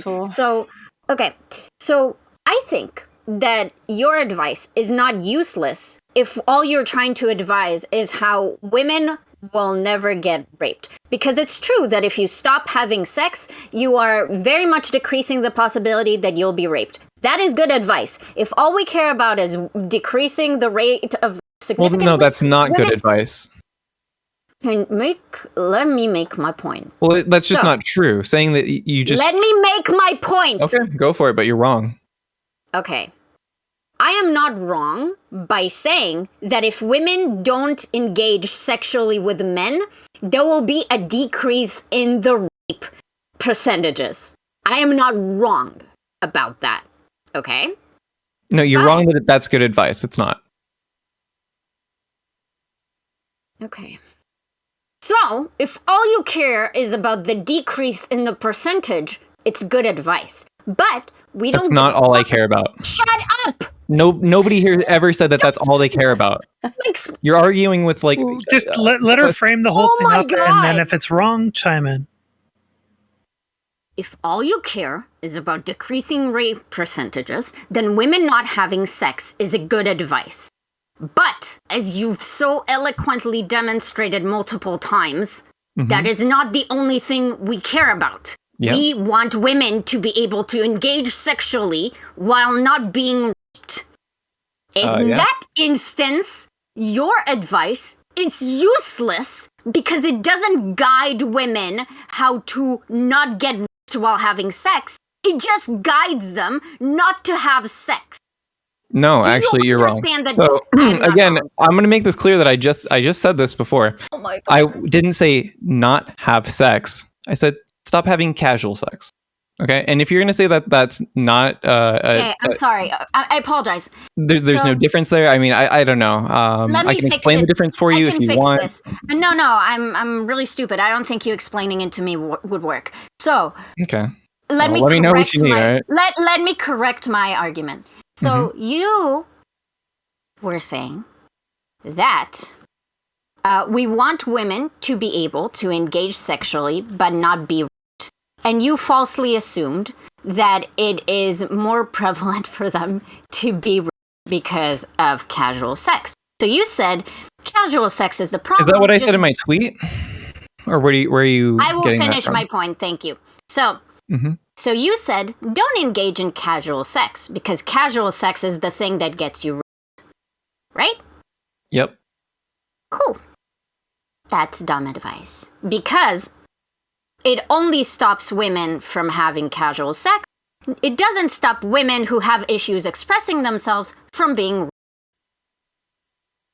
raped. Okay, so you're saying that my advice was... Okay, you don't actually have any issue with the advice that I gave, the prescription that I actually gave.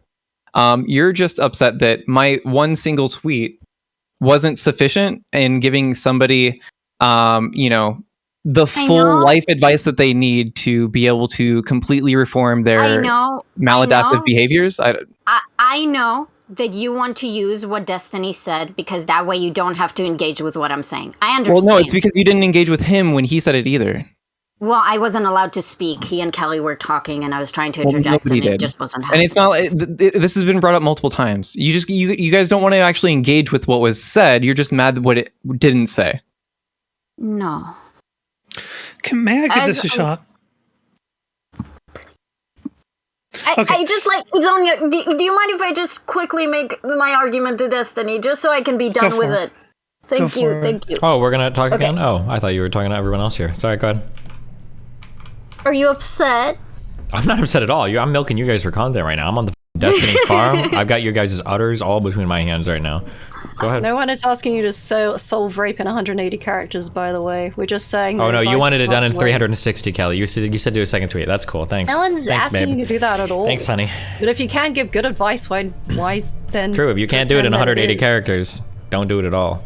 Just don't be disingenuous and say something's good advice when it's at best incomplete. I agree. It's always going to be incomplete. By definition. Any piece of advice, any single piece of advice is always going to be incomplete. This is such a ridiculous When I went to build my standard. computer, I was on a phone call with this guy that was helping because I didn't know how to put it together. The first one I was putting it together, and they were like, okay, well, you need to open the box. And I'm like, and I hung up on immediately. It's like, open the box? That doesn't assemble the computer for me. What a moron. Holy shit. I agree he's a moron. True. If only we could draw a parallel there. Okay. So, I asked Mindwaves, and Mindwaves was bothered by the generalization of, like, men do better, Destiny. And you're saying, I am not. If you want to go men do better, I don't care. So, are you never bothered by generalizations? So, if I said, I was in an abusive relationship and my partner abused me, so I think men should stop abusing women. You don't have an issue with that. You think that's sound advice. That's good advice. It's not, okay, it's not that I think it's good advice or sound advice. It's that one comes off like they're just kind of like venting, although it's in public, which is dumb, versus the other sounds like you're trying to like give some kind of like legitimate advice or criticism. Like if somebody's like, listen, I need you guys to know men need to stop raping. I'd be like, that's fucking retarded. But if somebody's like, I just got raped last night, this is horrible, men need to stop raping. It's like, okay, it's kind of, I think I would interpret this slightly differently. Okay, so I understand what you said, but I missed how it addresses my point. So can you explain to me again how it specifically interacts with what I was saying? Okay, I'm sorry. Restate it one more time. I feel like I responded to what you said, but I must have missed it. So try one more time. Okay. So I'm saying if I said my husband used to abuse me, so men should stop abusing women. It sounds to me like it's just like a vent about a particular situation. Okay. So I feel like I'm giving advice to men that men shouldn't abuse women. I don't read that as advice. That's not what I think of. Okay, I understand that. Okay. But when I then say, hey, this is useful advice, why are you dismissing my advice? I'm just telling men not to abuse women. This is salient critique right here. This is good advice. Why do you think that's not the case? Because it is true that if men stopped abusing women, then men wouldn't abuse women. Wouldn't that solve the abuse of women? Because it's tautological in nature. No, so you're saying men stop abuse. Abuse is defined as something wrong or bad. Stop is a moral imperative. Bad things we shouldn't do. So any statement where it's like subject, verb, and then bad thing that we all agree is ethically bad is probably not like men stop stealing, men stop raping, men stop abusing, men, like any women that's going to be true. Stop having sex. No, having sex is not a bad thing to do. That's not tautological.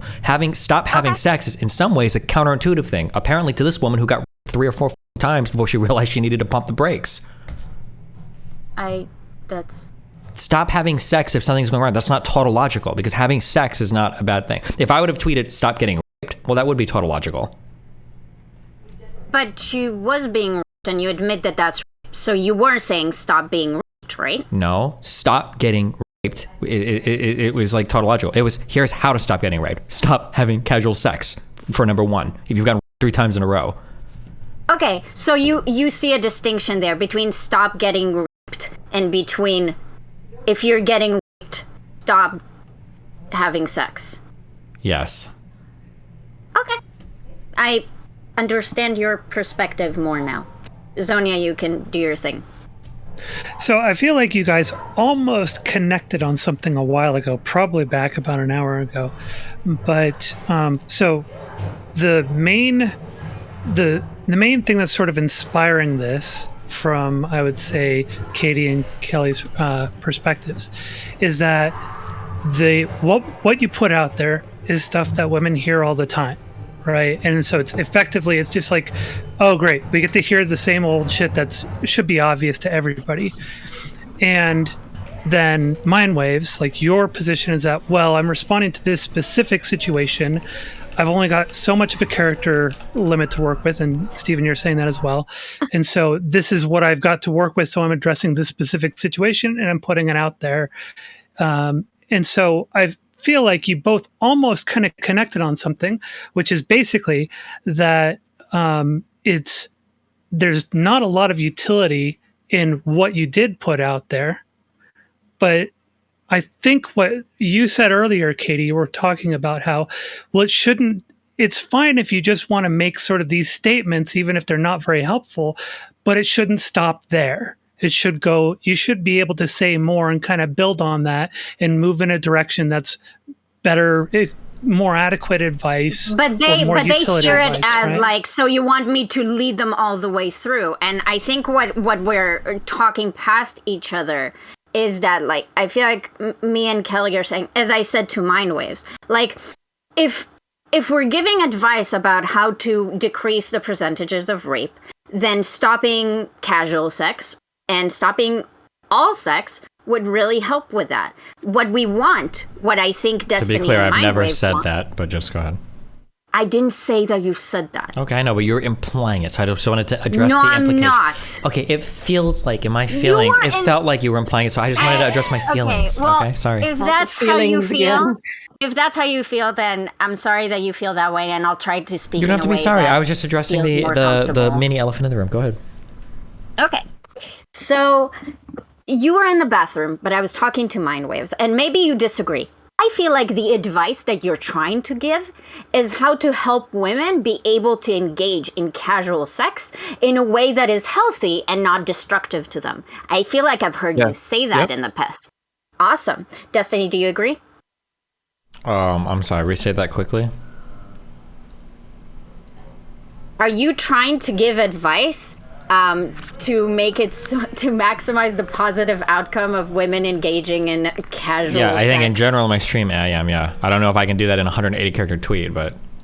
That's great. Okay, so what I'm trying to say is that your advice actually wasn't about maximizing the positive outcomes of casual sex. It's just about, well, I don't know how to give advice to maximize positive results. So the first thing you should do is stop engaging in this activity, which again, if that is advice.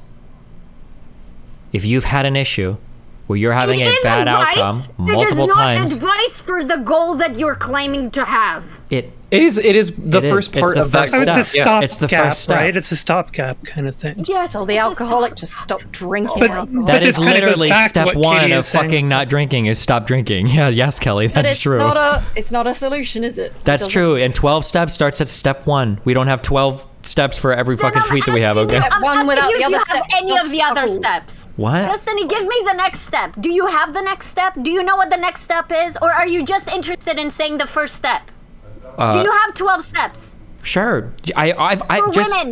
Just to be clear, I know that you're being very exasperated now and it's nice and performative, but I've offered to talk about literally any part of this at any time, and every time I start to, I think you both realize, oh, he does have a lot more to say, and then you pivot to something else. If you want to talk through that entire thing, then we can if you want to, if you'd like to do that. But yes, I'd love to do that. Let's do that. Okay. If you're having casual sex and you find that you're getting raped multiple times, first step you need to do is disengage, okay? That's number one. The second thing you need to do is probably figure out, well, what kind of rapes are happening? Are they stealthing rapes? Is it like fucking violent rape? Is it you're getting too intoxicated kind of rape? If that's the case, let's say it's the latter. You're getting too drunk. Then the solutions are going to be multivariate at that point. It might be one, stop drinking. If you find that every single time you go out, you're getting wasted every fucking weekend, that's not healthy for anybody. Don't do that. If it's 2, you find that once you get a little tipsy, you've got a hard time controlling yourself, bring a friend with you to limit the amount of drinks that you get. If it's 3, if you're constantly in areas where men are really sexually aggressive and you're not looking for that type of activity, maybe go out and bring a guy friend with you who's not sexually interested in you, or multiple girlfriends. Let's say that it wasn't the alcohol thing. Let's say that the issue you're running into was a guy stealthing. You find that a guy's pulling a condom off in the middle of sexual interactions. If it's literally that specific, you're running into it. Firstly, if you're running into that multiple times, that's pretty insane that you're selecting that person. But 1, have a conversation beforehand about it. If you're not having a conversation beforehand, that's something you do need to have, that you don't want to have sex without a condom. Number 2, might seem extreme, but only ride a guy. You're not emotionally mature enough to have that. Oh, I'm sorry. You wanted to come in. I'm sorry. Yeah, there's a million pieces of advice I can give it. I was gonna say number 2, only ride the guy. Don't ever let a guy from behind ever. Only do missionary. Always make sure you can play it off sexually. Oh, I want to guide you in. Reach down and grab his dick before he goes inside of you. Do that every single time to make sure he's always got the condom on. It could be rule number 3 is sometimes when people start getting hot and heavy, when they start making out and petting each other, sometimes people jump to sex without getting condoms on. Make sure before you even touch a guy, you've got the condom on you so that you're ready to put it on if things are heating up. Yeah, I don't know. Where else? Where else do you want to go? Yeah, go for it. So, would you be comfortable saying that, like, if a woman knows that she has a hard time asserting boundaries during sex, and casual sex specifically, would you say it's a viable, good advice for her? Hey, just ride him. If a woman is having communication issues Just ride him. A woman is aware that she has issues properly asserting boundaries during sexual intercourse, but she's worried about being stealthed. Is it a good advice to then tell her, well, if you're worried about being able to assert your boundaries and you're worried about being stealth, just ride him? No, probably not. I would say if you're having trouble asserting boundaries, I think you should probably stay away and figure out what is the reason why you're having trouble asserting boundaries. Okay, and what I keep trying to ask you is when you're saying, "Hey, I'm giving you a 12," like I'm saying you're giving me the first part of a 12-step program, but you don't have any of the other steps. So I'm asking you, do you have actual advice to give women? I literally just gave you a ton more, but the problem is I don't know what her. Let me finish. I can't. Advice to give women how to become better at asserting boundaries. Yeah, I can, but I don't know if that was her issue. I don't know if her issue was asserting boundaries. Maybe her issue. You were claiming it's her issue. I don't think I was. I think I was saying hold on. If this is it was part of muting you if you shut up. Let me handle this conversation. Okay, I'm sorry. Hold on. Just let me do this. Okay. My issue was that in her particular tweet, she made it sound like she felt like it was too awkward to say something. And my response was, if you can't even say anything, then you shouldn't be having casual sex. That was my issue. Okay, that's excellent. If that's your issue, do you have any advice for that woman on how to become better at that? It's going to depend on why she can't say something. I don't know why. Really?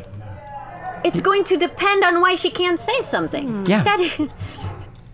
Kelly, is that what we've been saying this entire time? That's definitely what I said, and I got memed on. You got memed on because you have literally less IQ than the 2-liter Coke bottle that Katee is hovering down over there, okay? But that's why I didn't give more specific advice past that point. I wasn't sure what the problem was, but I do know a couple things. One is if you're getting raped multiple times, you need to pump the brakes. And two, if you can't even verbally assert a boundary, you also need to pump the brakes. Those are two things that I do know, but I'm not going to give more specific advice past that. I don't know what the problem is.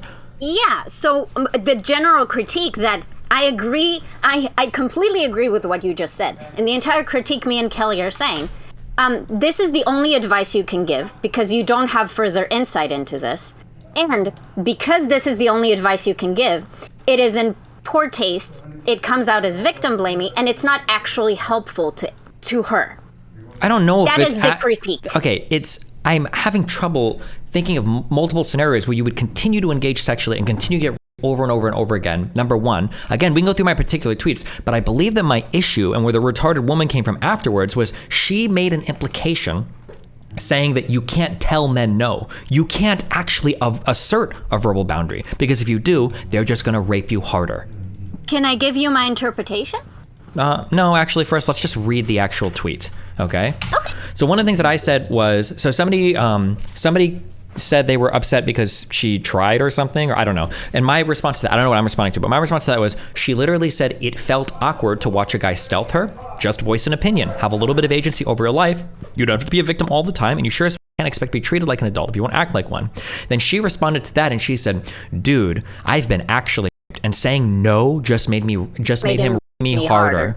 I noticed what had happened after he pulled out. It's not incomprehensible that I would rather just want to walk away from that situation and start a confrontation. So two things happen here. In the first part here, she says something that's incredibly stupid. And in the second part here, she provides more information that changes the context of the first tweet. Okay.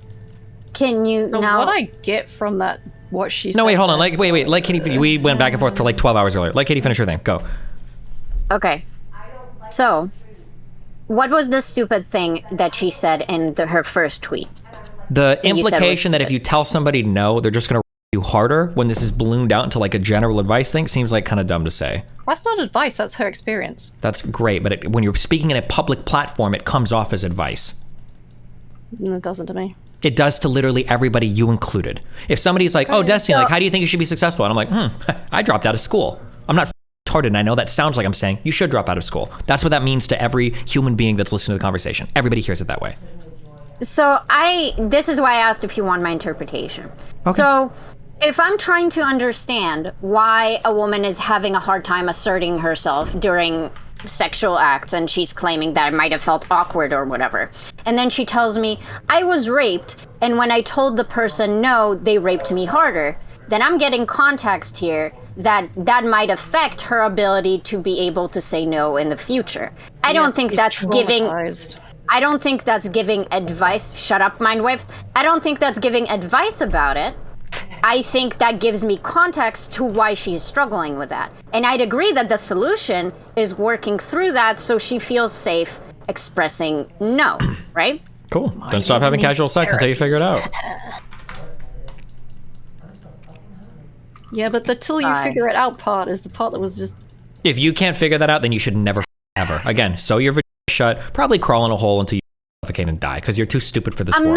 But you think they were too why stupid do you keep to saying that? not understand because her saying that, that like, stop having casual sex. I thought when you said stop having casual sex, you meant stop having it for the rest of your life. The obvious implication is stop having it until you figure out what the problem is. The critique. There is no critique there. Her critique is why didn't you list every single problem afterward? I can't list the entire thing in a whole tweet. What I'm asking you is you already admitted you can only give 2 pieces of advice. Yeah. If you're being continuously then you should stop having casual sex. Yeah.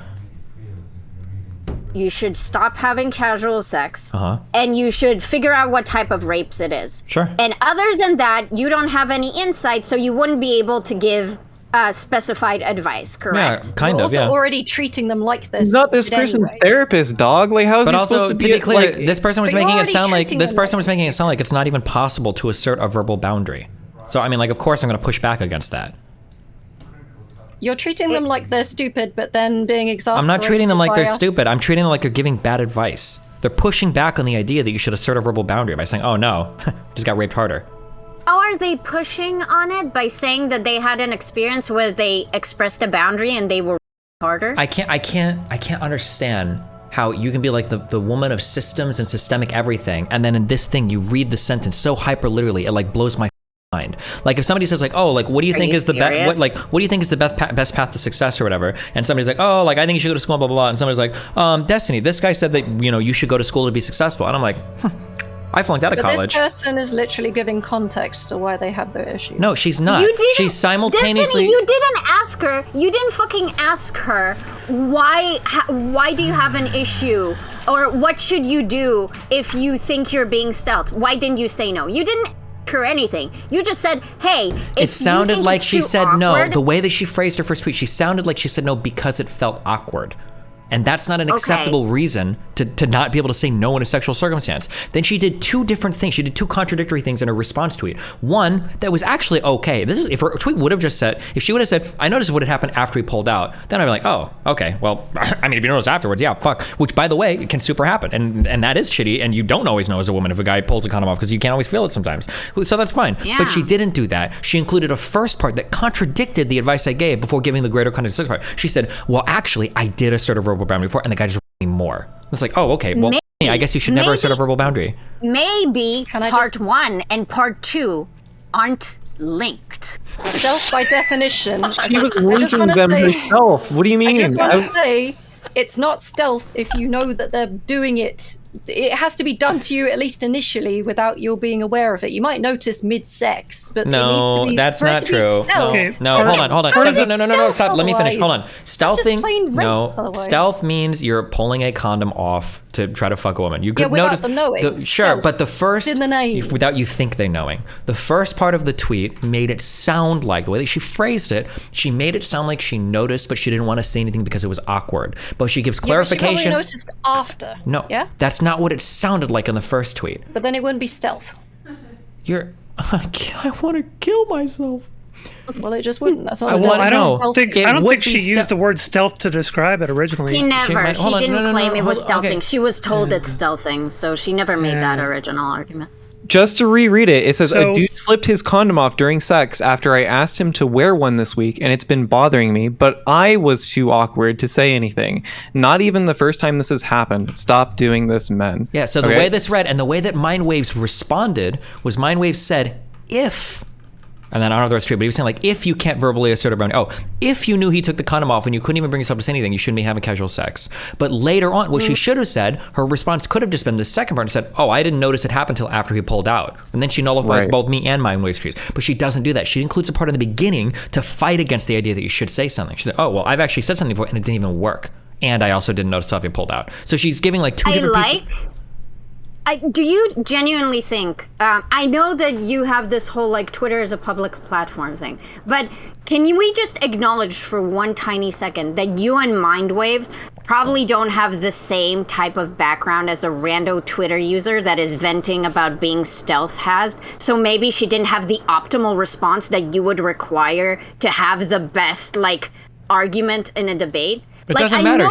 She's throwing this out into the public ether, so it's a fair for public comment, and that's what Mindwaves did. He saw the tweet and he quote tweeted and gave a comment on it. That's not what I'm saying. I don't know what you're saying then. Okay. I'm saying that if you're going to take her counter tweets to you and you're going to be like, well, if she had just said, I noticed later, then she like obliterates us and I don't have a case here. Yeah, that first of all, she did say that, but you're saying, well, she said it with all this other crap that I think is stupid, and I'm like, why are you obfuscating my position? I was very clear with what I said. Her response tweet to mine was 2 parts. The first part was contradicting my advice. The second part was giving more context to the first tweet that makes what me and Mindwaves said not relevant anymore. And to be fair to Mindwaves even put that if in his tweet. If you can't say something, he didn't even say you shouldn't be having casual sex because you're too stupid to sort of. He's saying if you can't say something, then you shouldn't be. He even kind of sort of like caveated a little bit. Yeah. So I'm like sorry the big own would have been like... her. The big own would have been her responding like, "Oh, hey, I didn't notice till afterwards." Down. Like, oh, well, okay. Your first tweet was and if that was the case, it'd be like, okay, well, that's okay. I'll acknowledge that. But the thing is that that advice, it still stands. If that is true, it is true. That yeah. is if it's still true, you shouldn't. Yeah. Yeah. Oh my God. So Destiny. That's my name. I agree. I agree that if she had just said, well, I only noticed after, dumb fuck, lol, that would have been the massive own.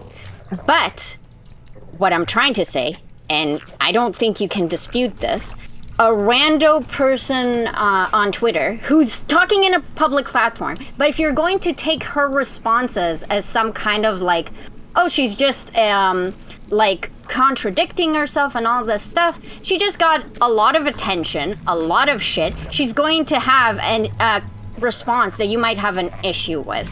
But to then take that response and be like, well, she's throwing all this other shit around, so it just makes it worse. It doesn't really address the point. She just didn't address you the way that you needed it to be addressed to say, oh, I fucked up. Right? Well, no, but she did. She included it in the second part, but she also included a kind of irrelevant part in the first part, which is a bad piece of advice that I've heard from multiple times from women, which is not something that should ever be said, in my opinion. I think it's irresponsible. There's a lot of women that say these things online. They're like, oh, you can't tell a guy no because he'll just like fuck you up harder. I've heard a lot of women say that. That's not true. So she responded to you on Mindwave, and then she gave irresponsible advice after you guys put her in the spotlight. It also wasn't even advice. Well, he took it as advice. Kelly's so fucking lost advice. on this. It's okay. She's. Look, we get that you read it that way, but it doesn't mean it was. It's what it's implying. If somebody says like, "Hey, you should stop," if somebody says, "Hey, you should stop drinking if you're an alcoholic," it's probably not good for you, and somebody's like, "Oh, well, so just to I've got terminal cancer and I'm gonna die in a week anyway." Personal experience. So just for context, Destiny, you were trying to just be responsible with advocacy online. Is that correct? In a way, yeah. That's kind of what I do. Yeah. Okay. Then I'd argue that your advice are not responsible, but because you disagree. Mean? No, not because it's mean. I've been here for like 3 hours. I think you get that. That's not my argument. What part is irresponsible? What part of that is irresponsible? That's a huge leap. I just think it's shit advice. I don't think it's necessarily irresponsible. It's just the tone. It's shit advice because it's not the whole thing. The whole 12-step program of solving. I guess it's irresponsible if you think that potentially his audience would just blindly follow it, maybe, but which they do. Like, we're still having this discourse like a year later. No, so you brought the discourse back up. No, that's you literally saved that tweet to try to get an own on me 1 year later. Okay, don't act like it's happening for no reason. Keeping me relevant. Thank you, Jesus. Let me correct myself. Okay, go ahead. We are a year later, and we are still exactly where we left off. Okay? Yeah, we didn't solve the rape discourse with 2 tweets. That is correct. So brave, Destiny. So brave. I try to be. Yeah. Okay. Mindwaves. I feel like we solved a lot of rape today, guys. I think we prevented a lot of rape today. Yeah. Just let it be reflected. I feel like rape let it be reflected in this set multiple times when they were like, oh, what are some of those pieces of blah, blah, blah. Like every time I was able to provide it, and as soon as I started to, they seemed very disinterested in the conversation, just as a heads up. But sorry, go ahead. Okay. I mean, so I'm going to address it again. Yeah. It's like incredibly frustrating. Good. I didn't ask you for advice about how women should be safer with casual sex. I asked you said, I'm giving advice to women on how to be, like, I'm criticizing women who can't assert themselves in sexual relationships. And I'm saying they should do that. And I'm saying, well, you don't have actual advice for that. Your advice doesn't tell women how to become better at that. And you admitted, I actually don't have advice for that. That is like contextual based on her circumstances. Yeah, I have advice. It's just going to depend on the circumstance, sure. Yes. So, what we were trying to get That's not at. an argument against them. Like, Yeah, because if you don't know the context, then the advice can't be good, therefore it's worthless. Okay, do you agree then that every single time somebody says like or speaks about systemic racism or systemic injustice, that's actually wrong because you don't know the particular circumstance of any particular thing that's ever happened ever? It's like if a cop shooting comes out, you should never speak about systemic issues, or if like a racial incident happens, you should never. Like, you're not giving systemic solutions. You're giving individualistic solutions. Don't be a fucking bastard. Yeah, because why the fuck would I can't give a systemic solution to an individual. Yeah, so why are you talking about systemic now? Like, we were being No, because you're making it sound like you can't give advice about a particular thing if you don't have all the fucking like details about it. That's not true. You can speak in general statements. Can you not understand how it could be bad advice if you don't know about the context of the situation? I'm trying. Can you give me? Sure. Can you give me an example of like some situations where? Are you fucking kidding me? Oh my god. Nope. No jokes here. Hold on. Unbelievable. Can you give me an example of a person that should continue having casual sex? Like what like where would that ever happen? If they've been multiple times where they should continue having casual sex. Because I struggle to think of like a single example of that like ever being the case. Okay. You're not gonna like it. But okay. Probably not, but go ahead. That's okay. So, I go to a concert, and then I get pulled into, like, next to the dumpster, because I was drunk. Then I get raped. Okay? Then, 2 years later, I am at a party with some friends, and my boyfriend rapes me. So that's 2 times already. And then a third time, let's say, I go on a date with someone and they drug me and I get raped. That's 3 times. Can you explain how this related to casual sex and me stopping having casual sex? In that particular case, we probably wouldn't, but goddamn, that's some exceptionally unlucky shit going on. Yeah, I agree. So what's your point? You can't give advice, I guess, on anything, because like theoretically, like. Oh yeah, you asked me to give you a scenario. I did, and then you get to strawman it. I love it. I'm not strawmanning. I'm saying that like we probably should never give advice on anything, because who the fuck knows like all the circumstances that could be happening for a particular thing. I'm saying that if you want to give advice and give tools and give suggestions, there's a guy in your house. Thanks. That was weird. Okay, I don't know who that is. That's fine. Moving on. The advice that you give is it's assuming that if a woman is being repeatedly raped, that is almost guaranteeing that there's something that she's doing that she can actively stop doing to stop herself from being raped. And then you think, well, the common denominator is casual sex, right?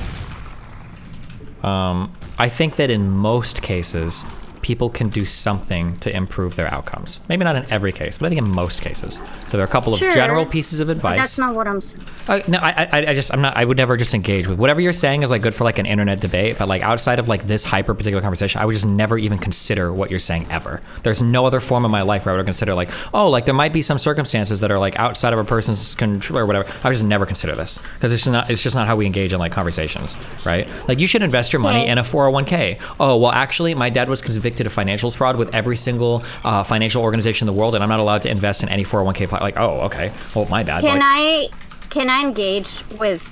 So the reason why the casual sex specifically bothers me so much is, and Kelly brought up this point multiple times, if you're a person who actually struggles expressing boundaries, it is incredibly likely that well, I'm not going to say incredibly likely, but it is possible that you've had a relationship or multiple relationships where you've experienced sexual assault or with a partner. So stopping having casual sex wouldn't solve that. And I'm not saying, then you stopping having casual sex may not solve that, but it's going to give you a better chance. But I'm saying in relationships. Okay, but hold on. We're not talking about sex in relationships. Avoiding rape in relationships is a completely and totally different conversation. That's almost not even related to the casual sex conversation. It's a totally different thing completely. That depends why. And that tweet was specifically talking about casual sex, right? So they were responding. Mindwaves was talking about casual sex. Was that not the discourse? That was the base for the entire time. That was the basis of it. Yeah, it would depend on why they're getting raped, right? If there would be any relation or not. But at the time, when I talked about this with Destiny, and I told him to stop talking about casual sex, he agreed that we can just apply this to sex. So this is bullshit. Wait, what? What? Do you want me to clip that? I'll clip it for you, and I'll send it to you later. The point is, it's fine that the discourse was about casual sex, okay? That's fine.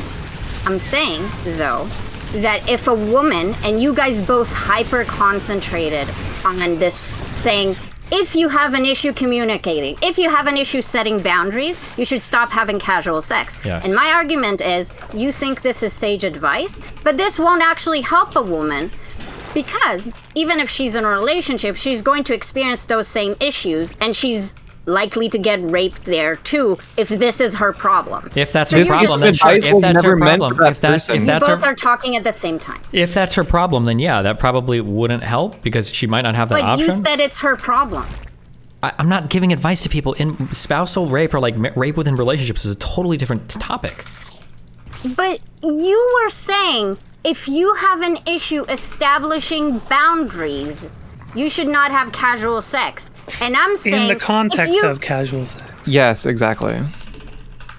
But so you're extrapolating that and applying it to I would assume within a relationship, which is completely different. I would assume if she tweeted out about a spousal rape situation, then they would probably have a different, kind of advice that they would put out there, right? No, if she did that, they wouldn't have said anything. This discourse the entire time was about casual sex. So you trying to shoehorn in issues of rape within relationships is something completely outside of the realm of what we were talking about. Being unable to set boundaries is not just an issue that can affect rape. Like that can affect multiple facets of your life. No shit, Sherlock fucking Holmes. Yeah, like no duh. Yeah, but you're trying to say, this could not be comparable in different. I didn't say it can't be comparable. I said it's fundamentally a different type of conversation. Why is it different if it's about boundary setting? What would because setting boundaries in sex in a relationship and a casual relationship, the advice that you're going to give and the conversation you're going to have are going to be totally fucking different. Well, no, because you're going to be giving them advice on how to set boundaries. No! How you set boundaries with a stranger and how you set boundaries with a fucking spouse or boyfriend are going to be totally different. But the point is that this person has a problem with setting boundaries in general. They think that, and it's true, that the reason why the woman is potentially having issues with certain boundaries, it's because it's a casual sex situation, and she'd be more comfortable expressing boundaries in a relationship. That's their angle. I mean, that's not necessarily true, but it could be true. But it's a fundamentally different type of conversation. Okay. So would you say that my description right now is apt, that you think it's a different conversation because a woman might have these issues of certain boundaries during casual sex, but not in a relationship? I mean, she could have the issue in a relationship too. It could go to both. Then your advice is not helpful if she could. You're fucking retarded. This conversation is retarded. I can't believe this is a real conversation. It's not meant to be applicable. No, this is like a stupid. debate brain conversation. Like, there's no other explanation for how stupid this is. Like I can't pull back on the macro level. Do you think there's fundamentally a difference between rape within relationships and outside of relationships? I can't believe you even have to think about that. Like, if you even having to think about that shows you're not engaging with this with your brain. It's just like a debate mode thing for you. Like, that's the only possible thing I can think of. Like, Are you serious? Yes. The answer is obviously yes. The differences between violent rape and non-violent rape, don't you mean? Yeah. Sure, there are differences between that too. Sure. And violent rape can be in relationships, and non-violent rape can be outside of them. Sure, doesn't matter. The way that you set boundaries with a partner is way different than the way you set boundaries with a stranger. These are fundamentally different types of conversations. If you don't understand this, I don't know why you would even have. I don't even know why you would talk about boundaries if you don't understand this. So the person that's likely to be unable to set boundaries in one is very likely to be unable. That's not true. I don't even know if that's true. I don't even know if that's true. Personality problem. No, you have no idea. You don't even know what you're talking about. We don't know. No. Hold on. No. You just made a generality saying like, oh well, the type of person you don't know that. It's super plausible that a person's really good about setting boundaries with strangers, but they have a really hard time setting boundaries with loved ones. In fact, I would say that's a really common problem. I've known some girls that are really good about not taking shit from weird friends or weird guys or whatever who get walked all the fuck over, or who get walked all over by their creepy fucking parents or by like an asshole stepdad. Yeah. I agree. That's why casual sex isn't the issue, and we should address the problems in rape in relationships. Okay, that's fine. Don't ever stop doing anything ever because we don't know where the problems. No. Don't stop doing anything ever. That's as long as you acknowledge that that's a completely separate conversation than what the discourse was actually about. As long as you can accept that, sure, we can have that conversation. And that even though some of that advice can cross over between the two, there's still more specific advice to dealing with casual sex, right? So that's the advice that Destiny is giving, though. It's just telling an alcoholic stop drinking. That's it. That's pretty good advice for somebody that's fucking chugging a pint of vodka a day. Yeah. So we it's been qualified multiple times earlier by both of you and by myself that it's stuff that it's kind of like it's just like it's known, right? Or it's like, just to be clear, you guys are saying you've heard that before. I have never in my life ever heard somebody say stop having casual sex. Usually, it's only conservatives that say that. Progressives usually solely place the onus on the man, say that there's nothing the woman could have done differently, and that's where it stops. That's what I've heard repeatedly said. Now, if you guys heard something different, then maybe that's my bad. Maybe I'm in a bad internet bubble. But that's what I've heard said over and over and over and over again. Well, so one of the things that I think is that I find both enjoyable and frustrating as hell about the way discourse starts on Twitter is that oftentimes it can get a little hyperbolic and get insensitive, and you're working with limited context. And most of the people who communicate on Twitter are kind of retarded about being able to frame up their position. But what I do love about it is that it creates these kinds of discourses afterwards in the fallout. And then we do end up talking about things like boundaries within relationships and boundaries within casual sex and the various issues that can come up with it. And that turns into a really, really fucking interesting conversation to where people can actually learn. And then that gets turned into something that's actually seen by a broader number of people potentially, right? So that's honestly probably the direction that this conversation should go. Talk about those things. Let's talk about establishing boundaries. I already did earlier. Nobody wanted to talk about it. I think I have pretty good advice on that. But I would love to talk about that. When did we not talk about it? Every time I started to give an example for anything, you wanted to pivot to a new conversation. So Zonia, that's not true. The issue is that I 3 times told Destiny, hey, can we talk about establishing boundaries? And then he gives me advice about how to be safe, generally speaking, while having casual sex. So he's not giving advice about how to establish boundaries in a casual sex. Because he'll say, for example, as an advice that he read to me, have a conversation before you have sex. And then I ask him, well, what if you can't have that conversation? Then he says, then you shouldn't have sex. So how is that advice for me to establish boundaries? It's not. It's nonsense. If you can't have a conversation before having sex, then you just shouldn't be doing it. I don't know. That's like a pretty simple statement. But Destiny, you keep saying that you have advice to give about this topic. If you're fucking retarded, I don't have advice for you. But then you think they're retarded anyway, and you're saying if you can't have a conversation about boundaries, then yeah, you shouldn't be doing anything like that. Yeah, you are retarded. Yeah. So if you think they're already retarded, why not give them that extra advice if they're I did give the good advice. If you're retarded, then you just shouldn't have sex at all. You said you didn't want to give additional advice because if they're too retarded to figure it out, then you don't want to help them. But you already think they're retarded, so why not? what are some ways that they can get over social anxieties that would prevent them from asserting or from establishing boundaries with a partner? Yeah, I mean, it could be social anxieties. It could be I listed a lot of other things, and he. Wait, why are you bringing up mentally ill women? Mentally ill women are not part of this conversation. They don't have sex. If you want advice for that, I can give you advice for that I've heard works as well. How can people learn to assert boundaries better?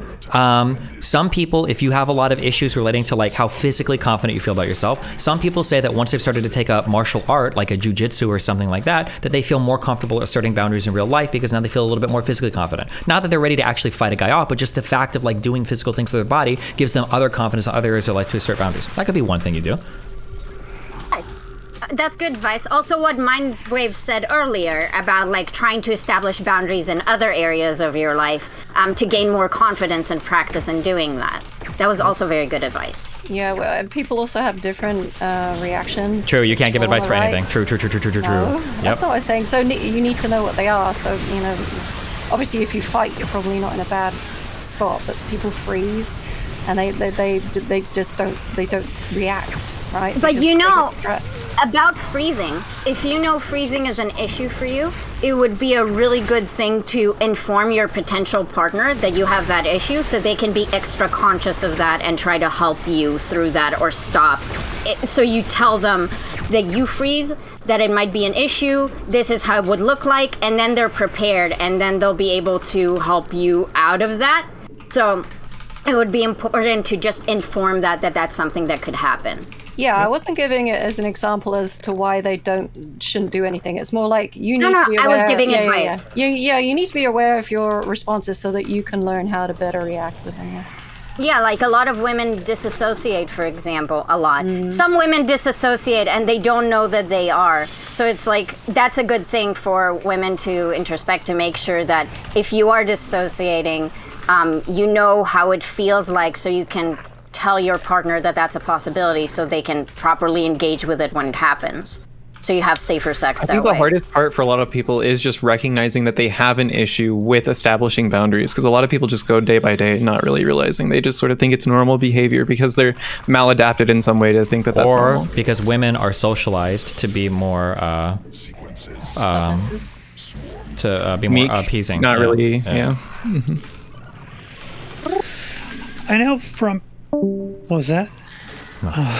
I know from something that I've heard from a lot of people is that, and this isn't so much to deal with like self-defense, but that self-defense classes have helped a lot of people gain confidence and gain the ability to feel like they were confident in pushing back in situations, telling people like asserting their boundaries or telling people to fuck off. Yeah. So, yeah, I know you were saying that, but one of the things that I think is pretty common for everybody, not even just women, but men as well, is having that is those types of confidence building scenarios and situations. So could be self-defense is probably one of the best ones, but then other things like various physical activities, rock climbing, etc., things where you're kind of like overcoming challenges and such that regularly sort of give you the confidence that you can overcome things and that you can be successful and that you could do things that you didn't think you could before. Like those are going to be some of the most important things for building your own self-confidence, getting to the point where you feel very comfortable asserting your boundaries and pushing back when somebody's infringing. Whilst I don't disagree that it can build confidence, confidence is not necessarily enough to know how you deal with a very stressful emergency type of situation. Oh my god. Nothing is necessarily enough. Self-defense is perfect for that. No. It's still really good, but you need to be, like, if you have a different, like, a response to trauma, you might be, like, a fucking great at any kind of confidence building thing you can imagine, but it might not necessarily be how you react under that stress. Now, that doesn't mean those things aren't good, but it can also give you a false sense of security because you have so much confidence in other things. So you really do need to be aware of how you react in like a stressful situation to be able to work on it, because maybe you do, maybe you already fight, maybe your stress response is already fight, so you're okay. But I'm just saying in the situations where they might not be. Are we just giving advice for casual sex right now? Because most of my advice is oriented at relationship type stuff. So if it's casual, then I won't be able to say what I want to say. I'd say this one applies pretty broadly, but in relationships, there are other things that can emotionally chip away at boundaries, or you can feel like. I was just gonna say that, like, if you have the opportunity to re-engage with a partner and you know that you have an issue with asserting boundaries, you can do practices with your partner. So you can actually even have this agreement that they're going to touch you or try to like push, like advance on you. And then you like, it's known that you're safe. So you get to practice this thing of like establishing your boundaries with them. And if you do that regularly with a partner, it helps you build more security with them. So it will be easier in the moment to express those boundaries if you need them.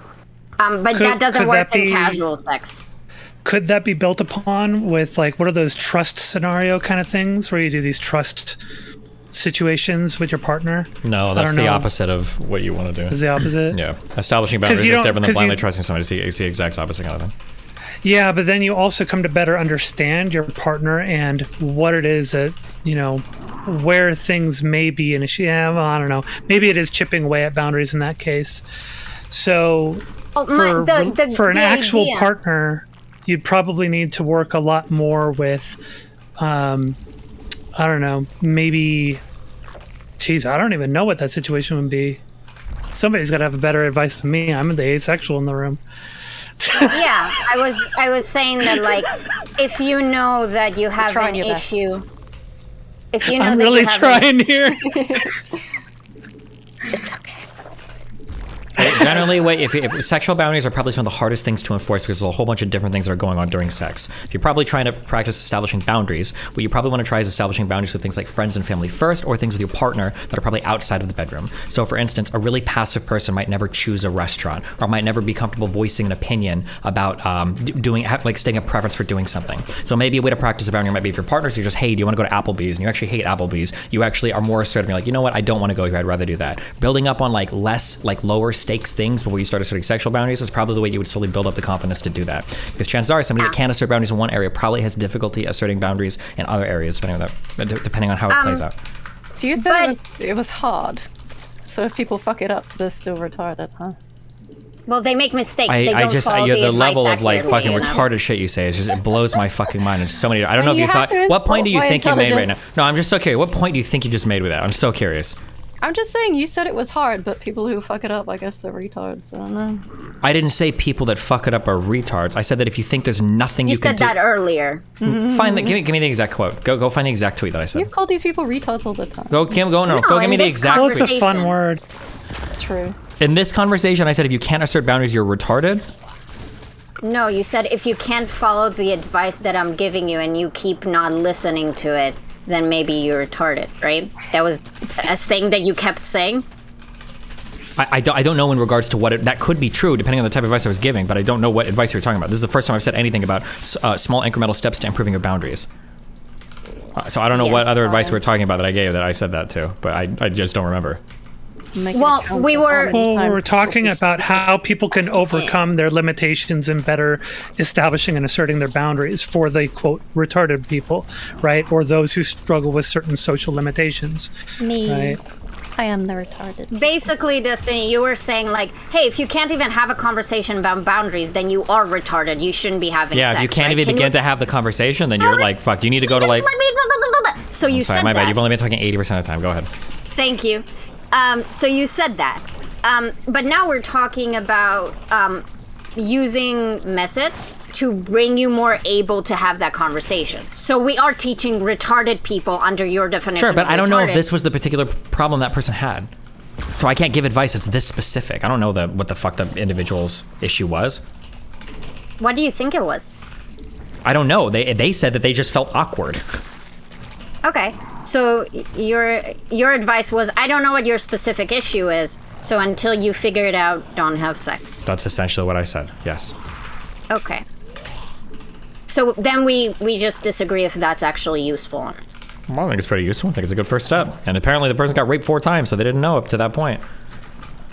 Maybe they did know it, but they didn't treat themselves as retarded people, so they didn't It's like, don't you think it's quite an odd framing for you to do that's like, well, if you've been raped 4 times, clearly you're too dumb to understand that what you're doing gets you to be raped. If your response to telling people no is, well, I said no one time and I got raped even harder, it does kind of feel that way, yeah.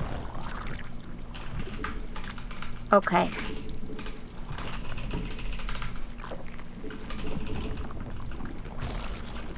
That's it? Okay. I mean, we solved it, guys. I've been making the same. I'm not going to like rehash it. We already did. You just I don't did. think we're I mean, gonna. but yeah. All right. Cool.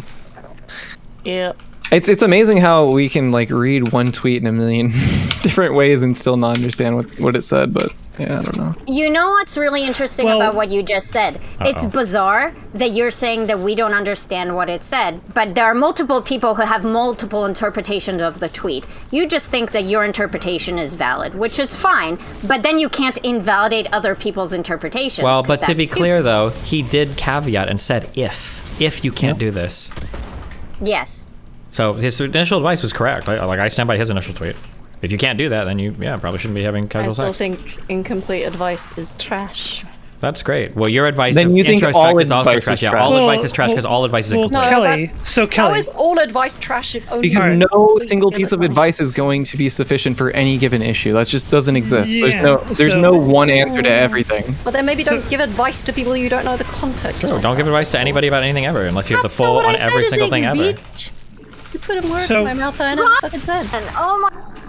So if somebody wanted to give advice, how would they give more complete advice in that situation? It's super easy. You just need to ask for their autobiography first. What would your guys' tweet look like? Can we draft Zonia. one? Yeah, that's what I want. Can we workshop one? Zonia, can I just said what I would do? Multiple times. Well, like what? So what would you say? How would you better word the prescription I was trying to make? Since you've made it clear that you actually don't have any issue with what was said, you're just mad it wasn't sufficient. So how do you make that tweet sufficient? Incomplete advice is bad advice. Well, how do you make that tweet complete advice then for you? Like, I wouldn't tell someone that they should. She's not going to answer the question. Casual sex as a statement. So you just wouldn't. You wouldn't give advice. Let me fucking finish. Jesus fucking Christ. Because you start the answer with a negative or a question instead of just answer the question. If you let me finish, if I have to go from what you said, I would say you should stop having casual sex for a while and figure out what your problem is, which is something I have said like 3-4 times. Because without figuring out the problem, that's not a complete solution. Without getting the diagnosis, you can't treat it. And we don't know what the diagnosis is because we don't have the context. So the most important thing is to tell that person to seek help in some way. I don't know what help they need because I don't fucking know. That is help, isn't it? Telling somebody to stop doing something that is a risky behavior that ends up in essentially self-harm, that is good advice, right? Like that is enough. That is incomplete. It's always going to be even what you said was incomplete. Okay, Kelly, what is the harm? Kelly, what is the harm in incomplete advice? Because if it's incomplete, there's nothing to go from when they've stopped having casual sex. Like there's no like after that. That could be for them. You're out. It's a starting place, bro. Problem is if you say stop having casual sex and then you stop from there, they literally just cease to exist. Their body just disintegrates because you didn't tell them But what they're then out it's there. not advice, is it? You're just framing it. It's disingenuous framing as advice. So you just want to be a cunt. Just admit it. The problem is, and again, they're giving advice to something specific. They're not giving advice for you to return to healthy sexual activity. They're just giving you advice to how to avoid negative sexual outcome. So they are giving advice. They're just not giving advice to what we want them to give advice. We want them to give advice to what is going to put this woman on a course to have better sexual encounters, and they're giving advice to how to not have how to those mitigate the reactions. damage. How to mitigate the negative consequences of not being able to establish your boundaries clearly. That's a good starting place. Boundaries in that situation. For somebody that needs to hear that doesn't know that already, that is advice that's worth listening to. Just stop having casual sex, forehead. I'm trying to imagine if I would have retweeted or instead I just said, figure out your problem. Yeah.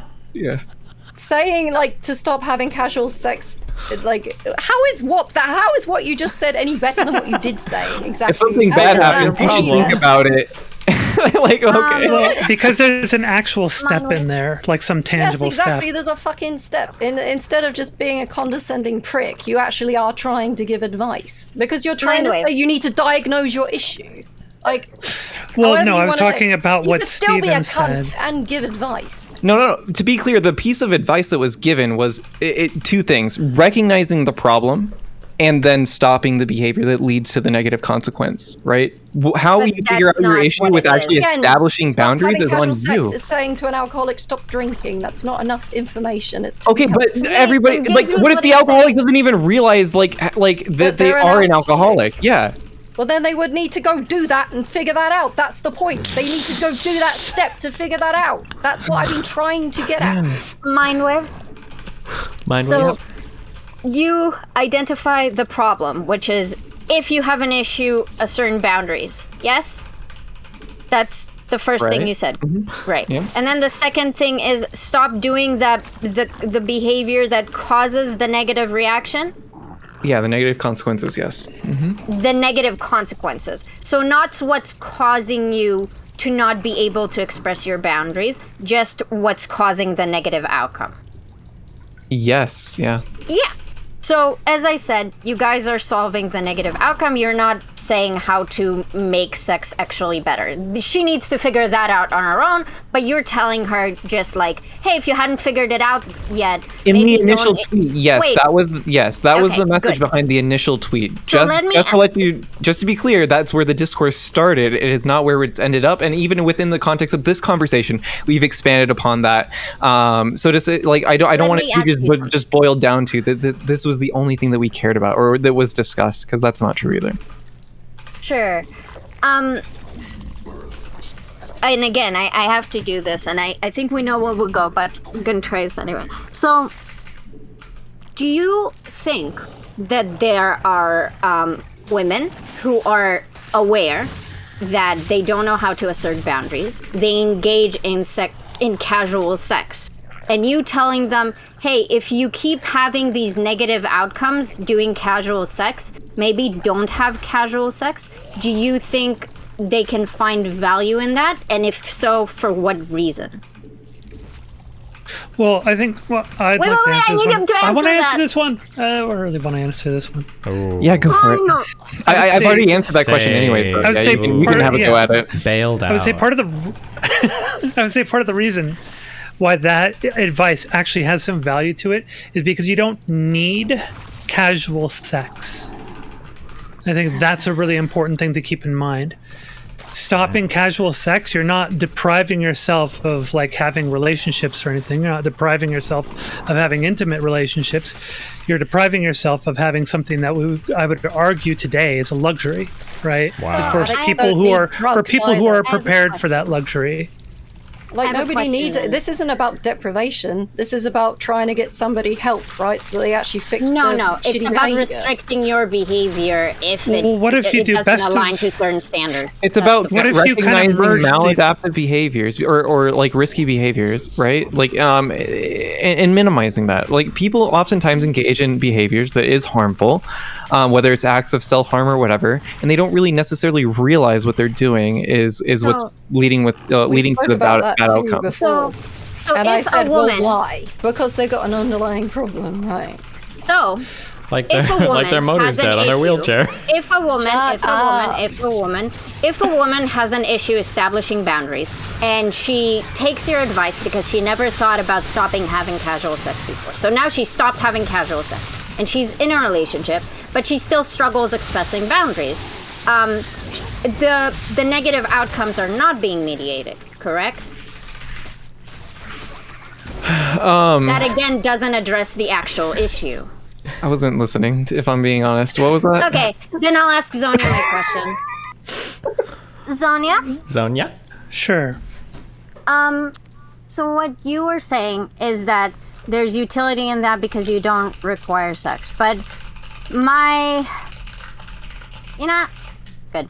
Kelly. Well, would you have been okay if we took both, if like Steven and Mindwaves both, if we had taken their original tweets, they're more, let's say, self-reliance tweet answers to this situation, and they had followed up in addition to that with like the cringy leftist go see a therapist, right? Step 1, stop the behavior. Step 2, go see a therapist. Like, would that have made it a little bit more palatable, or something that would have worked better? Finally, or complete advice. You know? that's where the advice ends, is go see a therapist. Because I don't think anybody's, because I would say that I don't think, because I'll say that I don't think anybody is really going to be coming up with complete advice. So the only real option is to just not say anything, or to say something that better wraps up the situation for that scenario. I remember what I wanted to ask you. So, sure. If you think that there's a subset of women who need to hear the advice, like they understand they have an issue, a certain boundaries. They understand that they are being continuously raped because of that lack of establishment of boundaries. So they have all of that self-awareness. And they are choosing to continue to engage in casual sex because they have yet to hear the advice that they would be raped less if they stopped. Doesn't that sound incredibly I that the person like that really does lack in like probably cognitive abilities, but that's not the women we're talking about. Like, we're claiming like this is sage advice that some women need to hear, but fact of the matter is, it's true that some women need to hear that. Those women have a lot other struggles mentally than just that, but generally normative women wouldn't engage in behaviors that are at the point of like self-harm, like Mindwaves talks about, just because they understand that they're engaging in self-harming behavior. Yeah. Do you get what I'm saying? I would agree that advice I don't think is really going to be beneficial to many people at all. But I think at least when I caught the earlier part of the conversation, and when Abba jumped on as well, it sounded like what was being advocated for is just sort of generally saturating the environment with that general advice. And even though it may not actually apply even to a large number of women or men, mind you, it can still possibly apply to some people, and it's also a good idea to continuously sort of reinforce this way of thinking and being sort of self-conscious, right? So I don't think either Steven or Mindwaves, correct me if I'm wrong, think that their advice is actually going to directly affect any specific individuals. It's more just the putting it out there and allowing that information to continuously be saturated out there. Information? What information exactly? Are you going to do the thing where you just play stupid, like you don't understand exactly what this discourse is over, and like in all the different branches, it's like fucking gone out? Okay. Are you going to pretend like all this conversation didn't happen? Remember when we agreed that we'll try to be good faith with each other, and then you were done with that? Yeah, but what you just did is not good faith. Do not recognize that. You again. How about that? Shut the fuck up. So, okay, Zonia, just continue feigning ignorance on everything. It's a great strategy for you. I understand that you really struggle with the concept of thinking, I'm not all women, just me and Kelly are stupid. And that's okay if you feel that way. I don't know, you guys are convincing me. Wait, who are you talking to now? Me hear him. I'm talking to Mindwaves. Okay. So, Zonia, basically,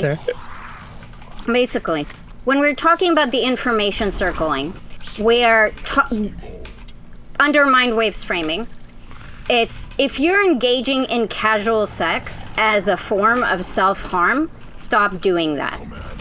And that's the information we want to circle around because we feel like that's useful advice. So we title that as Advice to Women. If you're engaging in sex as self-harm, stop doing that. And I'd actually argue that's much more palatable than whatever fuck they said. Like, I think that's very credible advice. I just don't think how they said it really... That advice, by the way, again, that's not good advice. That's tautological. If you're doing something in self-harm, don't do it. By definition, you shouldn't do things in self-harm. Everybody knows that. Yeah, the assumption here is lack of self-awareness. The assumption here... know that they're doing the assumption here what if they just don't know they're doing this, right? This is stupid. Destiny, he literally said, if you're engaging in sex and you know this behavior is bad for you, How about stop it? And maybe you never heard that advice before. I didn't say, they didn't seem to know that it was bad for you, because people don't seem to know that if you're getting raped multiple times that you might have the ability to change that. That's the whole point. Mindwaves said that. Oh, then don't include me in your fucking Mindwaves vendetta. That person's Twitter, that person's whole Twitter presence was just them bragging about, or like not bragging, but like talking about how their sex life is shitty and how men are like dumb, or like rapists. Yeah, like at that point, like if that's your whole Twitter presence, are you really gonna get mad if people criticize you when you say dumb shit? Like I don't realize know. both things could be true, right? You're pathetic. Those men could be terrible, and she could also be doing a bunch of stupid shit. Yeah, that's probably both true. Yeah. Yeah, but to know. Well, you really stuck it to her. You'd have to fucking get to know. So I think Mindwaves, what was necessary was then for you to follow up with the tweet telling men to do better. Oh right, that would have solved it. Anyways, no, but I think so. I think one of the things to keep in mind here is that a lot of this has to do with the way that we engage in sort of a hyperbolic approach to discourse on Twitter, and you get a whole bunch of people putting a bunch of advice out there that isn't necessarily going to land with many people. It isn't necessarily going to be applicable to a broad number of people, but you kind of, when you see somebody put something out there that just looks so stupid or so obnoxious, or like, what the fuck are you thinking, you see that you don't have all the other context, and you're just like, you respond to it. You're like, okay, this is fucking retarded. If this is your situation and here's what's going on based on the context I see here, then here's your fucking answer. Stop being a fucking retard, right? That's the way that a lot of us respond on Twitter. It's not necessarily the most conducive way to actually discoursing with anybody or solving problems, but from what they saw, and I saw that tweet as well, it did look pretty like, what the fuck are you even putting that out there for? Because it absolutely looked exactly how they explained it.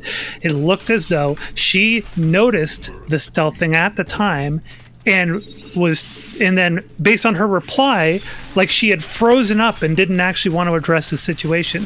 So yes, based on that information, I could absolutely see it makes perfectly good sense to have that conclusion and then want to have to then put that out there and say, this is fucking stupid. If this is your situation, stop having casual sex because it's not for you, right? That's totally understandable.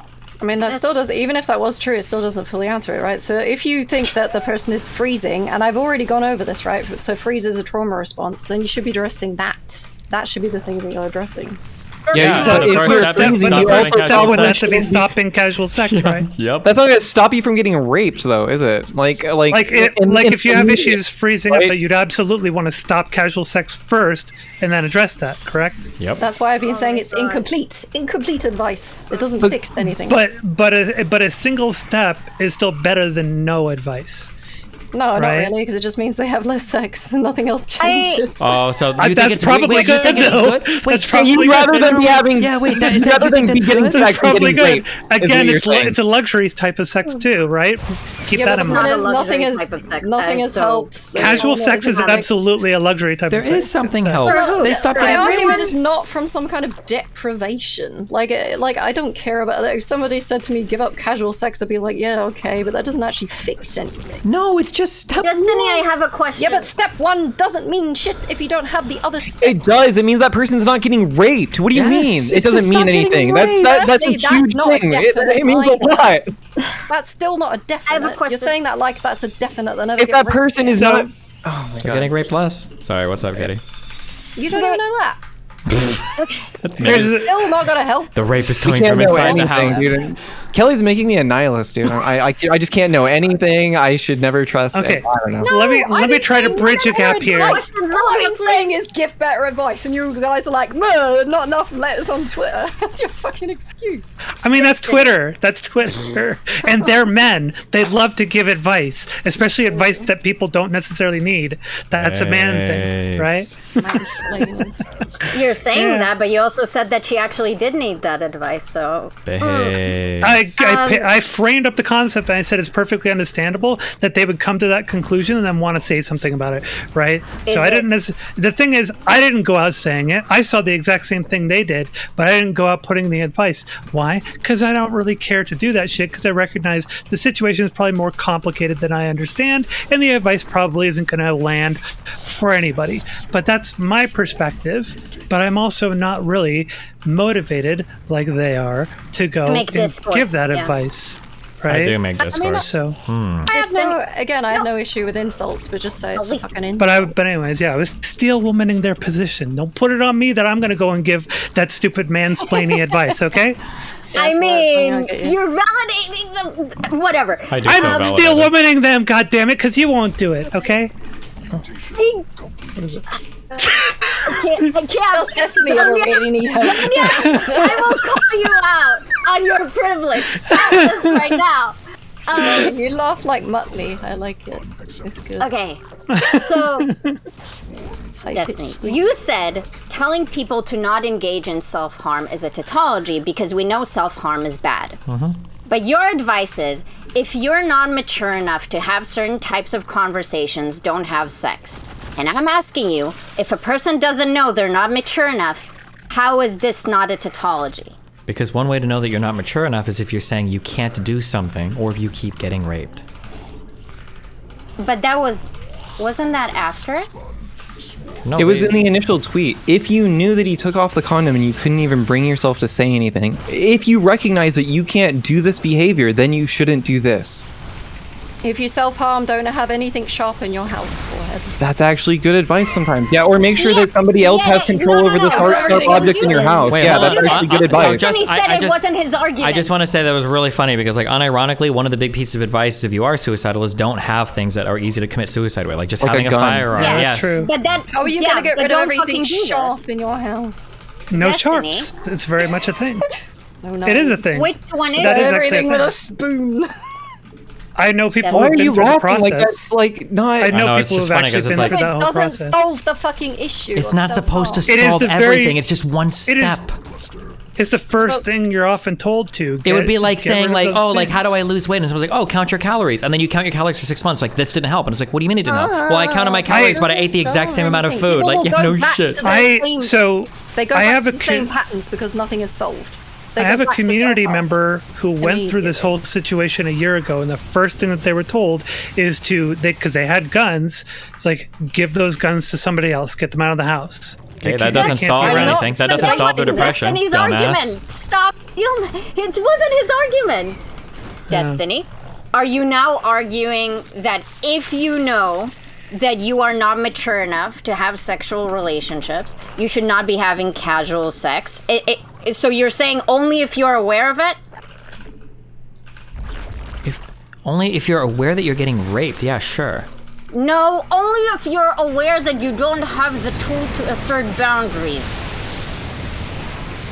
Why are you rewording the initial tweet and asking if we agree with it? Obviously we agree with it. How about you shut the fuck up? Because you're making a different argument. I'll talk to Destiny. You can do your little thing. And once I'm done, you can have this. Okay? Cool. So. Steven. Hold on, I'm fucking dealing with some bullshit. He thought he was gonna take me by surprise. Because it's a gotcha, so. Okay. Oh no. It's an attempt, but, you know. Hard to do those with Destiny.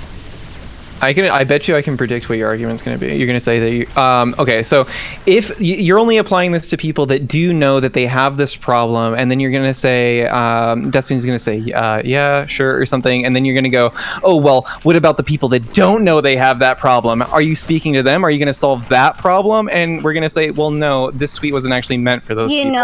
And we've done this conversation a few times already. You know, Mindwaves, I think that's really big brain of yours. And once you're done, like, jerking off to yourself, you would listen to my argument, and then you see if you're right or not. How about that? Let's do that, okay? I don't know. I just wanted it on the record that that's probably where this conversation's going, but, you know. Okay. Good job. Somebody write it. I'd love for you to surprise me, actually. Ah, Jesus, this fucking guy. Okay, sorry, go ahead. Give me, what are you at? Where are we at? Go ahead, give me a thing. Okay. Not Mindwaves, your argument. Are you saying that if women have the awareness that they don't have the ability to assert boundaries during an interaction, they should stop having casual sex? Yes, probably. If they are aware they don't know how to assert boundaries? Yes. Okay. Wouldn't that qualify as you knowing that you're doing something that is suboptimal or bad? So that would qualify as self-harm. No. If you lack the awareness to even know, I don't even know like what kind of person we're talking about at this point. Somebody might think that like, oh, like getting raped is a thing that like happens. Like it's not like the most abnormal of experiences. Like that happens to a lot of people, and you know, like yeah, that's just part of like having sex. That's not true. You might think that, and if you think that, then no. So you think that people might think, oh, I don't really know how to establish boundaries, but that doesn't necessarily mean that's going to pose an issue in a sexual encounter. I don't know. They might not. If you're getting raped over and over again and you can't establish boundaries, it seems like you're having trouble learning that lesson. Yeah. Okay, you're not. Okay.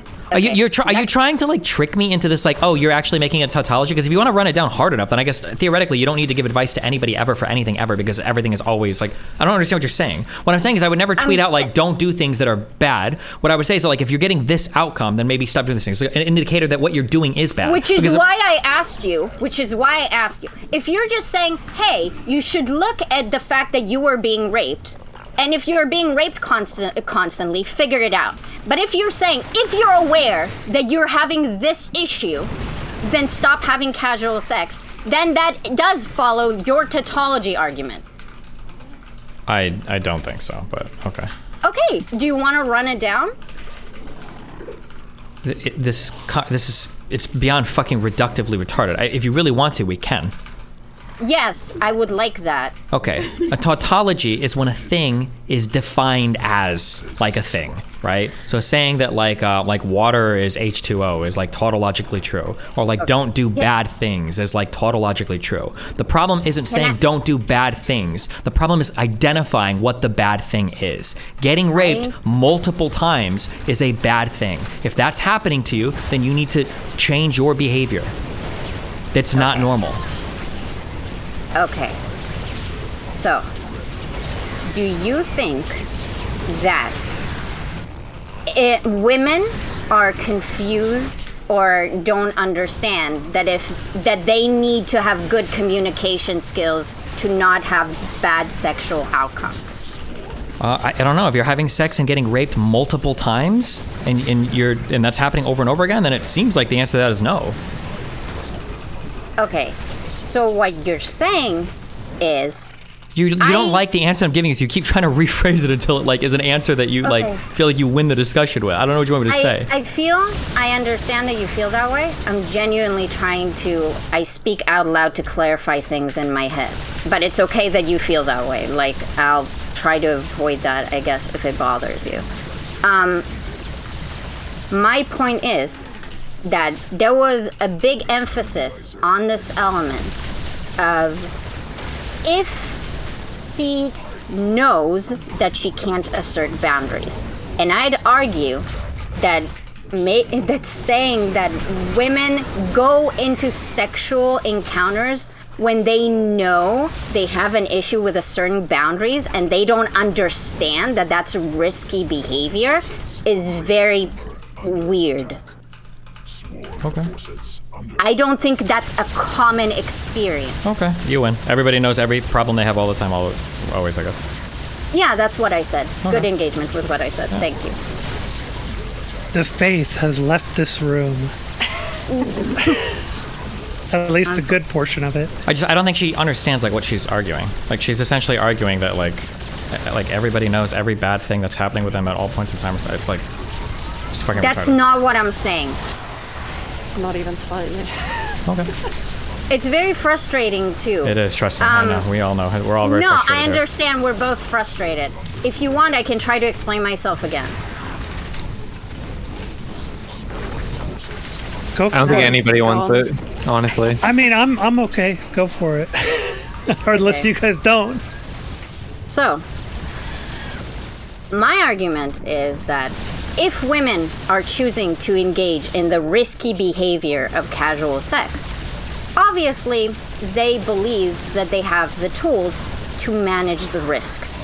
So, if we're saying you are engaging in casual sex, but you know you don't have the tools to mitigate it, that would obviously be considered self-harm, and therefore giving that advice is very condescending because you're assuming there are a bunch of people who are having casual sex even though they know they will be harmed in that process. And that's very silly.